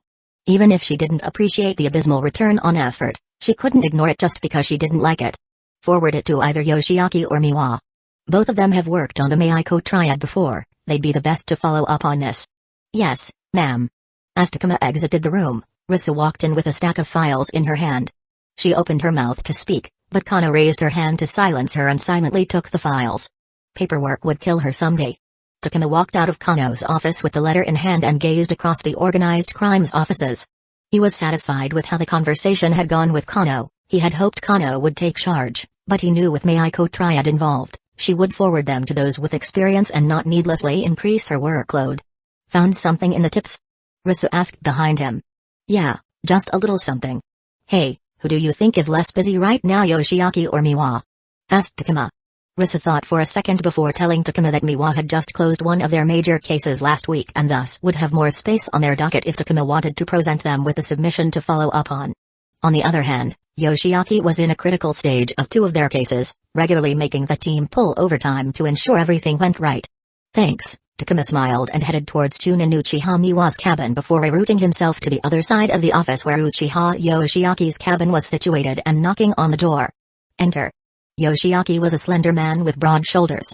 Like all Uchiha, he had black hair and onyx eyes with a mix of a few facial features one could find in the Uchiha clan. He was older than Kano and had been part of the police force since the very start, as such was much more experienced when it came to police work, unlike Kano, who had joined the police force after completing her stint under a Jonin team lead. Yoshiaki was an admired figure not only in organized crime but also throughout the police force. Sir, said Takuma. Yoshiaki didn't attempt to hide the sourness that overcame his face when he looked at Takuma. The man looked like his day had been ruined by Takuma breathing the same air as him. No man was perfect? and unfortunately for Takuma, one of Yoshiaki's flaws was his prejudice against civilian-born shinobi. It wasn't to the level where he despised them, but when Takuma was put in organized crime, that had apparently crossed a line in Yoshiaki's mind. He was one of many in organized crime who were against the special recruits training program and their subsequent transfer to major departments. Ever since day one, the man had shown no pretense and had put forth his displeasure for everyone to see. "What?" said Yoshiaki snipingly. "An anonymous submission that seems promising." Takuma tried to put the letter on the table, but Yoshiaki cut him off before he could even take a step forward from the office's threshold. "Why are you giving me those? Chunin Kano is your commanding officer." "Sir, it might involve the Meiko triad," replied Takuma. "I thought I don't care what you think, Gaimon." Yoshiaki's eyes narrowed. "Give it to me." Takuma didn't mind the unfair behavior and handed the letter as he was going to do before being needlessly berated. Saying Yoshiaki reading the letter would be an over-exaggeration, he barely skimmed the pages before dropping them on the table. If he had Sharingan activated, Takuma would have given him credit, but he could see the disinterested Onyx gaze cruising over the lines. "This is a hoax." Yoshiaki dropped the letter on the table. "Meiko Triad won't do this, they have no reason to buy medical provisions. Take this away and get out." "Well, they did buy up medical provisions. I was the one who delivered it to them," Takuma thought, but he couldn't argue with Yoshiaki. He picked up the letter and turned to walk out of the office. Yoshiaki had refused him, but he still had Chunin Miwa he could pitch the anonymous letter. "Wait," said Yoshiaki. Takuma turned back, a flickering hope in his chest. "I changed my mind. Let's pursue that." He smiled, "And you know what? We are a little busy right now. How about you try it out? I'm sure you haven't had an investigation where you were the first investigator. This can be your first stint as a lead. How about it? It'll be a good experience." Takuma held back the smile that threatened to break on his face. "Yes, sir." "Excellent. I'll talk to Kano and have you report to me for this follow-through." "We will see this through," said Yoshiaki. "Thank you, sir." "I won't disappoint you," said Takuma. Yoshiaki smiled. "You better not." Takuma walked out of the room, and his smile drained, but inside he felt phenomenally great. He wrote the anonymous letter to get a starting point for a potential investigation. He had read enough anonymous submissions to know how to craft one that would gain some traction with the Chunin heads. He typed it out with a typewriter to ensure no one could trace it back to him. All he needed to do then was to present it to Kano, who he knew would see some weight behind it, but due to her lack of involvement with Meiko Triad, he would have to pass it over to one of the teams who did have it. From there, Takuma knew that Chunin Miwa and Chunin Yoshiaki were the two options Kano would send him to. Those were the two names that came up the most in the police records when he was researching the Meiko Triad. Both were viable options. Uchiha Miwa and her team were strictly professional with Takuma, while Uchiha Yoshiaki's team mirrored their Chunin's opinion. The reason why he had chosen to approach Yoshiaki first was because of that conflicting attitude. Due to Takuma's position as the newest member and the culture of organized crime, if anyone wanted some grunt work done, they could have Takuma do it even though he was part of Kano's team. On multiple occasions, Yoshiaki and his team had dropped troublesome and even senseless work on Takuma, which they were supposed to do. Takuma couldn't complain and no one saw any fault because that's how things were done in organized crime. The rookie had to earn the chops. All of them had done so at some point in their career. Takuma knew that if he presented something to Yoshiaki, it would surely get rejected. But he also knew that there existed a possibility that Yoshiaki would try to burden him just because he could do it. The letter was written in a way that convinced Kano, but it wasn't enough that Chunin like Yoshiaki and Miwa, who had experience with the Meiko Triad, would see it as a 100% deal. If it was too convincing, they would take the follow-through on their own, which Takuma didn't want. He wanted a case of his own. If he went to Miwa, there was a strong possibility that she would use one of her own to pursue the matter. That possibility only strengthened as they had just offloaded a big case recently, allowing them to take on more work. If Yoshiaki had rejected him, Takuma would have gone to Miwa, showed it to her, and would have tried to get involved in the name of experience. If she, too, had rejected him, he would have volunteered to follow through and say that he had a hunch that this might be something. Unlike Yoshiaki, Miwa could have given him a chance. That was the second option. There existed a chance that Yoshiaki would once again try to push useless work on him as he had done before. Takuma had been in the office long enough to have observed a good number of people and studied them to ensure he didn't say or act in a way to make them suspicious of him. He knew what kind of person Yoshiaki was. He knew that if presented with a chance, Yoshiaki would try to make Takuma's life difficult. And that guess had paid off. Yoshiaki had told him to lead the follow-through, and if it turned out something, he would get the lead as the first investigator. It was time for him to get some traction running in the Leaf military police force. Chapter 117, Kano wasn't happy with Takuma taking work from someone other than her, and it took some convincing and a promise not to let it affect his ongoing and future cases. However, Takuma wasn't worried. He considered time management to be one of his strong points. He did more things on a daily basis than most people to know how to distribute his time to get things done. Getting the anonymous submission accepted by a Chunin was the hardest part, but with that out of the way, Takuma could start with the plan he had plotted. The Meiko Triad was still a dim room for Takuma. What he knew came from the existing reports in the archives, which did give an in-depth look into the organization, but he lacked the ground-level awareness that one would have if one were actively involved in investigating the Meiko Triad. Unlike Yoshiaki and Miwa's teams, he didn't have any contacts with informants and snitches who he could go for up-to-date information, but that didn't mean he didn't have any leads. His point of contact with the Meiko Triad was through Rizcrew. The people involved on the day of delivery were well known to Takuma through his run-in with them when he visited Riz's place to restock his supplies. He knew their names, the company they kept, and what circles they frequented. All he needed to do was tail and observe them until they made contact with someone in the Meiko Triad. Takuma was aiming to build a relationship chain, gather evidence, connect the Meiko Triad to the state pharmacy, and discover the reason behind the medical supply purchase. But his plan wasn't without problems. Takuma was only one man without access to the broader organized crimes departmental resources. He was given the permission and responsibility to follow up on an anonymous lead. It wasn't considered a full case. Until he had something substantial, he was on his own. He couldn't spend all of his time on the job doing stakeouts. Takuma was forced to come up with a solution. Shen. "What's up, my man?" smiled Takuma as he dapped up the man in an alley near the red light district. He was under the guise of the transformation jutsu as one of the dealer personas he used to interact with his clients. Hey, Jin," said Shen, looking uncomfortable, his eyes darting around. Takuma smiled. His usual policy was to meet clients at a place considered a middle ground for both parties, somewhere clients would feel safe and comfortable, and a location where Takuma could get quickly without wasting too much time. Unfortunately, Shen was no longer a client, and Takuma wanted to set a vibe to keep Shen on his toes. The young man used to be one of his regulars, but it seemed that Shen had run into financial troubles by getting fired from his job. Since then, he could no longer afford luxuries like weed.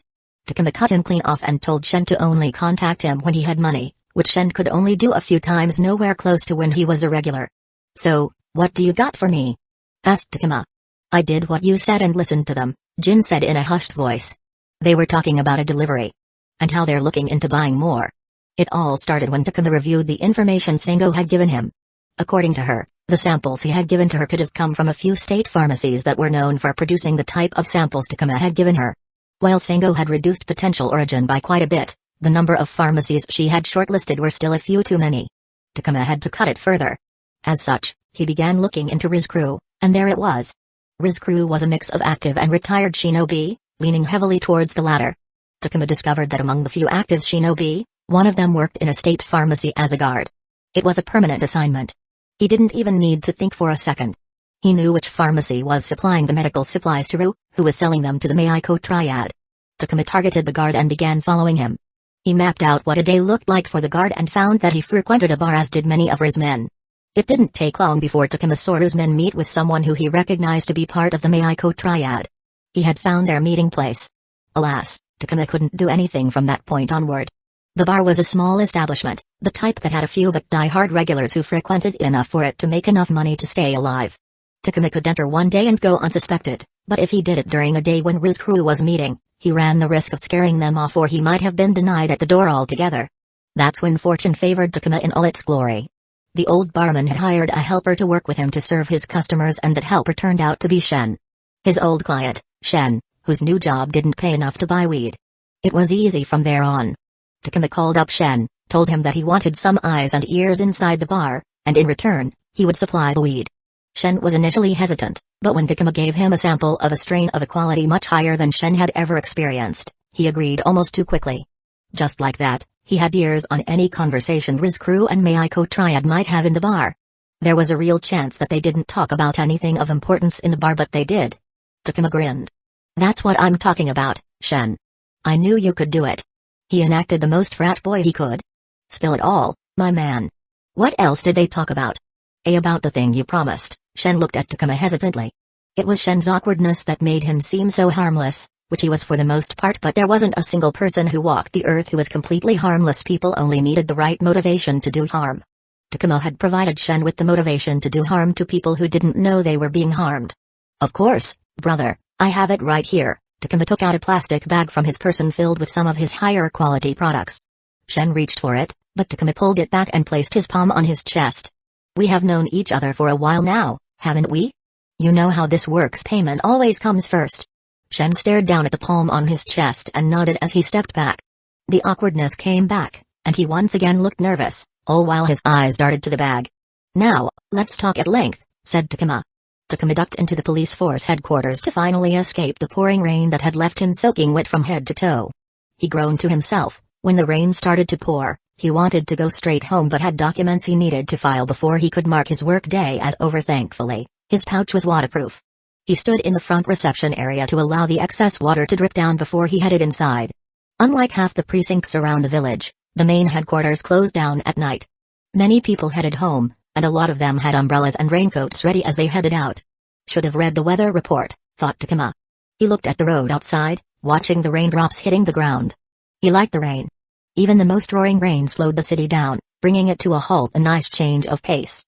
Takuma liked the feeling of walking the empty roads while the rain weighed him down. But it was only nice when he could afford to slow down along with the town, something he didn't have often these days.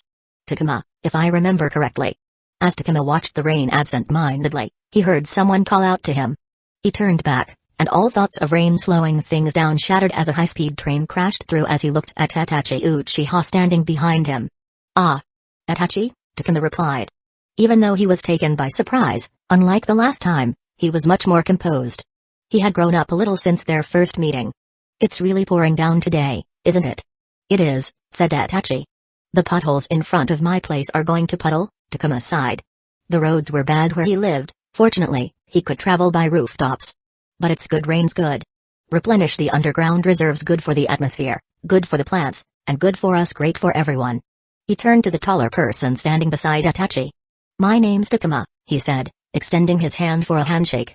The man had short, unkempt, dark-colored hair, black eyes and a relatively broad nose, and well-defined eyelashes that were turned upwards at each end, obviously, an Uchiha. Shizue Uchiha, said the man as he shook Takuma's hand. He might have grown, but there were only so many surprises Takuma could take at a time. It took some effort not to let his hand stiffen mid-shake. Oh my, Shizue of the body flicker. I've heard much about you, sir. Takuma didn't forget that he was talking to a Jonin. He called Itachi by his name due to how they were introduced, but he couldn't do that with Shizue. I do not deserve that moniker, said Shizue. There are plenty of people who are much better than me at the jutsu. So humble, thought Takuma. Itachi then introduced them to each other. Takuma is from Izumi's batch. He won the Genin Corps basic training tournament. His eyes went to Takuma's arm where the police force insignia was stitched, and from the looks of it, he has joined the police force. That I have, said Takuma with a smile. Junior Office Takuma, Department of Organized Crime, at your service. Izumi's batchmate, you say. Which means you're the same age as Itachi, and you're already in organized crime. Now that's impressive, Shizue commented. Please, you flatter me, sir. I haven't accomplished anything compared to our friend here, Takuma pointed to Itachi. Shizue shook his head. Everyone has their own journey. Comparing those who are on a different path than yours does more harm than good. Be confident in what you've achieved, Takuma. Being in organized crime when you're not an Uchiha is indeed impressive, Itachi nodded. More impressive when you consider he isn't from an allied clan. An understanding seemed to dawn over Shizue. He asked, so, you are part of the new initiative? If you don't mind, I have some questions regarding your experience here. Takuma was surprised, but he didn't have any reason to refuse, so he agreed. There was no reason for either party to harm the other, and Takuma guessed it would be good to make a connection, no matter how slight it was. It was a pity though, Takuma thought. It was a first impression, but he liked Shizue enough. It was a true pity that he was going to die so soon. Chapter 118, Shen's eavesdropping was a substantial breakthrough for Takuma. Through the conversations Shen had picked up, he was able to gather the date of the next delivery. Unfortunately, those conversations didn't include the location of pickup and drop-off. From what Shen had told Takuma, the people seemed to have a predetermined location which didn't warrant stating the exact address during conversations. Having done the delivery once, Takuma knew of the locations, but those could very well be a set of locations, with the different choices available for safety purposes. Even if he was to assume there was only one set of locations, that information was unusable, for he couldn't justify them, and even before that, assuming something like that was unwise when he had no previous experience with planning such operations. Given the circumstances, Takuma had to pivot his strategy. "What are you doing?" Risu asked Takuma, who was going through a tower of folders on his desk. Looking into records of theft at state facilities, Takuma muttered as he went through the past several months of records to see if there were reports of missing inventory at state pharmacies. Risu frowned. "This is about the follow-up you were doing. You're still doing that?" "Huh? Still doing that?" Takuma's voice trailed down before he sighed. There was nothing of suspicion that he could be linked back to either Rizcrew or Meiko Triad. In his opinion, the sheer amount of product he had delivered wasn't something one could swipe away without it being reported. And if they were doing multiple deliveries, then there was no way anyone could hide it even if every member in the pharmacy were corrupt and under someone's payroll. There had to be at least a report of it somewhere, but the fact there wasn't, meant they were doing something different. "You're wasting your time," said Risu. "If the tip hasn't given you anything yet, it's bogus, drop it already." "I don't have much time on hand, definitely not enough to waste," he muttered. "Do you really think this is going to turn into something?" Takuma swiveled his chair to face Risu. "Think about it this way. If it does turn into something big, I'd be on the record of a big case, putting me up 2-0 on you." 2-0? Risu frowned. "When did it go up 1-0? "The Higurashi pharmaceutical case," he grinned. "It was the first C-rank mission he was ever assigned. It was his first mission with Iruka. And that was before I even joined the police force." He wriggled his brows at her. "Oh, fuck off," she spat. "You got that job because we were short-handed. What your team did, I could have done alone. And they didn't let you do it. What does that tell you?" "Fuck you," Risu kicked his chair, almost making him fall, before walking away. Takuma laughed before turning back to the tower of folders. The sight of it made him sigh. A dead end. He needed more groundwork before he could move to the next step of the process, understand the entire operation and get an insight into how they pulled the con. He stood up to gather the folders so that he could return them to the archives, but as he gathered the folders, a thought struck him from the banter he had with Risu. The Higurashi pharmaceutical case. The mission that he worked with Iruka was part of a larger mission run by the police force. A group of thieves were stealing the raw materials meant for the privately owned pharmaceutical business. They would hijack the shipments mid-delivery and then fence them off to people who couldn't buy the materials in bulk due to regulations. Takuma stared at the files as thoughts began to form in his mind. "They aren't stealing from the state pharmacies. They're using it as a kitchen," he muttered. Takuma immediately picked up the files and ran to the archives. Previously he had thought they were stealing from the product produced by the state pharmacies, that the guard was stealing from the inventory, and Ryu was selling it to the Meiko Triad. But with the lack of police reports as back as Takuma had looked and a new thought in his mind, he had a different thought. Takuma rushed into the archives and began looking into any and all reports for robberies of raw medical-grade chemicals and other raw materials from producers that worked in the Hidden Leaf. And as he expected, within half an hour, he had found multiple reports all filed within the 1 year each from a different part of the village, all from different businesses. Some cases were solved, some were ongoing, while others had gone cold due to a lack of leads. He took out his notepad and flipped to the page with the information Sango had given him about the ingredients used in the samples he had shared with her. Knew it, he flicked the notepad. He found a third of the ingredients used in the samples among the products reported as stolen. All of them were restricted materials that needed proper permits to make, sell, buy, and use. "There's a medical ninja cooking for Ryu," thought Takuma. He had thought that guard was the sole party in the pharmacy, but it seemed he was only a contact, and Ryu was in contact with a medical ninja who was cooking for them using the materials they stole. "Alright," Takuma smiled, "let's see what we can do with this." Takuma stood outside Yoshiaki's office with a file in hand that he needed signatures on. He knew very well that behind the closed door was Yoshiaki and his entire team engaged in some heated discussion about one of their cases which had apparently gone wrong. Yoshiaki had been given a talk down by Yoshio, and he was now giving it to his team. Takuma knocked on the office door and opened it without waiting for a response. All eyes inside the room went to Takuma as he half-stepped inside. He started, "Sir, out." Yoshiaki immediately yelled, "Get out." Takuma did not attempt to try again or argue and immediately closed the door behind him. Naturally, he knew it was a bad time to approach Yoshiaki for a signature, and it was especially worse for him because the man hated him. It was clear before Takuma stepped inside the office that he was getting rejected. And that's precisely what Takuma wanted. This way, Yoshiaki wouldn't be able to complain later by saying he wasn't asked first. He ignored the eyes of people who had caught the scene and walked straight to Kano's office, knocked on the door, and waited on the threshold of the open office until she looked up and told him to step inside. "Ma'am, Chunin Yoshiaki is busy with his team." Takuma presented the papers to her. "Can you sign these for me?" I don't think it's wise for me to disturb him right now with what he's got on his plate. Oh yeah, he got thrashed by Yoshio, didn't he? Kano chuckled as she read the papers. You need an assignment of more people for a case. Which case? Wait, is this regarding the tip you were following? She looked up at him. That reached this far?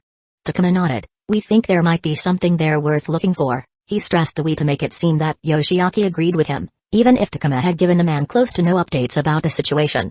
Takuma was sure that Yoshiaki didn't even remember that Takuma was working on something. Look at that, didn't expect it. Alright, here you go. Kano signed the papers. Good job on sticking to it, Takuma. Thank you, ma'am, Takuma smiled.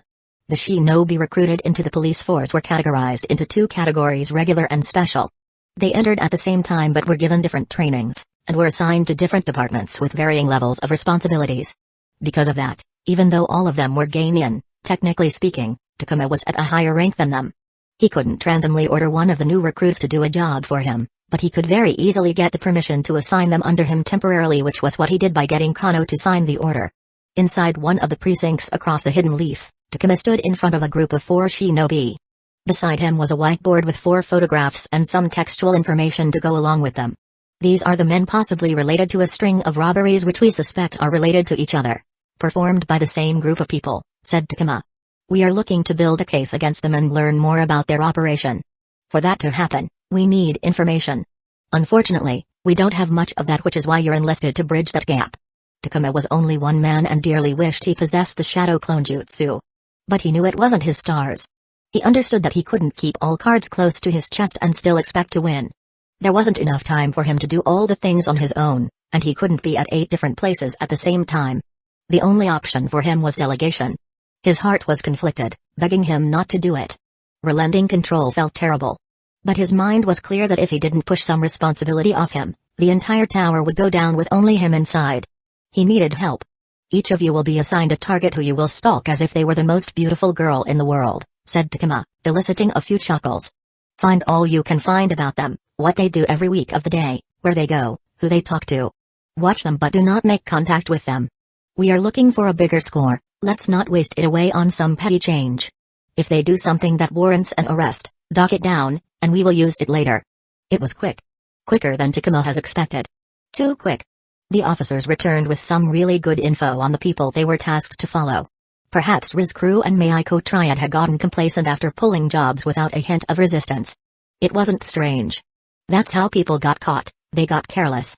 Or, actually using a team of shinobi who knew what they were doing made tasks so much easier. He could see why people hired shinobi. It turned out Meiko Triad and Rizuru were using the same gambit as they did with Takuma and outsourced the delivery process. Just this time, unlike Takuma, the delivery person was a gambling addict in desperate need of money, who was nowhere as careful as Takuma and babbled about the plan to a loan shark, who cornered him, to get some additional time on repayment. One of the officers who was tailing the guy caught the entire conversation as clear as a crystal. I guess, this is it, Takuma hammered down his excitement. It wasn't time to get excited, everything depended on what came next. He pushed his chair, and the wheels beneath it carried him to Risu's desk, who was reading a woman's magazine. Hey! Risu jumped and immediately hid the magazine. She turned and fixed him with a glare, clearly displeased. Takuma ignored that and posed the question he knew would interest her.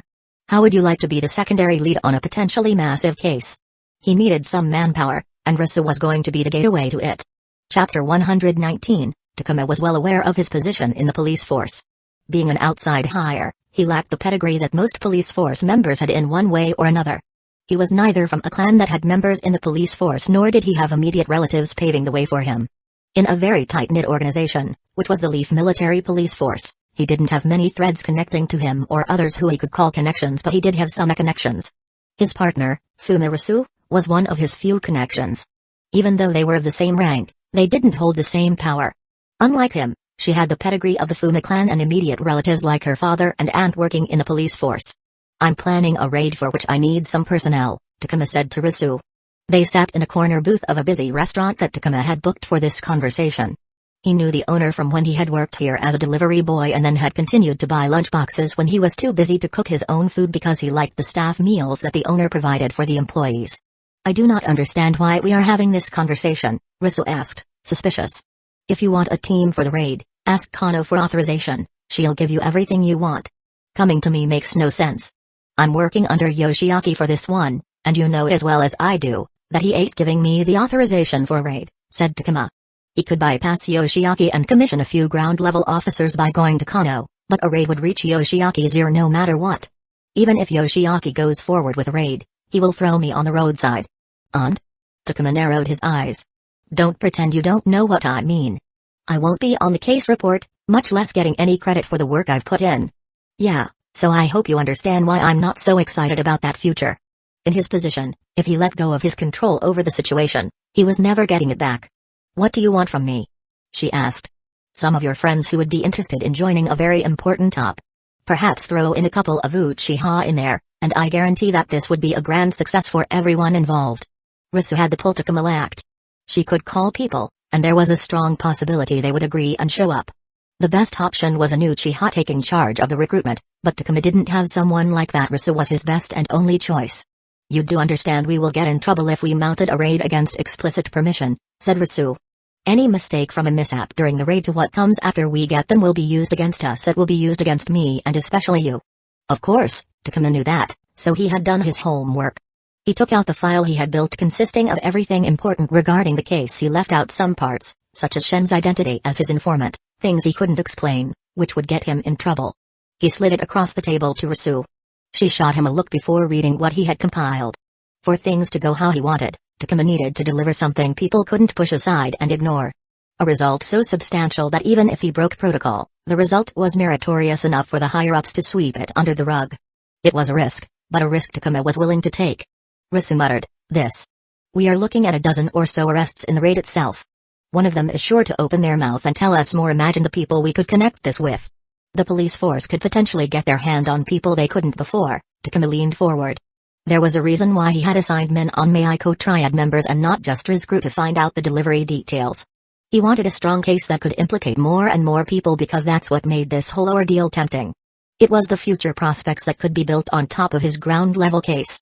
Takuma wanted to give police force an excuse to get people into the interrogation rooms and have people implicate others in return for lenient sentences for the charges, which would be stamped on them if the raid was successful. To cast a net as wide as possible and see what the hell bought in. Takuma could see interest in Risu. She wasn't an idiot, and even if she couldn't see as far as he was, she could tell that even in the moment, this was something that could turn big if successful. He said, "And how would you like your name to be the next one after me?" "The secondary lead. All you have to do is to gather some people who would be interested, and that can be yours." Takuma didn't want to split credit, but he wasn't in a position to not do so, and as long as he was cemented as the top contributor, the one in charge, no one could deny him rewards. "Accept it, Risu," he spoke again. "You know it as well as I do, you aren't going to get anything like it for this cheap." Every case where either of them was involved had Kano as the primary lead, with members of Kano's team as secondary leads. That position was often shared by two or more people depending on the case. He was offering her a case without any direct Chunin involvement, where she would have a much bigger slice of the pie and all she had to do for it was to convince some people to be the muscle. Takuma backed off and gave her some space. Persistence had its place, but it was not here. He wasn't asking her for a favor, he was actively offering her a valuable opportunity. It was an act of give and take. He had presented his pitch, it was up to her if she wanted to buy into it. "How many do you need?" she asked. Takuma smiled. Risu stared at the group gathered in the off-site location maintained by the police force, the people she had gathered for Takuma. They were armed to the teeth, ready for anything thrown their way. She couldn't say she wasn't nervous and doubting her decision to accept Takuma's proposition. They ran the risk of offending the higher-ups by going behind their backs to run a multi-stage operation which could go wrong in so many ways. Of course, Takuma had thought about those things.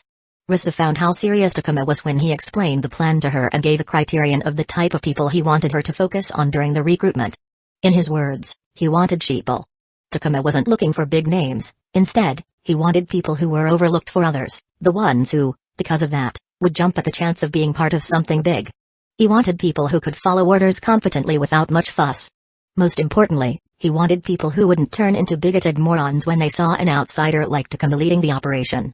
That restricted her search pool quite a bit, but she managed to gather a team she thought was suitable for the job. As one would expect, the majority was held by Fuma clan members. Not only were they the easiest to convince, but she also wanted the Fuma to have the biggest slice. Of course, she had gotten a few Uchihas. Takuma had insisted any amount of Uchiha would give them some validity, no matter how little it was. It was tough to shortlist Uchiha, who weren't turned off when they heard Takuma was leading the operation. Rest were from minor allied clans who worked in the police force. Risa glanced back when she heard the door creak open and saw Takuma enter. She could see the heavier chainmail he wore inside from his fuller silhouette and protective pairing on his arms and legs. He was expecting and ready for combat. "Ready?" he asked. Risa nodded. She wasn't going to let her nervousness show. It was go time, and she couldn't let anyone doubt her. "Good. Let's start the final debrief." Takuma clapped his hands to gather attention. The conversations came to a halt as everyone looked at Takuma, who asked them to gather around. "I hope everyone's familiar with their assignments by now. It's important that both teams do their task perfectly for this to be a success," said Takuma to the people after he went with the plan for the last time. "The targets we are pursuing today are shinobi, so I request and expect everyone to display their best, not because I think we aren't capable enough, but because I don't want any of us to die. It goes without saying, but protect yourself and your team. It's not worth putting in this work and not live to see the result. And, well, I'll be kicked off the force, and my career as a shinobi will go to the shitter if any of you die. So, if not for yourself, try to live for me." That brought some chuckles from the people. Takuma smiled. "If we do this today, we will not only prevent illegal material from reaching hands where it doesn't belong. We will also be taking it off the future market. This overpowered will affect multiple cases which have hit dead ends and run cold by breathing a new life into them and avenues for multiple new ones to open up. We are doing good, and all of it will be because of you good people gathered here. I should be thanking you, but I won't." He gave them a look over. "Let's postpone that to the after party when all of this is over, shall we? Courtesy of our lovely friend, Fumarisu. Give her a cheer." Risa sighed when cheers went up from the group. Yeah, sure, you cheapskates," Risa said. "You heard her, folks," Takuma said. "Let's earn ourselves a party." Risa lay on her stomach atop the roof of a building, gazing at the warehouse across the street. It was Site 1, the origin of the delivery. According to the intel gathered by Takuma, the delivery man would collect the load from the suppliers. Their objective was to take all the people inside the warehouse into custody. It was essential that everyone was arrested. As such, Takuma had given Risa the lead on it. He believed they were the crew stealing restricted materials, and their arrest would provide a break for the cold cases. She was given the team of her choice to make it happen. "The mule is out," whispered one of her teammates. A man sneaked out of the warehouse with a large courier-sized duffel bag on his back. Everything about him screamed jittery and nervous. His eyes darted everywhere as he ran with skittish steps. "Go," she said. As planned, one broke away from the team to tail the delivery man just in case. "Final check," she said and checked her gear. Her cousin, who she had recruited, said, "Should we move in?" "No, 2 more minutes," she said. Takuma had put down a wait time before they could breach as a precautionary measure in case the suppliers wanted to give Meiko Triad a heads up that the delivery was en route. "Sign is go," Risa sat up. "Secure the exits." They had procured the building plans, and Takuma had done a recon of the facility to get them a solid picture, upon which they had built a breaching strategy. Risa tilted her head closer to the mic and spoke, "Move in." Risa and her cousin entered from the front. She released 2 Fuma shuriken from their binding and assembled it within the next 2 seconds. It was 2 sizes smaller than her primary weapon, but she couldn't use her favorite baby here. She couldn't afford her targets dying or having parts of their body sliced off. "Cover," she whispered to her cousin. No more words were exchanged between the 2 Fuma clan members. It didn't take long for them to make contact. 2 of the 4 men had their backs to her. The moment they made eye contact, she issued the warning, "Leave military police force. All of you are under arrest. Surrender now." Of course, she wasn't expecting them to do anything like that. Her voice made them snap into action. The first man who saw her ran away from the back exit. "Stupid move," Risa clicked her tongue. She winded her arm and threw one of her shurikens for the runner. It sliced forward like a laser, passing between 2 men who immediately backed away in surprise and fear. Ah! The shuriken's large sharp metallic edge found its target in the runner's back. He was thrown to the ground, his momentum dragging him forward as he fell. In the time that happened, the other men drew their weapons, and Risa was under attack with a spread of kunai and shuriken, but before they could hit, her cousin stepped forward with hands forming seal. Her lung puffed up with air that she spat out in a powerful gust that blasted away all the projectiles. Risa took no measure to protect herself, knowing that her cousin would take care of it, and threw her other shuriken. This one traveled close to the ground, and the target tried to dodge it with a vertical jump. Unfortunately for him, in the last second, the shuriken took a sharp upward turn and embedded itself into his thigh. The second scream changed the game. Risa released the invisible chakra thread and equipped herself with 2 kunai as she walked forward toward the remaining 2. One of them was smart enough to drop to his knees and raise his hands in the air. The other one wasn't so smart and ran for the back. Risa didn't give chase and kept her attention to the three men. She couldn't go complacent until they were stripped of their weapons and properly restrained. Behind Risu, her cousin spoke, "One is coming your way." Not 5 seconds later, they saw the bright glowing wisps of fire from a fire-style ninjutsu from one of the dirty grilled windows. "Target has been placated," came a crackling sound through their comms. "Excellent work, team," spoke Risu. "Let's wrap this up." Chapter 120, Takuma and his team waited at the drop-off point in silence. They had been lying in wait for 2 hours, patiently waiting for the delivery to arrive. Arriving early allowed them to hide without sounding any warning bells. Though he couldn't deny that doing nothing for 2 hours was tiring, he felt like going to sleep. But then his comms came to life. "The delivery has arrived." The entire team's comms ran on the same frequency. Takuma had instructed one man to follow the delivery man so they could be informed and start getting themselves ready after a long period of time. "Wake up, people," said Takuma. He stepped half out of the shadow and peered at the building designated as the drop-off point. It was a different location from where Takuma had dropped off his load, but just like his one, it was also on the edge of Hueco Triad territory. The delivery man stopped in the middle of the street in front of the building and looked around like an idiot for a few seconds before heading inside. In the 2 hours they had been perched around the building, they had detected the presence of 2 men who had arrived half an hour before.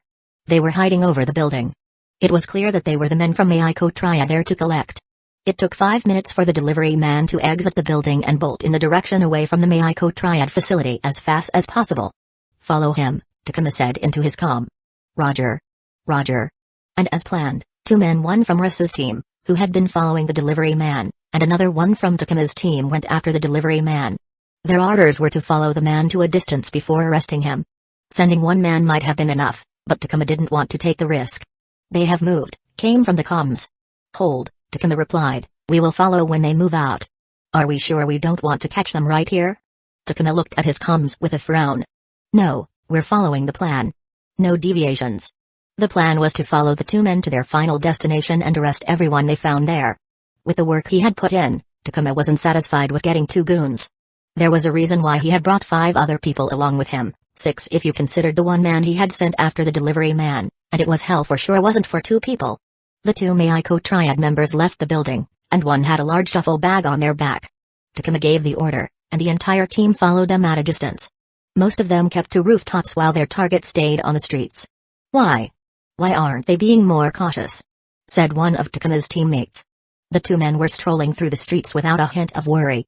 They were jogging at best and showed no signs that they had an entire big bag of illegal goods. Takuma replied, "It's the Hueco Triad territory, and they haven't been caught before. They have no reason to be cautious. And looking unbothered is the best way to deflect unwanted attention. Plus, the bag they used was the standard one most delivery men used." Their nonchalant attitude represented what Hueco Triad represented in this part of the town. They had no fear, and Takuma had spent multiple weeks witnessing that as he did some study of the Hueco Triad. Takuma told his team to ignore the carefree attitude and keep vigilance. Eventually, they reached their final destination, which seemed to be a dry cleaner shop. "This is it," said Takuma before addressing one of his teammates. "Minoru, if you will." Minoru was a well-sought-after sensory-type shinobi who could sense chakra signatures emanating from shinobi. Anyone could feel the presence of chakra when it was especially powerful or released in large enough quantities. However, only sensory-type shinobi had the ability to sense chakra at their own discretion, allowing them to detect it in non-combat situations, as well as tell individuals apart by their unique chakra signatures. How did Risa get someone like Minoru on the team?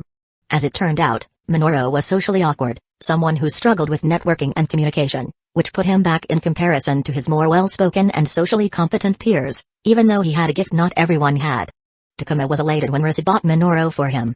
He felt he had gotten a scout as good as a Hyuga. Well, not really, but Takuma was more than satisfied with what he got. 10 people inside, Minoru responded after half a minute. 2 of them are civilians. A sensory-type shinobi could read the chakra signature to determine if someone was a shinobi or civilian from the amount held inside their body. And because of that, they could even "Is there a chunin inside?" Takuma asked and waited with bated breath to receive an answer. A lot depended on the reply. The Hueco Triad had chunin in their ranks, but they were the topmost leaders. Takuma didn't believe one would be present, but anything could happen. "No," answered Minoru. Minoru's short answer relieved Takuma more than Sengo's healing on a searing wound. "All right, it's time to breach, people," said Takuma. "The enemy outnumbers us by 2 people, and 2 civilians are in their midst. We need to be careful about how we handle them. Minoru, where are the civilians? In the front. Shinobi in the back. That made their work much more manageable. Minoru and Shinju with me, we enter from the back. Rest approach from the front, secure the civilians before engaging, Takuma issued a command. The dry cleaner shop wasn't big enough to mount a stealth attack, and the density of people in that space made it so they couldn't pick off people one at a time, but that didn't mean they couldn't employ a little bit of stealth to get themselves an advantage. The back doors of the building were the standard heavy-duty industrial double doors. Alas, the sturdiness of the door panels didn't mean anything if a poor lock as a weak link turned everything useless. Takuma knelt beside the door and worked on the lock as silently as possible to not alert anyone inside. Click. The door was pushed open slowly, and the trio of Takuma, Minoru, and Shinju entered the building. The back hallway was lined with boxes and other things that hadn't seen use from the coating of dust on them. Minoru signaled to the left door down the hallway. Takuma himself picked up low chatter noise from the same direction. With silent steps, they shuffled to the door. Takuma took out a kunai with a tag on its tail before looking at the other two. They nodded, and Shinju whispered into her comms, "Go in 3." Takuma quickly stepped in front of the door and took a mental snapshot of the room. 4 people around a table with the large duffel bag sitting on it. No windows that could be used as an escape route. There was another open door in the room, and by deduction, the other 4 targets could be in that room. As Takuma processed that, he threw up his kunai into the room. "Hey!" he yelled, and everyone looked at him and, in turn, caught the kunai in their field of vision. Takuma stepped away from the door and closed his eyes a split moment before the flash tag on the kunai went off. Not wasting a millisecond, Takuma began weaving hand seals. Minoru was next to step to the door and threw a regular explosive tag at a height above the 4 Meiko triad men who were temporarily blinded by the sharp flash. Bang! The explosive blast threw the blinded men off their feet, further disrupting their balance. Minoru stepped away, and Takuma switched in. He weaved the last hand seal and felt the chakra gather in his chest and throat. He took a deep breath before spewing water from his mouth in a waterfall-like manner, focusing it on the 2 men closest to him, swamping them with the force of a rampaging river. He moved his head to the side, and the other 2 got the same treatment, slamming them into the wall. Water style, Wild Water Wave, his newest C-rank jutsu, among others, that he had acquired in preparation for Ring's ninjutsu category. He held the water barrage and pressure for a few more seconds before stepping inside. Behind him, Shinju finished her hand seals. The water that had pooled and flowed out of the room rippled, and 4 thick tentacles rose from the water and whipped the 4 prone men before wrapping around them like slithering snakes, restricting their prey. Leaf Military Police Force. Surrender at once. Stay down, or it'll only hurt more. Takuma shouted. He should have done that before he blasted them with water, but it didn't matter.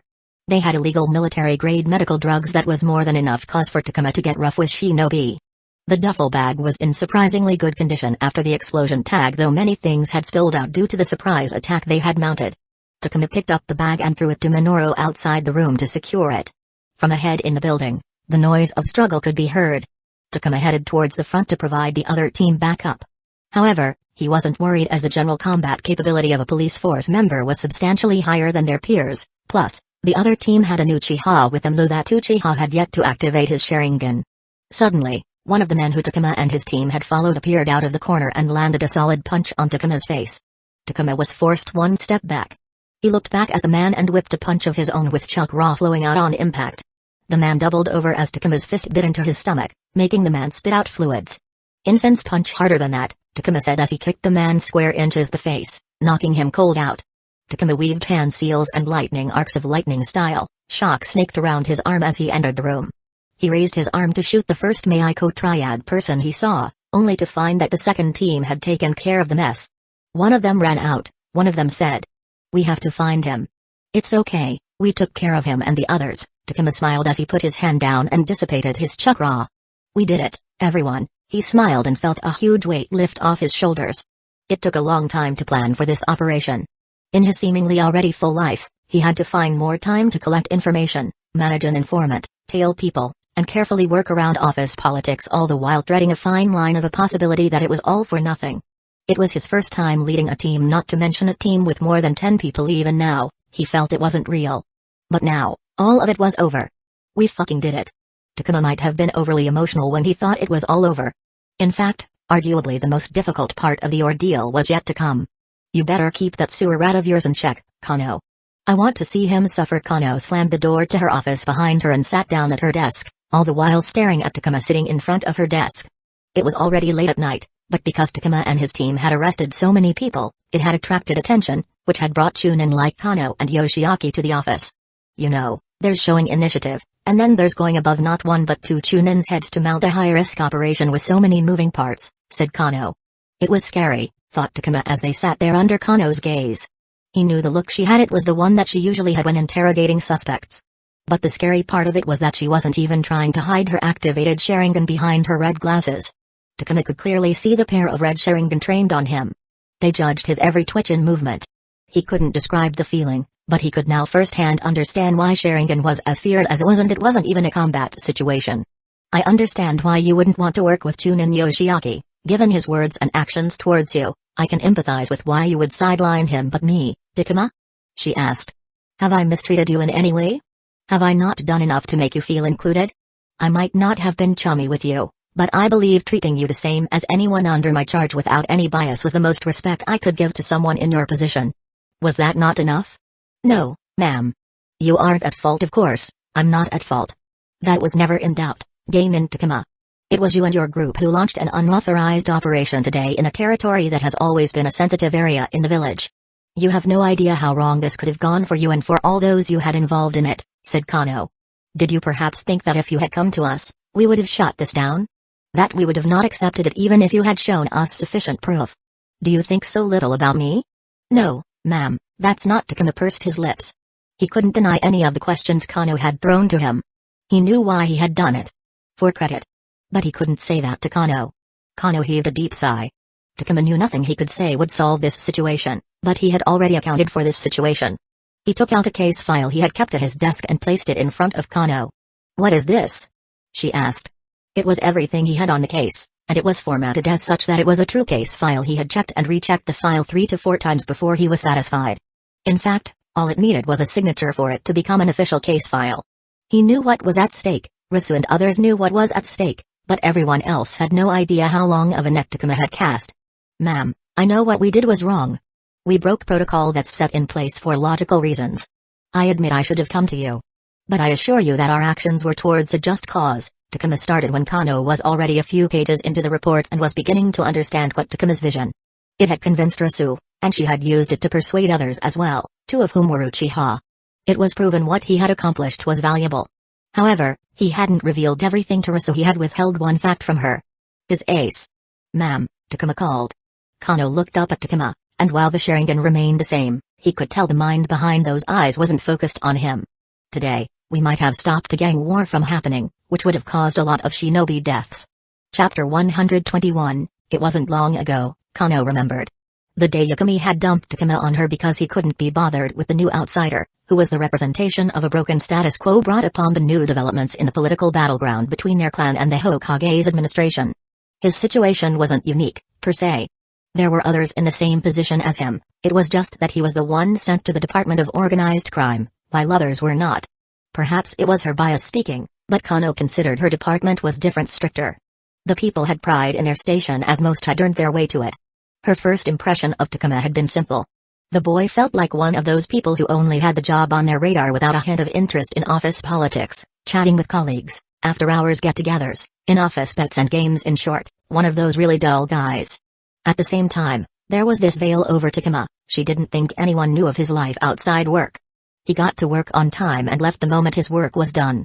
Kano was thankful Takuma at least informed her before he left for home every day in case she had additional work for him. So, she didn't think Takuma would do what he had done yesterday, giving completion to his plans which, according to the boy, had been in the works for a good while. At least, now she knew what he did after work. More work. And now she sat in her boss' office. Yakumi was behind his desk, looking as stoic as ever with a hint of displeasure between his brows as he stared down Takuma, who was sitting beside her. To the side, Setsuna sat comfortably on a double-seater couch with a steaming cup of tea on the table next to him. Let's hear about this gang war you claim you prevented, Gainin Takuma, said Yakumi sharply. Takuma was one to follow the proper dress code on a daily basis, but today he looked like he had spent an hour getting dressed up. The anonymous report that began it all wrote that one of the state pharmacies was supplying illegal medical drugs to the Meiko triad, started Takuma. At first, I didn't put much thought into the motive behind the procurement. My focus was towards the how, what, and who of the situation. All the energy and efforts went into uncovering and outlining the supply chain of this operation. However, as I began uncovering the details, I came across a string of unsolved cases regarding stolen raw medical-grade material from various refineries and producers. They were restricted materials used to make shinobi-grade medicines and combat enhancers. The medicines and drugs we seized yesterday had many of those stolen materials as part of their ingredient list. Yakumi looked at Kano. She nodded.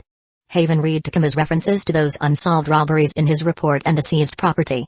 When those two things were put in front of her, it was clear, even without her medical ninja background, that they were connected. Takuma continued, "Of course, that wasn't my first chain of thought. I was of the mind that if someone had stolen something like restricted material, they would try to sell it for a profit. So, I approached our black market contacts, but to my surprise, no one had even heard a whisper of those materials listed anywhere. That is strange, sir. I understand concealment is the law in illegal circles, but not even having a rumor in the mill is unnatural. My conclusion, the robbers had stolen the materials for self-use." Kano caught Yakumi glancing at Setsuna, who hid his corked-up lips behind his teacup. What was that about? The question then was of why. Takuma took out 3 spiral-bound files and handed one to each Chunin. Kano was flabbergasted. When did he have time to prepare those? He had been in her eyesight from the moment she had gotten into the office late last night. What you have are the recorded cases of conflicts between gangs. On the first page, there's a graph of the rise in cases in the past year or so where known or suspected members of Meiko Triad are involved. Kano didn't intend to give voice to her thoughts, but they unintentionally leaked out. Smart. Kano expected Yakumi to fix her with a glare but found her commanding officer occupied with the file in his hand. When she said smart, Kano meant it. The Hidden Leaf Village was a military state, and while the majority were civilians, the shinobi minority held the most power. A military state which ran on shinobi couldn't maintain control when those same shinobi didn't want to be under control. There were several groups and organizations which had nothing to do with official shinobi work and were simply people seeking to fulfill their own goals, desires, and greed. The administration ideally wouldn't want those groups. They had tried to quash them and had failed on their quest. The Hidden Leaf Village was where the best shinobi gathered. The administration couldn't threaten to replace them with others if they refused absolute obedience. There were case categories pertaining to gang-related crimes, but many of them were practically useless since combat and conflict were a regular part of the shinobi life. When two gangs fought, the people involved would claim they were training, and even if the injuries were over the top for training, when chakra was involved, anything was possible. So, as long as no physical property was egregiously damaged, gang-related charges didn't stick.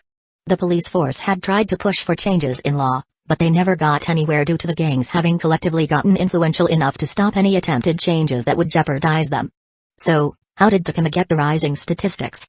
Even though officers couldn't record when they encountered a charge they couldn't stick, there were still records. Not on the people involved but on the officer's side who was involved. Takuma had pulled the statistic of how many times officers had failed to stick the charges. And those numbers had risen. Why would they need these drugs? Takuma asked the question. It won't be for missions. No gang is buying wholesale for their members so they could get it for cheap. That's not the relationship. No, I think the Meiko Triad is preparing for a territorial war to strengthen their position. Do you have proof supporting this? Yakumi asked. No, sir. I do not. This is speculation on my part. Though, I wasn't able to come up with an alternate reason they would be hoarding supplies, said Takuma. Well, now we can get the truth out of the men in custody. In the end, Yakumi didn't say anything other than suspending Takuma for a week without pay. Kano expected Takuma to be relieved and satisfied with what he had gotten. It was essentially a vacation after a hard case. But when they got out of the room, Takuma had a tight crease between his brows. What? She asked. Those fuckers are going to divvy up the cases while I'm gone, he spat. According to Takuma, this was the worst time to be suspended. Not only was he missing the interrogation part of the process, but he was also sure that people like Yoshiaki would steal the good cases connected to these raids. By the time he returned, all he could get were leftover scraps. Kano sighed. She wasn't happy with how Takuma had handled the situation, but she could see his point. I'll try to hold something good for you, she said. Thank you, ma'am, Takuma looked relieved. But do something like this next time, you'll be out of my team. Kano couldn't take insubordination from her team, even if it resulted in outcomes like this time. Good for Takuma for grabbing an opportunity, but if he was going to do it again, then he could do it under another Chunin. Takuma groggily packed up his belongings at his desk that he wanted to take home for a week. He hadn't slept in more than 48 hours and wanted nothing more than the softness of his bed. All the reserves he had been pulling during the last day were running low, and his body had stopped his access to whatever was left on the bottom. But as he was about to leave, someone called Takuma and felt the irritation from being sleep-deprived bubble up. Gainin Takuma, Setsuna stood a few steps from his desk. "Let me see you out." Takuma hadn't seen Setsuna in a while. They had been in frequent contact during his training, but ever since he had started duty, their interactions had dwindled to run-ins which then turned into a couple of lunches when both of them were free. "I must say, I wasn't expecting any of this when I came in today," Setsuna smiled. "Did they call you personally?" Takuma questioned. As far as he knew, Setsuna was in charge of recruitment and training. His responsibilities didn't extend beyond that point. Setsuna shook his head. "I was merely interested when I heard my secretary gossip. I had to see what you had done." "And, what do you think?" "Impressed," said Setsuna. Takuma eyed Setsuna. "What was the agenda here? I wasn't expecting you, or any one of your peers, to make a move this big so soon. I don't know all the details, but I know Yakumi. He might have been displeased, for which he has cause, but I could see the gears in that man's mind turning. He was most definitely thinking if he could use what you gave him to eradicate a gang from the face of the village. He better do it, or none of this would be worth it," thought Takuma. From today onward, whatever success originated from his operation would be in some way connected to him. The more they achieved, the more he was to benefit. "Now, I don't disagree with Yakumi's punishment for you, but I do believe a reward is in order." "What do you desire, Takuma?" "I will try to compensate you within the reach of my ability," said Setsuna. Takuma took in a deep breath, feeling the tiredness settle in his bones. "A reward, huh?" Takuma mused. There were 100 things he wanted, varying from impossible wishes of returning home to material wishes of a pay raise. But what could Chunin Uchiha Setsuna give him? What did he want from the man? Takuma would have preferred to sleep on the offer and take some time to weigh the pros and cons of his wishes before giving an answer, but perhaps it was the fatigue and exhaustion that made him speak out the thing that stayed atop his mind. "A teacher," he said. "Pardon, I missed that." "Get me a teacher. A Genjutsu teacher." Chapter 122, Just how much time did he put into this? Kano muttered to herself as she went through Takuma's case notes. The boy's notes were crammed with notes, stats, and his collated thoughts. There was a lot to go through. She appreciated the dedication Takuma had put in, but that same dedication made it difficult for others. She didn't know what was important and what she needed to prioritize to get herself up to date as Takuma was temporarily out of the picture. She wondered if Takuma had done so on purpose to slow down the investigation without him. Kano shook her head. Takuma didn't know he was going to be suspended. Risu knocked on Kano's office door. "The people from Torture and Interrogation Division are here," she said. The punishments of those involved with Takuma hadn't been finalized yet. The department was focusing its resources to progress before the Meiko Triad could make moves to hide their people and wrongdoings. If everything went well, it would take at least a few months before prosecution ended and people were sentenced. Kano stood up and walked out of her office to greet the person from Torture and Interrogation Division of the Hidden Leaf's Intelligence Department. Torture and Interrogation Division was a support division that housed shinobi specializing in information extraction from people through various means. They were called by different departments when the latter required their services. The police force used them frequently in important cases where information from people of importance was critical. Anbu had a long-standing relationship with Torture and Interrogation Division and had invested much in their training and growth. Even the Fire Daimyo and his samurai availed Torture and Interrogation Division services in sensitive matters. Torture and Interrogation Division played a massive role in protecting the safety of not only the Hidden Leaf but also the entire Land of Fire itself. The Department of Organized Crime had deemed the current case important enough that they had called in the professionals to get the information Takuma wanted out of the people he had targeted. The person they sent was a cleanly dressed, tall woman with shoulder-length hair, dressed sharply in the standard Torture and Interrogation Division uniform. She had a confident and disciplined posture, and when Kano met her eyes, she felt a sharp gaze peer through her. Kano introduced herself. "Chunin Uchiha Kano. Thank you for coming, we have a lot of work to do." "Chunin Oishi Yori." Yori shook Kano's hand. "Then let's start working immediately." Oishi, Kano recognized the name. She had heard of the name in the deep circles, the gossip of unorthodox methods, high success rate, and many more unspeakables, much more than an average Torture and Interrogation Division member of Oishi's station. But didn't she stop working for everyone else but Anbu? What was she doing working on a case with the police force? Kano led Yori to the conference room they had reserved for her. "This will work fine," said Yori, setting her belongings on the big conference table. She emptied her bag and took out a large binder thick with papers. Seeing that made Kano's brow furrow. "Is that?" "Ah, I did some research of my own before coming here," said Yori. "Are those Takuma's notes?" Kano asked, This time a bit more forcefully. Yes, they are. Got them straight from the source, Yuri smiled. Before Kano could say anything, Rasu, who was in a room with them, spoke, her voice louder in surprise. Oishi. Are you related to Taro by chance? She asked. Yuri turned to Rasu with a smile. You know my son? Let me guess, dear. Were you his batchmate? Yes, ma'am. And you're listed as the secondary in this case. It's nice to see batchmates working together. Kano interrupted the chat and returned the conversation to where she wanted it to be. Chunin Oishi, I don't believe I need to tell you the problem with obtaining case information from an outsider. You know better than most that this is restricted information. But I didn't obtain it from an outsider, Chunin Kano, said Yuri. I received it from the primary lead of the case, Geinin Takuma. For me to do my job well, I need to know every aspect of the case. Who better to ask than the person who knows the most about the matter? Kano wanted to dispute her, but Yuri cut her off. If you're worried about the legality of the situation, worry not. I only touched the material after the request was accepted and was given clearance. I do not want to step on your toes. Please remember, I'm only here to help. This case is still entirely yours. Kano wasn't satisfied. You say that you only looked at the materials after the request was accepted, but how did you have these materials in the first place?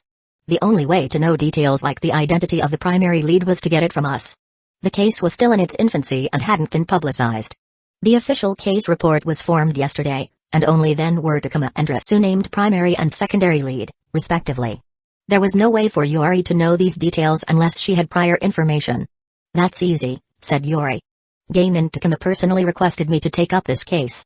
He is my son's best friend, I had time, and well, he was very passionate and convincing about this case. I thought it would be a change of pace from what I usually do, so I thought, why not? Kano looked down at the binder full of Takuma's case notes.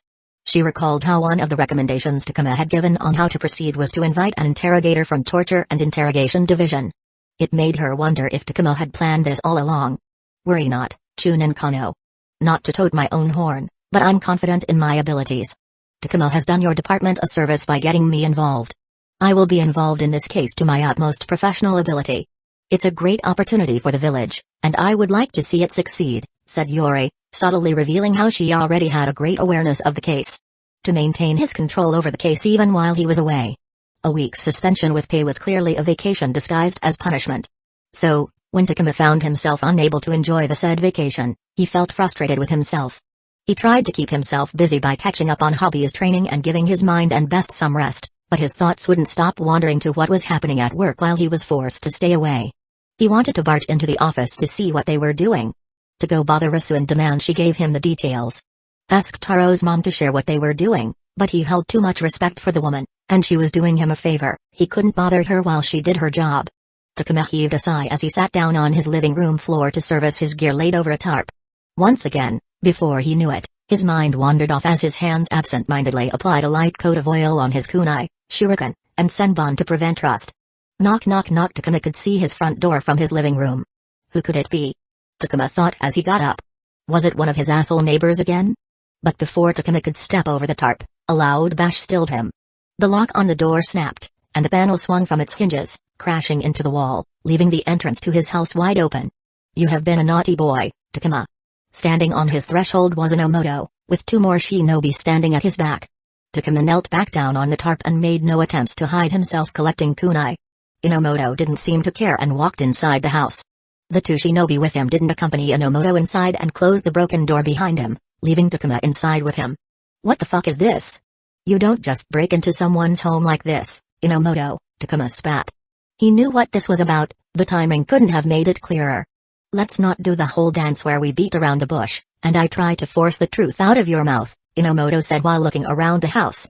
The man didn't seem to care that Takuma was armed, he even had his back to Takuma as he read Takuma's notes wall. It's cozy, your house. It has that warm, lived-in feel, and I can see you have taken good care of your possessions. What is this? Inomoto pointed at the notes pinned to the boards. I don't know what you're talking about, said Takuma. Oh please, didn't I say I don't want to do the entire thing? Inomoto sighed. Your name was the case file, the primary lead. Don't pretend, Takuma. Remember when you sent Sengo to me to set up a meeting? You'd be a fool if you think you can get away with this.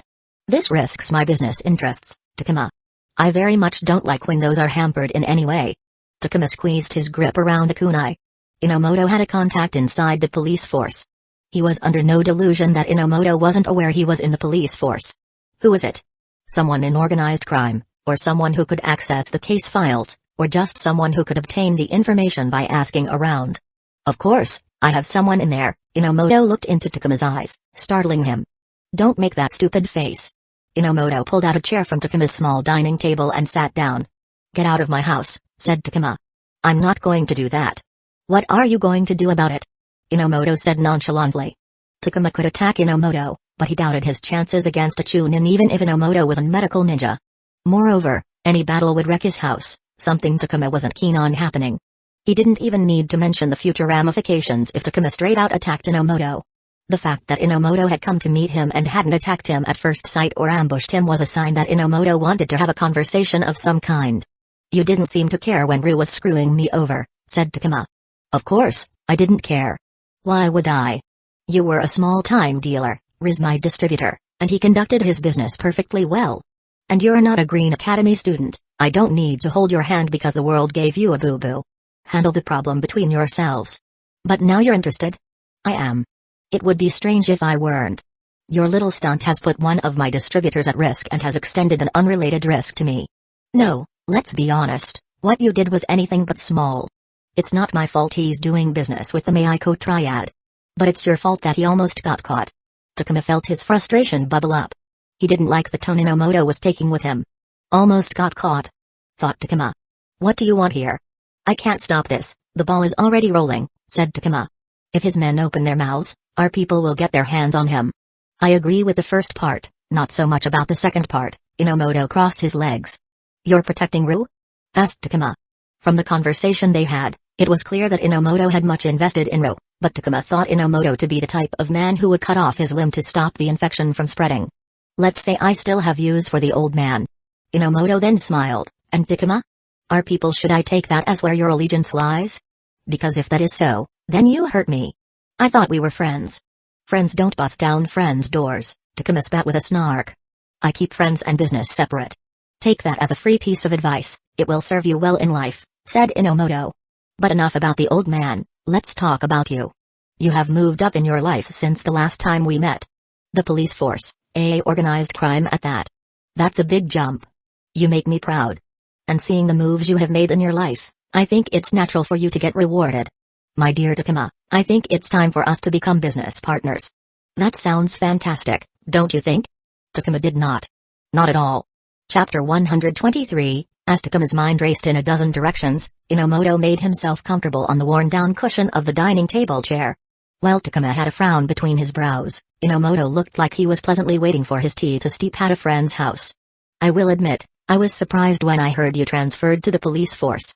Didn't think you would go for the job with your background. Inomoto picked up a grocery store sale pamphlet from the table. It was a pity, I thought. Now that you were a dog for the Uchiha, you would stop working with the old man and pull out of the ring. I get a cut every time a fighter of mine wins. It's not a big amount, but when you have a dozen fighters, the small change adds up and you, my friend, are fairly adept at winning. Takuma was aware of the dealings between the ring and the scouts. Not every scout was like Inomoto, though. Most scouts who introduced shinobi to the ring got a one-time, flat commission. Scouts like Inomoto, who received a cut for every win, were rare and had old and important relationships with the big boss himself. He assumed Inomoto had gotten the deal due to his position as the head of medical staff. But to my surprise, you didn't stop on either avenue. Scars still fought, Toby continued to deal.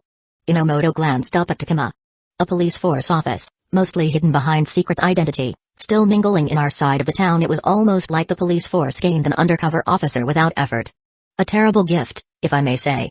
You wouldn't blame me for being cautious when you suddenly attempted to lobby for a meeting with me. Takuma tightened his grip around the kunai. Reputation was everything in the circles he and Inomoto frequented. People rarely waited long enough to gather evidence and confirm facts before taking action. If Takuma's reputation devolved into an undercover officer, a rat, his time in the village would become problematic if the wrong people turned their eyes toward him. If someone like Inomoto spoke against him, it was Takuma's word against Inomoto, and his word meant a whole lot less. What changed? Asked Takuma. Inomoto wouldn't have been sitting across from him if the former thought he was an undercover officer, because then there was no leverage against Takuma. New information and a hunch, my little friend, Inomoto replied. Which are? Nothing you need to concern yourself with, Inomoto had the gall to laugh. I'm here with an opportunity you can't refuse, something that will benefit both of us immensely. A chance to become my business partner. Wasn't that what you wanted before you became rose dealer, to conduct business directly with me? That was different, thought Takuma. Thank you for giving me this chance, but I don't have time on my hand right now. Let's talk about this. You don't understand, Takuma.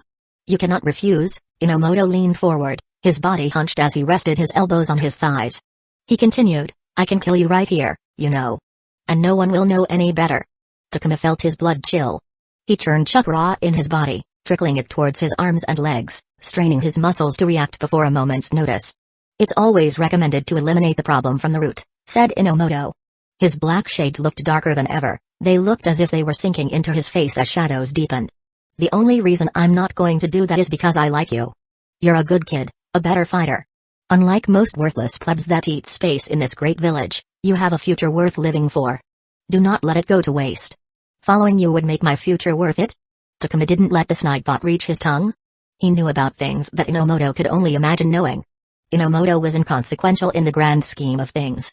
If Takuma wanted to follow someone, then he would go kiss the asses of preteens studying in the Shinobi Academy, the real actors of the tragedy he was living in. The thought made Takuma scoff at Inomoto, but a heaviness made its way into Takuma's heart.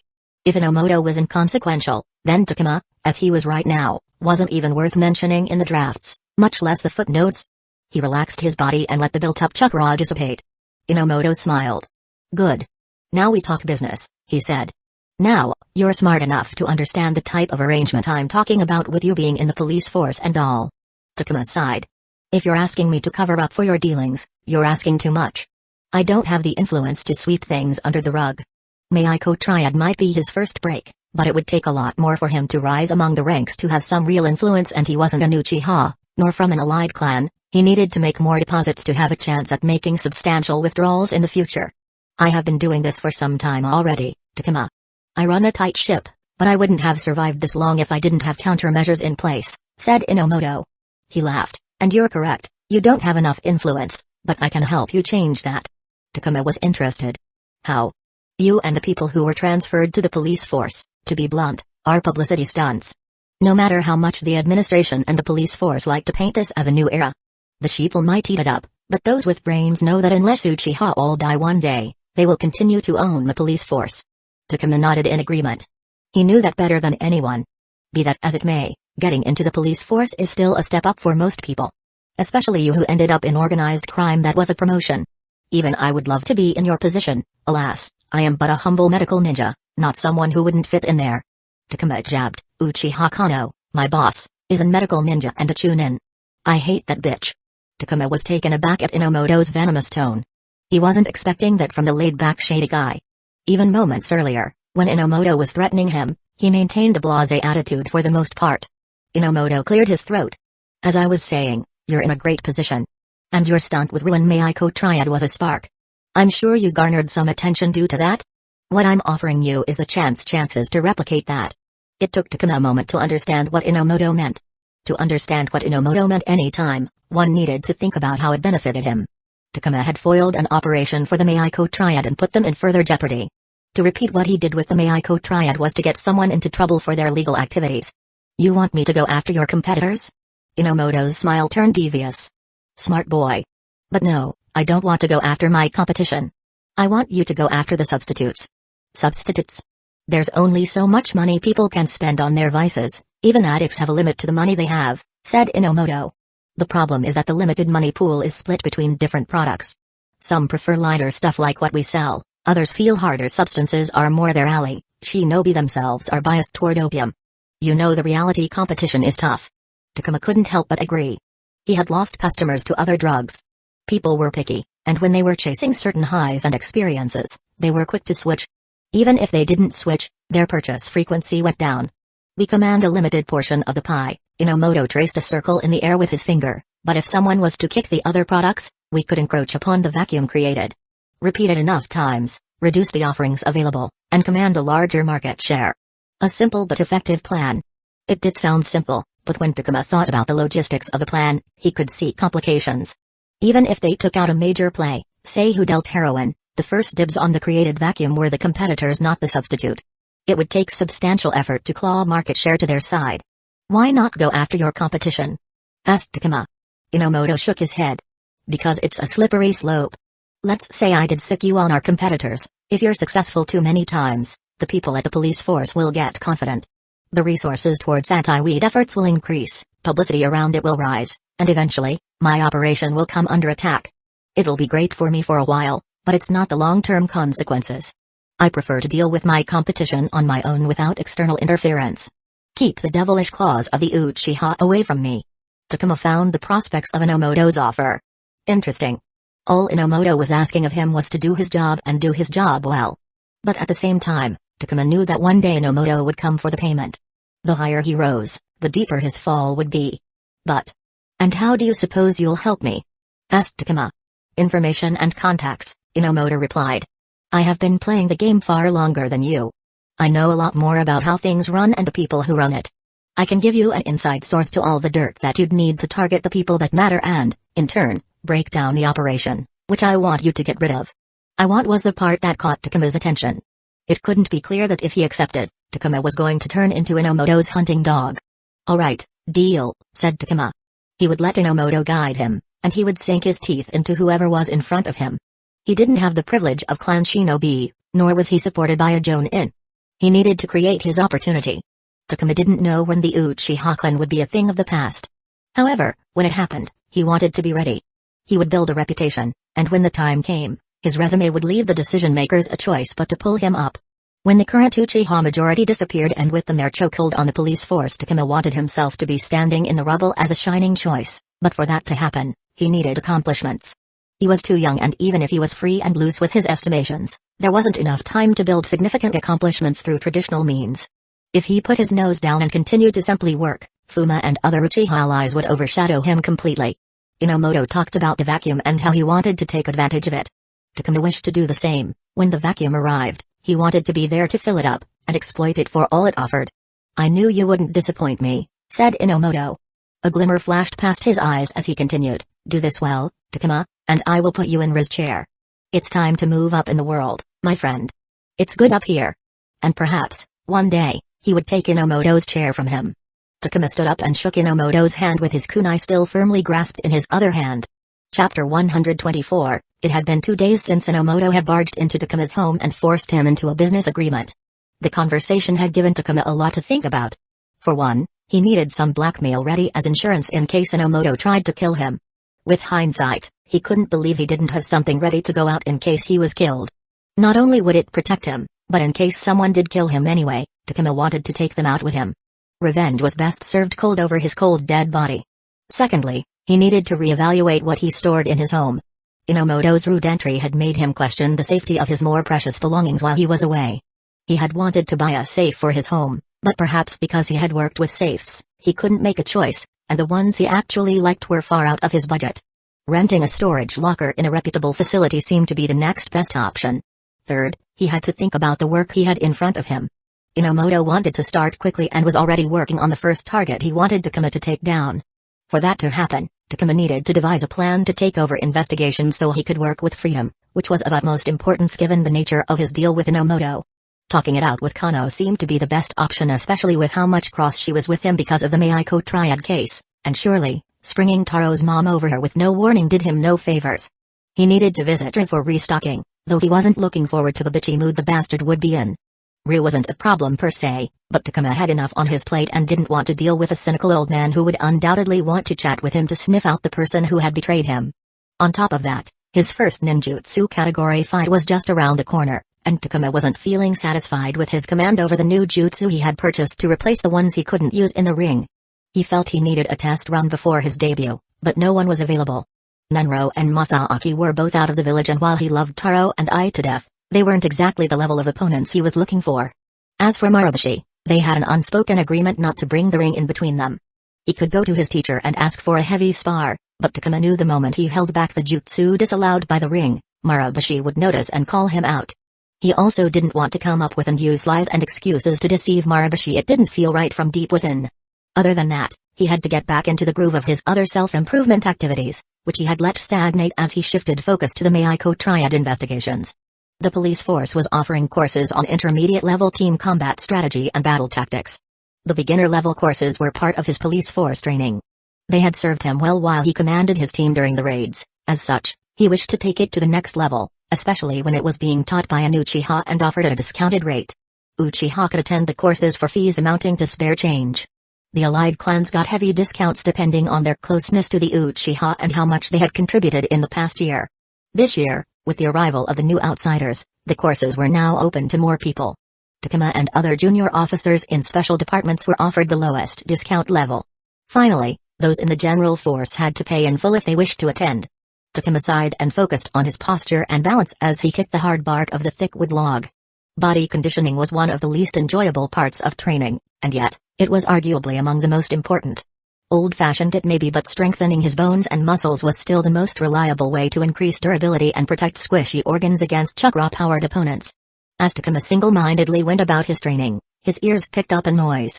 It had been several months since he had started practicing his sense of hearing for hidden mist jutsu. The progress had been excruciatingly slow, but even tiny droplets from a leaking tap eventually filled a bucket. Takuma's sense of hearing reached another level where he could hear far and wide, pick up hushed sounds, and most importantly identify objects and situations solely based on sound. 4 people. By the time his thoughts caught up to him turning toward the source, he saw 4 people entering the clearing. 2 men and 2 women. 3 of them were his age, while the last man was much older, 30s if he had to guess. The kicker? He knew 3 of those people. The group saw Takuma as soon as he saw them. "Takuma, is that you?" A bright smile bloomed on the lithe girl's face as she jogged toward him with her hand waving excitedly. "Seiki Amy. His academy classmate. They said you never forgot your first, and neither did Takuma his first spar victory, that is. To this day, the fight, the last spar he had in the academy, was clear as glacial water. He had beaten Amy and had promptly cried afterward. Not the part he was proud of, but he owned it anyway. "It's nice to see you, Amy," Takuma said with a hint of a surprised smile. Like everyone in his class, Amy was never friends with Takuma, but he knew her to be one of the good ones. "What are you doing here?" she asked. Amy exclaimed when her eyes went to Takuma's arms. "Wow, you really messed up your hands. What happened there?" Takuma was dressed in a thin white tank top which left most of his arms exposed, showcasing the scars which were always hidden by the full-sleeved shirts that entirely made up his wardrobe. "Yeah, you know, things happen," Takuma replied shortly as he walked to the outer garments, chainmail and uniform shirt, he had removed for training. By the time he put on his shirt, the rest of Amy's group had arrived. Takuma gave them nods in greeting. "Momoe, Hideaki, I'm glad you both are doing well.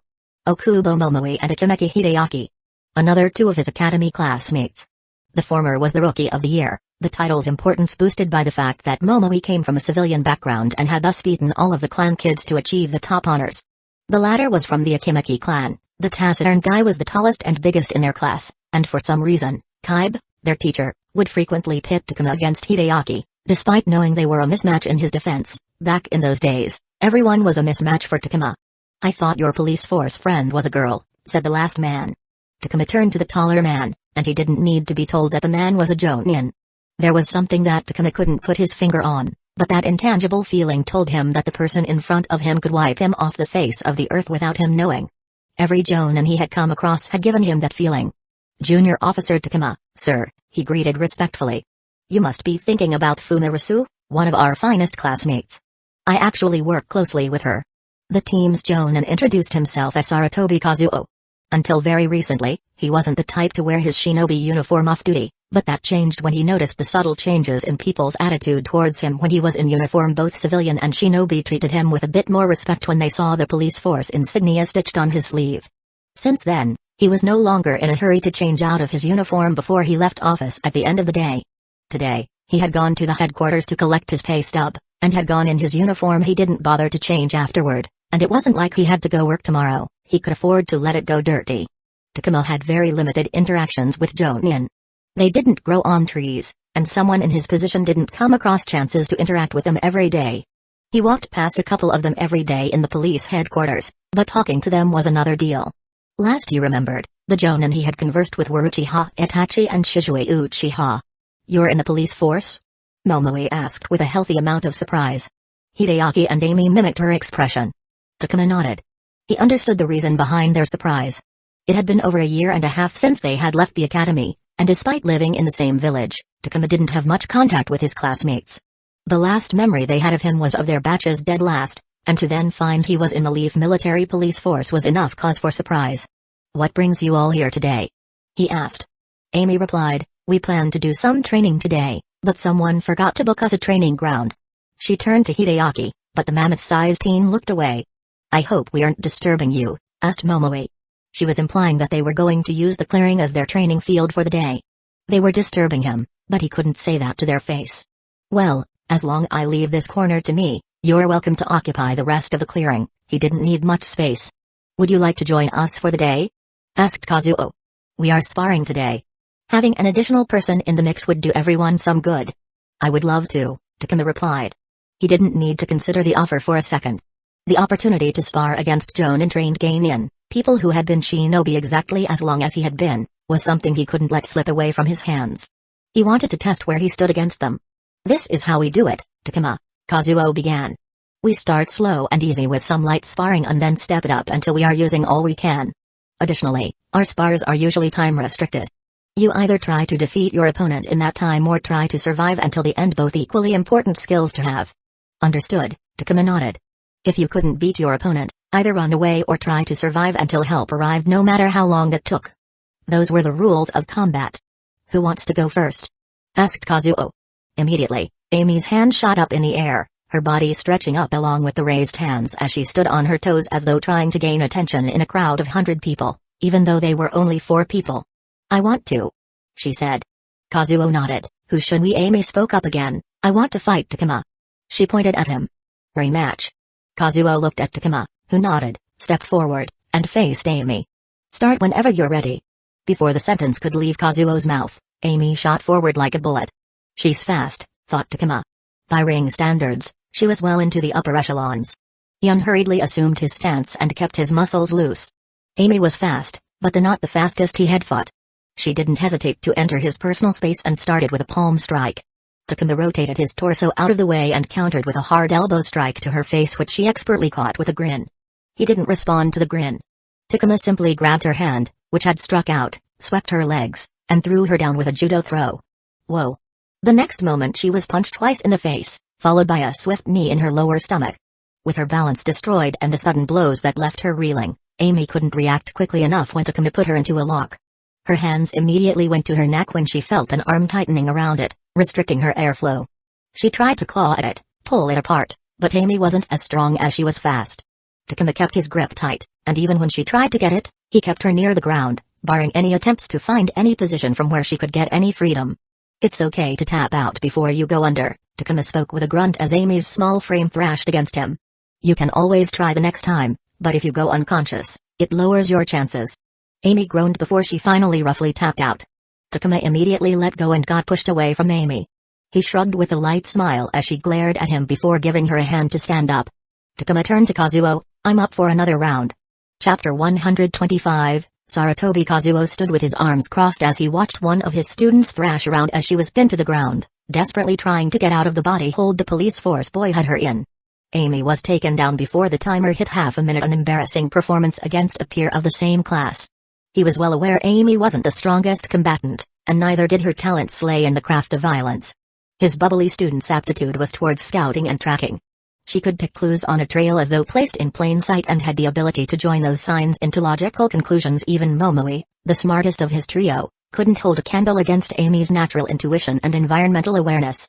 She might not reach the level of a Hueco with their miraculous eyes or a Burame with their bugs. Kazuo firmly believed she could do a job better than most of the Inuzuka with their Ninken. I wished she would take combat training more seriously. Kazuo found himself repeating the same thought once more. If not anyone else, Amy required adequate combat ability. Her talent ensured someday she would be alone in scouting situations deep inside enemy territory. Scouts usually operated in solitary due to the secretive nature of the task.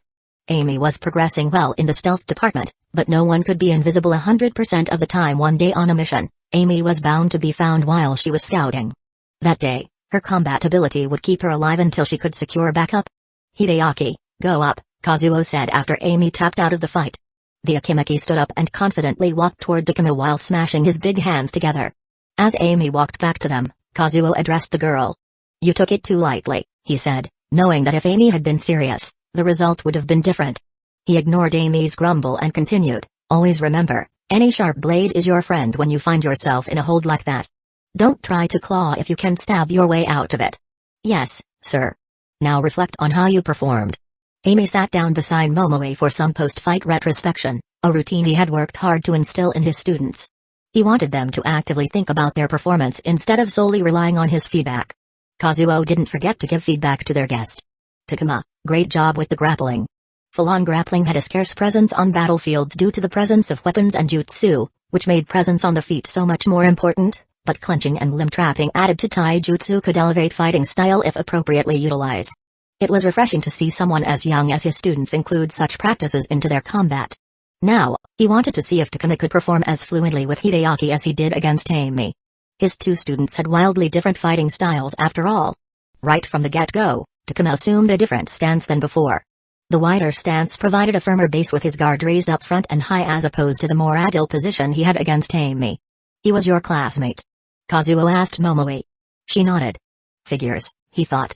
The change in stance made it clear that Takuma was expecting more force from Hideaki and that nimbleness would be an appropriate match for Amy, who liked to move a lot while she fought.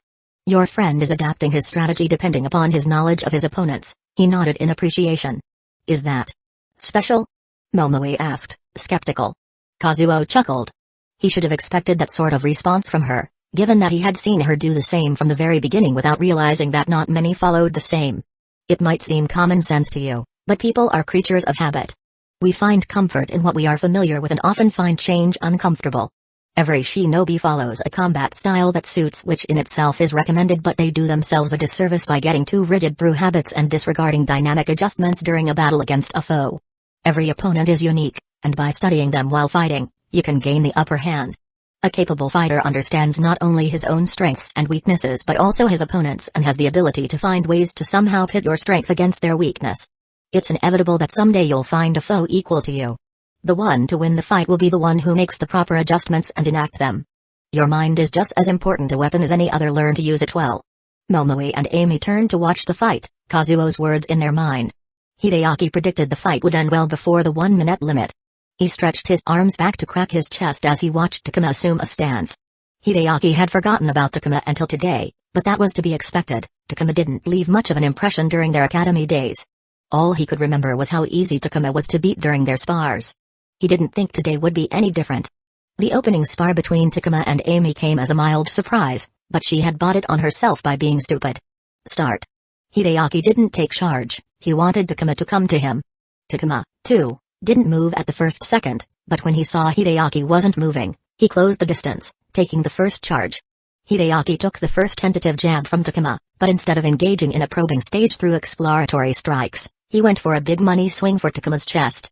Takuma looked surprised at the sudden 0 to 100 aggression switch but crossed his arms in time to block the rear uppercut. The punch made a heavy grunt escape Takuma as his feet lifted a centimeter from the force. Hideaki was of the mind to pause to see Takuma come to terms with his power, but decided to follow up with a hook to put Takuma to the ground. The fight with Amy had ended too quickly, he couldn't allow his team to be looked down at. He was going to take Takuma down faster than he had done Amy. Unexpectedly, Takuma managed to raise his arm to absorb the power hook. Hideaki frowned, displeased his 1-2 combo had failed, and went to grab Takuma's head so he could headbutt the lights out of him. Moving quicker than Hideaki, Takuma lashed out for Hideaki's knee. It hit just right, and Hideaki's chunky leg buckled, sending a jolt up Hideaki's body. The sudden disruption proved successful as 2 swift palm strikes from Takuma thwarted Hideaki's attempt to grab his head before sending a lead uppercut into his jaw. Raw. The usually taciturn Hideaki roared, sending a devastating kick into Takuma's side, which threw him to the ground, knocking the air out of him. He had a heavy frown between his brows as he pursued Takuma, seemingly wanting to beat him to the ground. Takuma recovered as quickly as he went to the ground and jumped back to his feet, and kept his feet moving while he evaded and blocked Hideaki's onslaught of heavy strikes that undoubtedly looked like they would hurt. Hideaki pushed and pushed, his speed and power increasing every passing second. Takuma, who was once easily keeping a constant, comfortable distance, was now struggling to keep Hideaki away, evidenced by the slow increase in the redirecting palm strikes and blocks replacing clean dodges. While Hideaki was in control of the momentum, Takuma was the one with more clean hits scored on Hideaki, but every single blow of Hideaki did more damage. Caught you. Hideaki grabbed one of Takuma's arms. Takuma tried to pull it away, but the larger teen's grip and strength outpowered him. Hideaki raised his other fist with a smirk to sock Takuma in the head and ended the fight with a satisfying blow to relieve the rising frustration about not getting many clean hits on his unexpectedly nimble opponent. However, before he could do that, the unexpected struck again. Takuma used his grabbed arm as leverage and jumped. He tucked his knees into his chest and slammed both his feet into Hideaki's chest, sending the giant tumbling away and freeing Takuma from Hideaki's grasp. Hideaki groaned as he felt the dull pain in his chest, but it wasn't enough to keep him down. He got up and faced Takuma, who was already charging at him. Taking the challenge, Hideaki, too, took off, determined to win the exchange. Time's up. Stop. Kazuo's voice startled Hideaki. He looked at his teacher, unwilling to stop. He had no idea that the allotted minute had passed away so quickly. He looked at Takuma, who was dusting himself off. Takuma, he called. When his ex-classmate looked up, Hideaki gave him a nod of respect. There was no denying that Takuma had massively improved since they had last fought, and he had to commend him for that effort. While he thought that, he also believed, I'll win the next time. Okimaki Hideaki was better at taijutsu than him. Takuma thought that as he walked to the side. He looked at his hands. It had been only a minute, but he could feel Hideaki's power in his bones. If the fight lasted a few minutes longer, Takuma knew he would have been taken down. However, the fight surprised him. He had expected power from Hideaki. It wasn't the strongest he had faced, but it was up there, but he had not anticipated the skill which backed up the power. From his experience, people with extraordinary power relied on it, partly disregarding the skill. It was human nature to lean on your strengths. Hideaki's movements were wild, but Takuma could sense the control behind everything move. I guess I should have accepted that from an Akimaki, thought Takuma. The Akimaki clan were the premier users of taijutsu in the village. However, I'll win next time, thought Takuma. Combat was never just pure hand-to-hand combat. Takuma was much better when he had access to his weapons pouch, and he was destructive when he could use his chakra augmentations, and he had proof that he could be lethal if he could use jutsu. Takuma opened and closed his fist to quicken his recovery from the light numbness in his bones. He gave Hideaki a sideways look, promising to himself that he would show power to Hideaki. He gave Amy and Momoe a nod as they passed him. It was their time to fight. He turned and followed Momoe with his eyes. The girl was by far the best in their class. He wanted to see how much she had improved in a year and a half and where he stood against that best. His first ring ninjutsu fight was nearby and the test run he wanted to do? He was going to use his dear classmates as that test run. As Takuma turned away, he didn't notice Momoe turn and looked at him with an inquisitive look. Chapter 126. So much had happened in her life that 1.5 years seemed like they had passed in the blink of an eye, yet the time before seemed ages ago. She held her time in the academy in fond regard. It was a carefree, peaceful time, before she knew what it truly meant to be a shinobi. If she was being honest, she still didn't know what it meant to be a shinobi. At least, that's what her teacher kept saying to her. It was quite irritating, to be honest. Anyway, look at her, being swept away by the memories. Speaking of memories, she remembered Takuma. He was a quiet boy in her class, didn't speak to anyone, always minding his own business, or was it that he had no one to talk to? What was the term for it? Socially awkward, that's it. Takuma had no friends. What he had was bullies. Hiji and his cohort had taken him as his target. To this date, she couldn't figure out how that was a fun thing to do. She read it was something about the feeling of power over someone else. She pitied him. She even tried to help him, but when he didn't seem enthusiastic about helping himself, she gave up. By their final year, she had stopped her efforts almost completely. In hindsight, perhaps making friends with Takuma could have helped him, but she didn't go that far. Why would she? Momoe hated him after all. Civilian. That's what her parents were, and before she received her forehead protector, that was her identity as well. Shinobi. That's what she was now. Even though they occupied the same village, the two groups lived separate worlds. Civilians lived their lives in safety, away from the violent turmoil of the world they live in, but that safety came at the price of liberty. That didn't mean they weren't happy, but they had to sacrifice one thing to gain another. Though there were those like her dad who could live without sacrificing freedom, abundant money tends to have that effect. The civilians bankrolled shinobi, and yet the latter was conceived superior. Then there were shinobi, who treaded danger and partook in the violence they themselves created. The life of a shinobi was hazardous. Death could send an invitation every day, and one could only refuse the invitation so many times. Only the truly strong had the right to continue living, but if history taught anything, even the strong succumbed before their natural end. However, that risk granted them power and authority.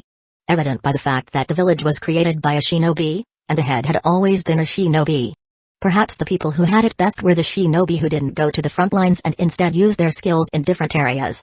They had a lower ceiling than the traditional shinobi, but they were safe behind the village walls and yet they still belonged among shinobi. Of course, there were exceptions: healers, engineers, seal masters who were looked up to by their peers due to their importance. And yet, the Hokage had always been those who displayed their strength on the battlefield. Momoe had yet to figure out why, but she had noticed those from a long line of shinobi history didn't appreciate when an outsider entered their world. Civilian-born shinobi were the outsiders. Perhaps they didn't think that someone without a lineage and background could do the job they did as well as they did and didn't appreciate the attempt. And in a way, Momoe could see where they came from. Since entering the academy to this day, she had noticed how civilian students always lagged behind their shinobi counterparts. It was a generalization, but there was real-life proof for it. Most of the higher-ranking positions in the shinobi administration were occupied by those from shinobi clans or families, and the percentage of clan jonin dwarfed civilian-born jonin. Those like the fourth Hokage were considered anomalies. Even that was short-lived, and now, the third Hokage was back in power. She remembered the early years of her academy. Momoe wasn't always at the top of her class. In the early days, when she couldn't do the things she could do now, she struggled just like others. She would look at her classmates, who were better than her, and wondered how they got so much better. She didn't know the answer then, but if they could do it, she could do it too, Momoe thought, and began practicing what was being taught in the class. Slowly but surely, she began improving, and before she knew it, Momoe was the top student of her batch. Highest theory and practical scores. If it was being taught in the academy, she could do it better than anyone else. Along with that improvement in skill came popularity. The classmates who didn't talk to her much before became her friends. She got several of her best friends for life from her days in the academy, so she wasn't complaining. Who didn't like making friends? But, one day, as she was visiting the faculty room to give her class instructor a letter from her parents about leaving, she heard the instructors talking about her. Okubo Momoe, top of the class. Impressive skill for her age, her class instructor said. They sure are, replied another instructor, but we both know it's only time before she gets left behind by the clan kids. Momoe didn't remember much from the rest of the conversation, but what she remembered stuck with her. Why would they think that she would be left behind? She didn't know why both those words bothered her. So, Momoe did the one thing that came to her mind. She continued to train to keep her position at the top. When the academy curriculum wasn't enough, she began searching for skills that weren't taught in the academy. Her parents helped her, for which she was grateful. And yet, she could see it in the eyes of the instructors. They never considered her an equal to the clan kids. They would praise her, but they would carelessly give away clues through their actions. Her sparring schedule, as she noticed, would follow a wave pattern with high-ability clan kids and low-ability students. Only when she effortlessly defeated the lesser-skilled ones would she be pitted against the clan kids who would finally give her fair competition. But after one or two of those spars, she had to spend 4 to 5 spars with classmates who clearly weren't her match. Only when she began to sweep the floor with clan kids did the instructors begin scheduling all her spars with those at the top of the class. Eventually, she figured out why they treated her like that. Because she was a civilian-born student. And civilian-born students weren't skilled. They put her in the same category despite having her results in front of their eyes. A prime example of her findings, Takuma, the worst student in the academy, someone who would be beaten in every aspect by students several years below them. He couldn't do anything, it was so bad everyone wondered why he was even in the academy. It was people like Takuma who ruined the reputation of civilian-born shinobi. The rest of the civilian-born might not have been as worse as Takuma, but none except her could match them. In her eyes, Takuma became the symbol of why she had to work so hard to get the respect she deserved. Even when he improved, Takuma was still stuck at the bottom of the class, someone who needed 3 chances to pass the graduation test, further decreasing the image of civilian-borns in her peers' eyes. Perhaps hate was a stronger word than she intended, but she definitely disliked him. Only the manners instilled in her by her parents kept her civil with him. She was happy when they graduated, as she was put in a Jonin team where she flourished. Kazuo wasn't like her academy instructors, he pushed her harder than ever, but only because he saw the potential in her. Taught her skills and showed her aspects of being a shinobi she hadn't even thought about before. As for Takuma, last she heard, he was in the Genin Corp with no further news coming to her through her academy classmates. It wasn't a surprise. She understood the dynamics of the Genin Corp. Even if someone in his position rose through the proverbial ranks, it would be several years before it would be noteworthy enough to make gossip about. But if Momoe weren't seeing her through her own eyes, she would have thought impossible. For a moment, she even checked if she was under a Genjutsu. Takuma was fighting on part with Hideaki. The same Takuma who couldn't touch Hideaki if the latter didn't want it during the academy. I can see why he got selected into the police force, Kazuo commented. He has gotten better, said Amy. That's an understatement, thought Momoe. Everything from the skill behind his combat arts to speed, strength, and dexterity had improved drastically, more so when you consider that it only had been 1.5 years since they had last seen him. He has improved more than Hideaki? She thought. If before Takuma couldn't stand in a fight against Hideaki, he was now fighting him on the same level, it was either that Hideaki hadn't improved one bit, or Takuma had improved much faster than Hideaki. She knew the former wasn't true, so the latter could only be the truth. But how? Takuma dodged Hideaki's bow staff attack by backflipping and launched a volley of shuriken simultaneously. Hideaki tried to block them with bow staff, but some of them hit him in the shoulder and upper chest. Hideaki grunted in anger. Seeing the opportunity in front of him, Takuma moved in immediately and began laying down a combo barrage of perfectly placed blows onto Hideaki, who, surprisingly enough, couldn't seem to pick a chance to disengage or retaliate. There was an aggression behind his movements which Momoe couldn't put the finger on. One would expect the aggression to turn his movements crude, but Takuma showed focus through his choices. Each blow timed and placed in weak spots which hurt and hobbled. If Hideaki covered one spot, Takuma would hit another uncovered. But then Momoe and her team saw something familiar happen. Hideaki, who was being pushed back, smashed his foot into the ground and came to a stop as though a heavy boulder. Within the next few seconds, he began matching blows with Takuma, and in the moments after, he was overpowering Takuma. Sensei, Amy turned to Kazuo. Kazuo nodded. Hideaki, chakra augmentations aren't allowed in this. Before Kazuo could complete his sentence, Takuma landed a punch in Hideaki's gut which sent him flying several feet. Fight. Momoe looked at Takuma. The look on his face had changed. Before, he looked calm and collected, but now there was a fire in his eyes and a grin on his face. He looked excited, eager, enthusiastic even. They heard him mutter, I didn't think today would be the day I would face it for the first time. I'm glad. I am truly glad. That was chakra augmentation? Muttered Momoe. Kazuo nodded. Momoe took a deep breath. The guy who could barely make a clone in the academy was practicing chakra augmentations now, a class of jutsu, challenging to learn and harder to master. The punch, as strong as it was, wasn't enough to keep Hideaki down, even if he was bleeding from the cuts. Takuma had been able to get in through the gaps in the chunky armor he wore. One of the hardest things to do in the world was to put an Akimaki down. He got up, gripped his bow staff, and charged for Takuma, who, in turn, dropped his kunai and shot forward with bare hands. Chapter 127, Takuma stared at his fist. The dull ache in his knuckles and wrist was surprising. He had long passed the stage where his hands would start hurting after a fight or training unless he wanted them to hurt by pushing himself. But here he was, 3 minutes against Hideaki had caused him to feel the sting. He looked at the Akimaki, who was massaging his knee and had his other hand pressed against his aching abdomen. Takuma acknowledged that Hideaki was a monster in his own right. Not once had he faced an opponent in the ring who could take beyond a few well-placed chakra augmented strikes. They always either quit or slowed down enough for him to finish the fight. But not Hideaki. Until the very end, Hideaki was in fighting condition. If the fight continued, Takuma was confident he would have emerged triumphant against Hideaki, but long fights were undesirable. He knew why Hideaki was able to sustain and endure his assault. He fought fire with fire, chakra augmentation with chakra augmentation. But unlike Takuma, Hideaki's chakra augmentation was superior. Takuma's self-created augmentation served a singular purpose, to increase the destructive power of strikes by discharging chakra at the time of impact. Hideaki's augmentation, on the other hand, was multi-purpose and much more versatile. It not only made him stronger, it increased his speed and improved durability. Hideaki was already all of those things, and furthering those attributes made him scarier. Takuma had won because he was more skilled in combat and used the experience forged in the ring to overcome superior stats. I can beat him even if he went all out, he felt that from the bottom of his heart. Takuma had extensive experience with close-range combat, clearly Hideaki's strong suit, but Takuma's comfort was a mix of close-range and medium-range due to his ninjutsu collection.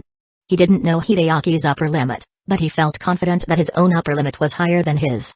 I would like to apologize, Takuma. Kazuo walked to him after speaking some words to Hideaki. Chakra augmentation shouldn't have been allowed in this round. Hideaki broke the rules by using them first. I would have used it first if he hadn't, said Takuma, confused. But he immediately realized where Kazuo was coming from. There had been many complaints against Takuma, scars, in ring for using chakra augmentation in the weapons category. Many of his opponents thought that chakra augmentation belonged in the ninjutsu category and nowhere else, but Saburo had ignored them all, allowing Takuma to use his best weapon. Kazuo had a satisfied expression as he nodded. Takuma was sure that the Jonin was misunderstanding something, and he wasn't going to correct that misunderstanding. "I'm glad Hideaki forgot to book the training field today," said Kazuo. "Today will give them a lot to think about." He glanced at his students with a look that showed he cared about them, or at least that he cared about how they turned out as shinobi. Which was all one could ask from a Jonin teacher. "I'm glad for it as well," Takuma replied. "Very glad, indeed." "Remember, you have 5 minutes," said Kazuo, "and while you're allowed to use everything, let's not damage things that can't be fixed." Momoi gazed at Takuma in front of her. He was staring at his feet with hands in his weapons pouches, fiddling. His body language was calm, but she couldn't tell anything beyond that. He hid it well. But she had seen his fights against Amy and Hideaki, and they had already fought twice. The first fight had barely been won with them probing each other, the second fight they had fought, but unlike against Hideaki, he had been cautious against her. As Kazuo stepped back, Momoi drew her sword out of the scabbard on her back. She had a sample of what he could do from his fight against Hideaki if he could push Hideaki, of all people, back with his bare-handed fists, then she wasn't going to let him hit her. Her sword would keep him away from her while she cut him to shreds. "Go." Momoi bent her knees, building stress in her legs as she raised her sword before shooting forward like a lightning bolt. Her sword was already slicing down at him before he could even catch the blade with his eyes. Clang. Her eyes widened a fraction as her sword clashed against the twin kunai. Her eyes caught Takuma's look at her, still calm, but now there was a calculating glint behind them. The kunai forced her sword to the side as Takuma tried to kick her ankle from under her. Momoi jumped up, tucking her knees up while pushing her sword forward. Takuma tilted his head to the side to dodge the blade. Both immediately jumped away. But only for a moment. The moment their feet set down on the ground, they snapped towards each other. Momoi deflected a kunai coming for her face, only to see a second emerge from the former's shadow.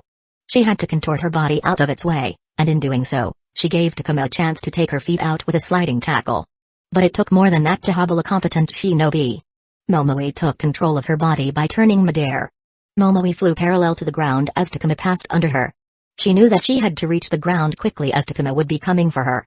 And that he did. Takuma dug his heel into the dirt to slow himself down before shooting in the opposite direction toward Momoi. He didn't bother to straighten himself and simply jumped headfirst into her body before she could stabilize herself. Takuma immediately positioned himself over her and started with a knee strike into Momoi's abdomen. Momoi coughed but retaliated with a head smash in his face. Takuma floundered for a moment, which was all Momoi needed. She kicked him back and used her sword for all its advantage, leaving a gash in his side. She clicked her tongue when the chainmail under his clothes presented resistance which left the wound less grave than she wanted. To her surprise, Takuma didn't even react to the injury and smashed his fist into her face. Thankfully, it wasn't a chakra augmented, or her face would have caved in. They further wrestled on the ground before Momoi threw him away. For the next few seconds, neither made a move. They didn't take small steps to probe each other or try to trick each other with feints. No, they simply stayed still with their eyes fixed on each other. Takuma broke the stillness when he began to weave hand seals. Momoi gritted her teeth, and her grip around her sword tightened. She took in a sharp breath as chakra began to seep into her sword. A smirk crossed her lips as she heard the familiar hum in the soft shrill she had come to love hearing. She positioned it overhead and charged forward. Whatever Takuma was going to throw, she was going to cut through it and slice him down at the same time. Kazuo smiled when he saw Momoi assume her favorite sword stance. When he had first met her and seen a sword on her back, he had a mind to scoff, more when he heard her say that kenjutsu was her specialty. Wet behind their ear Gainin didn't know enough to have specialties. And he was right. Momoi wasn't skilled enough to call kenjutsu her specialty. But Kazuo could no longer scoff because he saw what she knew and realized the potential in his new student. The sword was to Momoi, what the gunbai was to Uchiha Madara. They were made for each other. So, Kazuo did what any sane teacher would do. He gave her the resources needed, called in friends and colleagues well-versed in the art of kenjutsu, and had her train under them. As he had expected, Momoi bloomed. She picked up an advanced kenjutsu style and paired it with Bukijutsu class ninjutsu that suited her perfectly. He glanced at Takuma weaving hand seals. He liked the kid, but he didn't have a chance against Momoi.